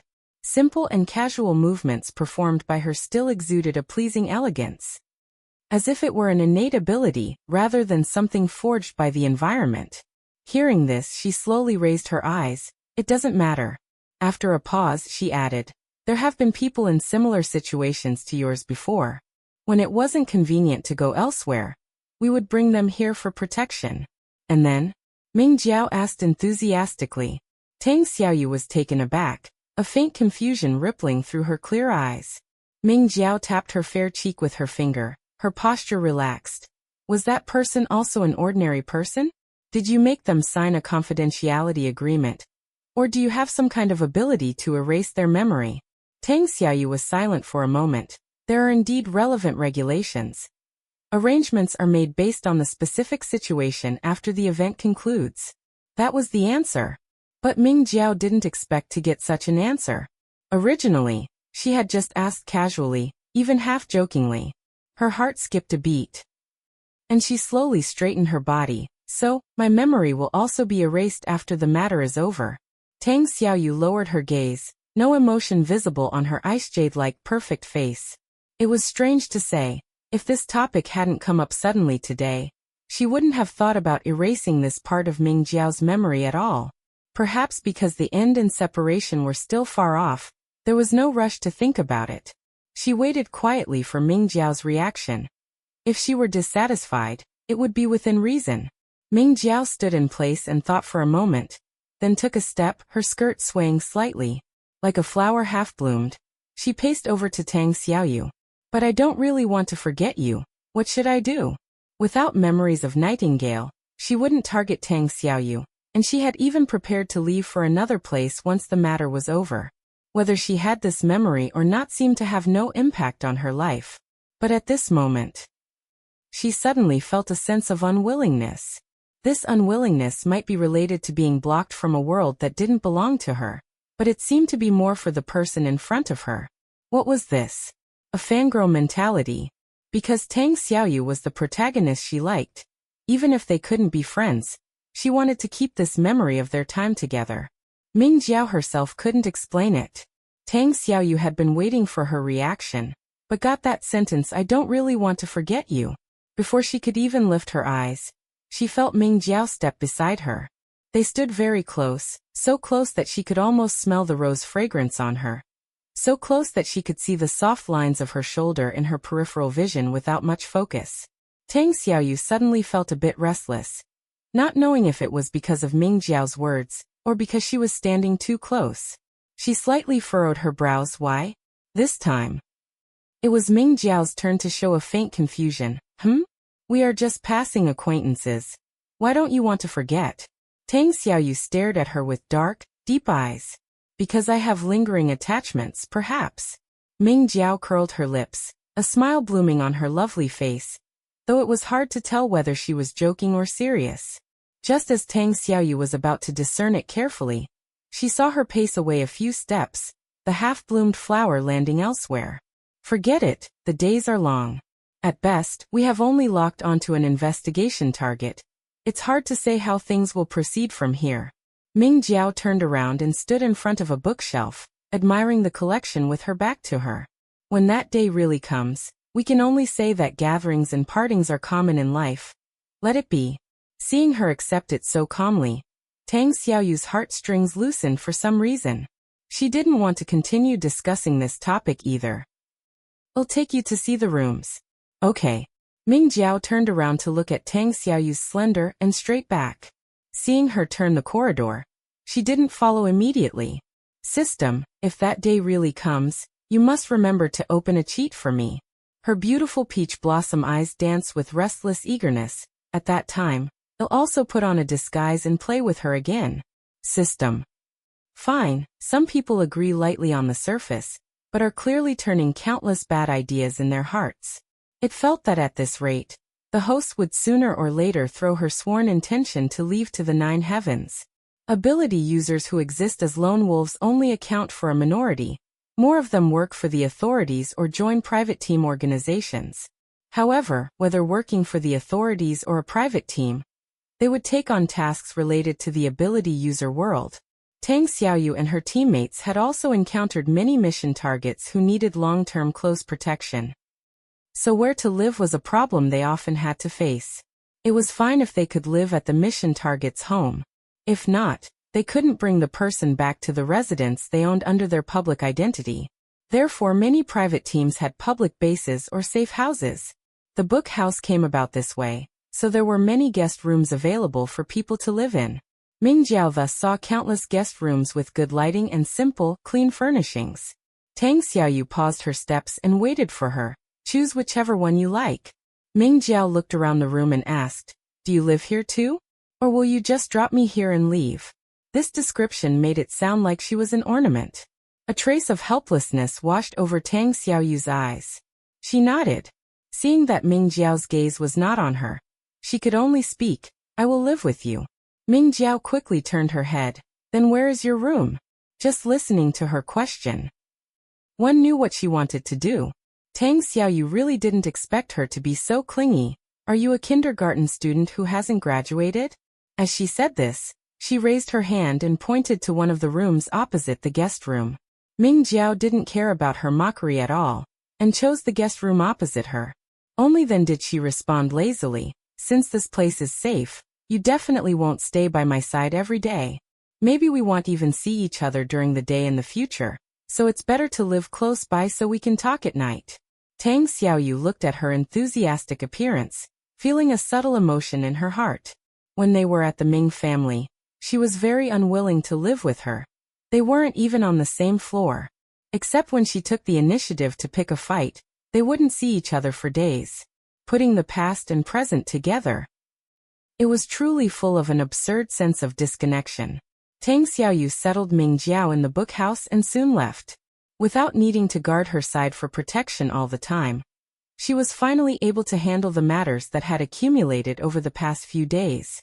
Seeing Tang Xiaoyu leave behind a sentence that she wouldn't be back for dinner before leaving the bookhouse, Ming Jiao was still a bit unaccustomed to it. After all, she had been with Tang Xiaoyu since the first night she transmigrated. Being suddenly separated made her feel empty around her. Although during the days at the Rose Garden, Tang Xiaoyu hadn't said much beyond talking about business, the feeling was different. System. Do you think I have a fledgling complex towards her? The system scratched its head blankly. Even if you do, is it a big problem? It's not a big problem, just bored, looking for a topic to chat with you. Ming Jiao said. System. I can tell. The system thought for a moment and said.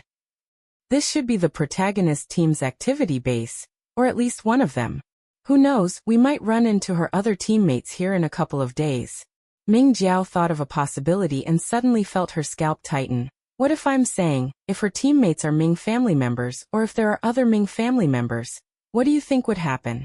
Obvious.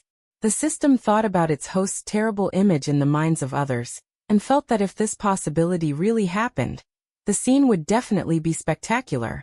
It was speechless for a while, then tentatively said, if they bully you, you can pull their hair or slap them hard. Ming Jiao was a bit discouraged, resting her chin on the table. I am a person of principle. It's one thing to smack guys who are not good people like me, but I would feel guilty hitting good people. System. Then you are indeed too principled. Ming Jiao quickly perked up. Forget it. Based on the cultivation and conduct of the Ming family members, aside from my aunt, they wouldn't resort to physical violence. As for verbal attacks, they seem to be bullied by me all the time before, so no need to panic. Besides, this was just her guess. She felt the possibility that everyone in the Ming family except her was an ability user was very small. Living together day and night for more than 10 years, it would be inevitable to leak some clues, but she didn't find anything when recalling the past. Unless her memory had long been erased. The system snorted. Your aunt thinks you are very polite. Chapter 19, Blood and Flowers. Tang Xiaoyu walked out of the bookhouse. She thought for a moment and sent a message in the group chat to inform the others that she had brought an assignment target who needed protection to live in the bookhouse, and if they came over, they shouldn't forget to wear masks. Then she planned to go home and check on things first. Apart from the servants, only her younger sister Mingyu was at home. Mother was in poor health and lived in a nursing home, and her older sister was still away on a business trip. Otherwise, she wouldn't have needed to attend yesterday's banquet. Of course, because of Ming Jiao, she would have attended even if her older sister had been there. Mingyu was happy but surprised to see her return. Sister, why are you back? Seeing no one was nearby, she lowered her voice and said, didn't you say in the group chat that you brought the assignment target to the bookhouse? Leaving someone alone there didn't seem quite right. Tang Xiaoyu said, it's fine, I'll go back after dinner. Although her older sister was away on business and unaware of her movements, if she didn't return for a long time, it would likely attract her older sister's attention. Mingyu nodded. Then you get some rest. I'll go to the kitchen and see what's for dinner. Tang Xiaoyu's gaze softened significantly as she looked at her, and she gently patted her shoulder. Okay. An ability user's physical constitution was much stronger than an ordinary person's. Not to mention that she had been living in the comfortable environment of the Rose Garden for these past few days, so she didn't feel tired. However, having not stayed in her own room for many days, she missed it, so she walked slowly toward her room. Tang Xiaoyu rested in her room for a while, and soon she heard Mingyu calling her for dinner. Dinner consisted mostly of the sweet and sour dishes she liked very much. Neither she nor Mingyu were the type to talk much, especially not at the dinner table. However, although the meal was silent, it wasn't awkward. After dinner, seeing that it wasn't too late, Tang Xiaoyu went to check on her art studio. The spacious and bright art studio had clean floors. And looking out from the floor-to-ceiling windows, one could see the greenery surrounding the artificial lake. This was decorated by Mother herself after she returned to the Ming family.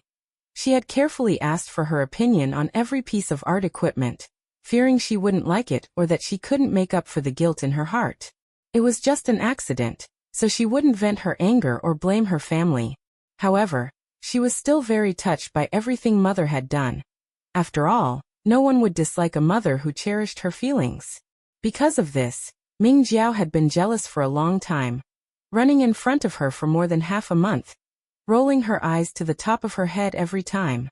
She had hated her so much before, but now she wanted to stick close and live with her. Tang Xiaoyu found the world mysterious. Occasionally, when she remembered the annoying things she had done, she would make some boring assumptions. If she knew she was Tang Xiaoyu, would she change her expression on the spot? Or would this life-saving grace move her? They had clearly separated, yet she still occupied her thoughts when she was resting. Tang Xiaoyu shook her head and cast aside these boring, aimless thoughts that were destined to have no answers. She packed a few commonly used art tools, intending to take them to the bookhouse along with the things she had already organized. Just as she walked out of the art studio holding the drawing board, her heart stirred, and for some reason, she suddenly wanted to go see Ming Jiao's old room.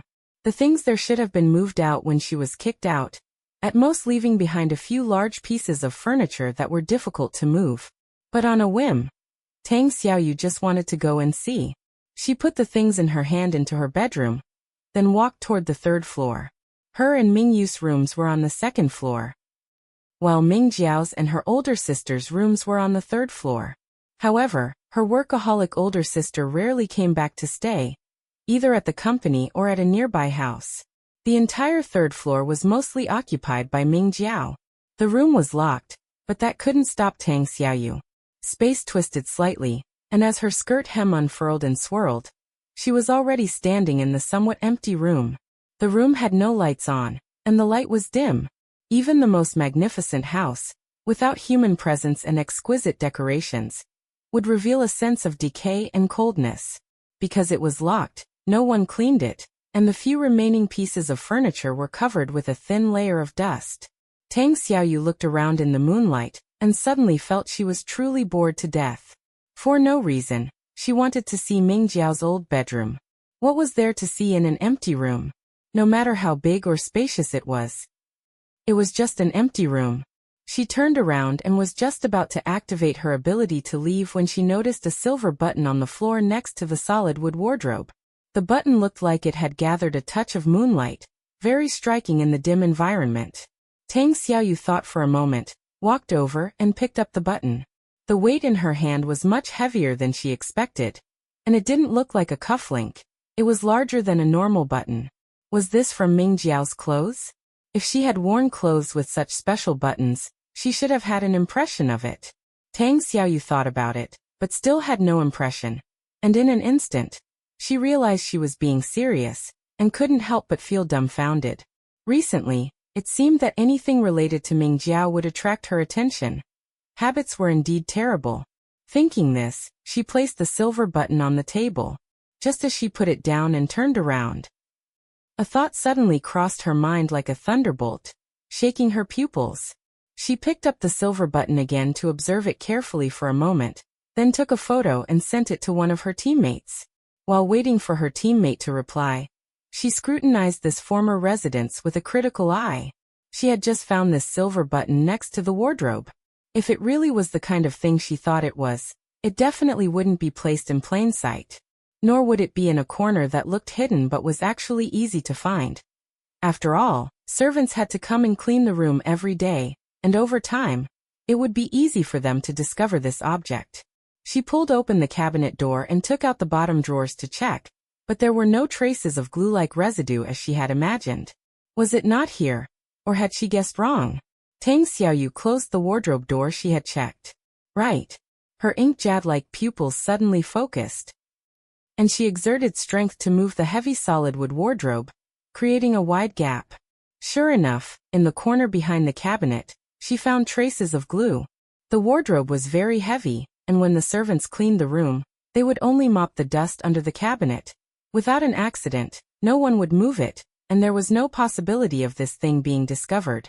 Her idea was verified, but Tang Xiaoyu felt no relief or happiness. She pursed her thin lips, feeling confused and troubled, as if she had encountered an inexplicable mystery. Just then a ding came from her phone. She hurriedly took out her phone to look, and saw that the teammate had indeed replied. It's a type of micro-listening device, quite rare on the market. Why are you suddenly asking about it out of the blue? The cold light from the phone reflected on Tang Xiaoyu's flawless cheeks, making her look as if she were covered in frost. Extremely cold. Book house. Ming Jiao was in a pretty good mood at this time. When she arrived, she noticed that outside this small street where she was, there were many restaurants and snack stalls on the next street. She went out and ate to her heart's content, and brought back quite a bit of fruit afterward. After eating half a plate of bright red strawberries that carried the unique sweet fragrance of fruit, she wiped her hands clean and leisurely searched for her bedtime reading material among the bookshelves, taking the opportunity to learn about the customs of this world through books. As far as she could see, besides the technology tree being a bit higher, and the existence of extraordinary powers, this world was similar to her original world. System. Host, you are so leisurely. One must seize the day and enjoy it. Ming Jiao responded with a smile, casually pulling out a travelogue. She originally thought the system was just chatting with her because it was idle.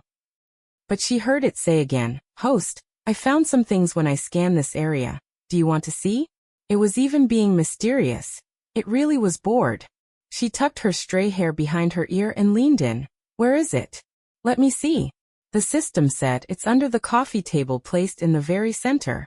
Ming Jiao subconsciously looked in that direction, didn't see anything special, walked a few steps closer, and found a small paper box for business cards placed underneath. Although the paper box was made very beautifully and exquisitely, it wasn't a rare item. Ming Jiao, with a head full of question marks, tentatively pulled out a business card to look at. The business card was clearly carefully designed. On the deep blue main color tone was printed a beautiful bird with wings spread ready to fly. Next to it was the circular totem she had seen on Tang Xiaoyu's cloak, with the eye-catching words "flying bird" in the center of the totem. Turning it over to the back. The back edge also had patterns and several phone numbers printed on it. "This is the business card of Tang Xiaoyu's team?" Ming Jiao said. The system said, "It looks like it. Her code name is Nightingale, and the organization's name is Flying Bird. It is estimated that the code names of other members are also birds." Ming Jiao thought so too. She examined the business card she pulled out for a while, quickly put it into her pocket, and put the business card box back in its original place. "Just ask her when she comes back. She wouldn't not tell me about such a small matter." The system didn't respond, and Ming Jiao didn't pay attention, picking up the travelogue she had just put aside. She was just about to sit on the sofa to read it when she heard the system say slowly, "Host, there is an abnormality at the rose garden." It had invested some attention there, originally waiting for the rabbit to come to the tree, but didn't expect to have a harvest so quickly. Ming Jiao was energized. "What's wrong? Is that assassin climbing my room window again?" System. Such a serious matter full of conspiracy, described by its own host, had a sense of comedy. The originally mysterious and fierce assassin also seemed particularly cheap. "Not that," it said, "it's a wave of people of unknown origin lurking near the rose garden. Judging by their stance, they should be wanting to monitor your actions." Ming Jiao once again put down the unread travelogue, thoughtful. Are they planning to move after plotting? Her first reaction was that the people were sent by Xie Chu, but then she thought about it and felt something was slightly wrong. The system asked, "Host, are you saying those people were sent by your Chinshimi fiancé?" Ming Jiao laughed all of a sudden. "Like the most beautiful and bright flower in summer. You said he was He Shuhuan a few days ago. Next time, will you say he is Hong Shixian?" System. "That depends on whether he is scum in a clear and obvious way." Ming Jiao shook her head. "I thought it was him at first, but thinking about it carefully, this doesn't fit the logic of how he does things." Just now, her first reaction was that Xie Chu had contacted the assassin, and the two of them discussed it, thinking that it was unreasonable for her not to die, so they decided to test her bottom line first. To avoid acting rashly and stepping into a trap, only to have their flaws caught by others. But thinking about it again, it wasn't right. If Xie Chu sent people to monitor her, why not just let the assassin come? It was a professional match, with a small target. Instead, knowing that there might be an ability user protecting her, he sent ordinary people, and more than one. It all felt like they were rushing to deliver food.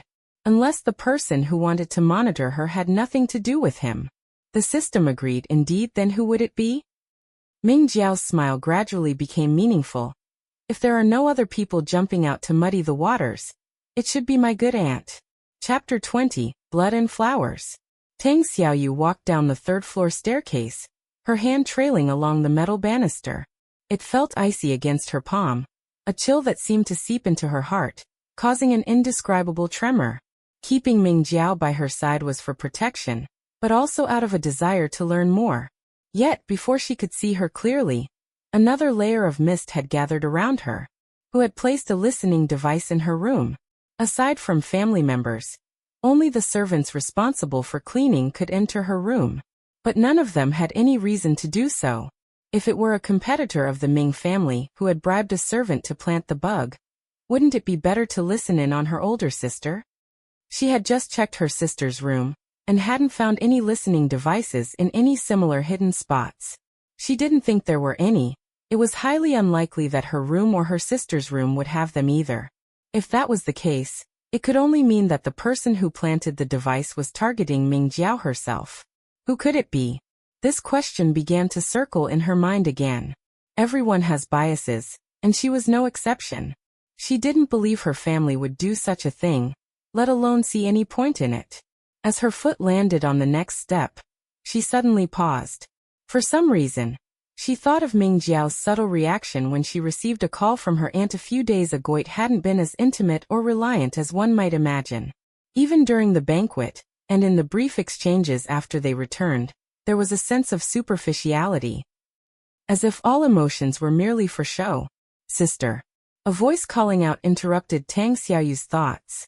She looked down and saw Mingyu standing in the corridor, holding a transparent fruit platter, seemingly intending to go to her room to find her. Tang Xiaoyu gathered her scattered thoughts and walked down the last few steps. Looking for me?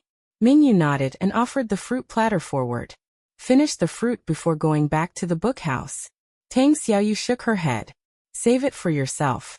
Could you come for a walk in the garden with me now? Mingyu looked at her and agreed, and the two sisters walked side by side toward the garden. The evening breeze blew, and the leaves rustled gently. It wasn't disturbing. It was a sound that felt peaceful and comforting. Tang Xiaoyu could feel Mingyu's gaze landing on her from time to time, observing and trying to figure her out. She was a sensitive child, often watching without speaking. Like a sullen black cat with its guard fully up against the world. Is it strange that I haven't said a word about the mission I've taken on? When they reached the ivory-white European-style pavilion in the garden, Tang Xiaoyu stopped. Mingyu, who was walking beside her, immediately stopped without a sound and looked at her with those dark, deep eyes. She still didn't speak, only nodding slightly. Tang Xiaoyu could guess what she was thinking. In their organization, missions were divided into individual and team tasks. Unless there were special confidentiality requirements, one would usually let teammates know the basic situation even during individual missions, to facilitate requests for assistance when necessary. She was no exception. But this time, not only did she not mention it, she had deliberately avoided it when others asked, which must seem very strange to Mingyu. At first, Tang Xiaoyu had indeed intended to solve the matter before telling her. Because both the hunter and Ming Jiao were people who caused her endless worry at such a young age. But the silver clasp discovered on the third floor changed her perspective. Ming Jiao's situation, which seemed like a shallow puddle, might actually be a dark, abyssal sea, with more people and matters involved than she could currently see. Others in the Ming family might have already been dragged into it without realizing it. And she and Mingyu were not just sisters but also teammates. As she investigated, and as she inevitably had to request assistance from the organization, Mingyu would inevitably learn of it too. So keeping it hidden would lose its meaning. Furthermore, Tang Xiaoyu never believed that excessive concealment was a form of protection.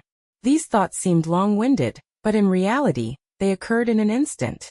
Tang Xiaoyu thought for a moment, and decided to start with what was right in front of them. Go back later and check your room. As she spoke, she opened her hand to show Mingyu the silver clasp she had been holding. See if there is anything like this. Mingyu took the silver clasp and examined it over and over. It didn't feel like a simple button. It was a bit too heavy, and there was something off about it that she couldn't quite name. What is this? Tang Xiaoyu said. I asked White Dove, and she said it's a listening device. Mingyu's hand shook, and she opened her eyes wide in surprise. Her eyes were round but not almond-shaped. When she looked at people, they slanted upward with a sharpness like a cat's eyes. Now filled with complete astonishment, she looked even more like a cat pricking up its ears in alertness. She quickly followed up, as if thinking of something. You found this on the 3rd floor? Tang Xiao note that. Where? Mingyu asked. Tang Xiaoyu gazed into the distance. Her dark eyes, like a lake in the night, were tranquil yet unfathomable. In Ming Jiao's room, Mingyu was stunned. The sharp alertness in her cat-like eyes was washed away by confusion, finally revealing the childishness appropriate for her age. What is going on? She felt that whether it was Tang Xiaoyu suddenly going to Ming Jiao's room, or the fact that there was a listening device in Ming Jiao's room, both were very strange. I haven't figured it out yet either, Tang Xiaoyu said. Maybe it's an isolated incident targeting her, maybe not. But don't be nervous. Just keep an eye on the others at home, and otherwise act as you normally would. By others, she naturally meant the servants at home. Mingyu regained her composure. She was a very sharp child and quickly found a logical thread amidst all the irrationality.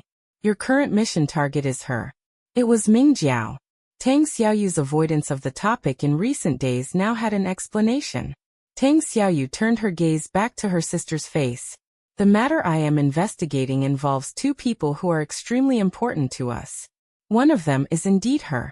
I didn't tell you before because I felt the timing wasn't right, and also because I didn't have any leads. The light in Ming Yu's eyes danced like a flame. She was thinking rapidly, and suddenly, her already straight posture went even more rigid, like a drawn bowstring. The other person is the hunter. He has appeared again, hasn't he? Tang Xiaoyu gazed at the bone-deep hatred revealed on Ming Yu's face. A nearly imperceptible sigh escaped her lips. It is him. After taking off her glasses, she was far from the cold, icy figure Ming Jiao usually saw. Instead, she looked like pear blossoms in March, charming and delicate. When such a face showed a faint trace of sorrow and pity, there was an unexpected gentleness, like a breeze and morning mist. Mingyu. She placed her hand on her sister's shoulder. Mingyu clenched her fists tightly, her dark eyes churning with endless hatred.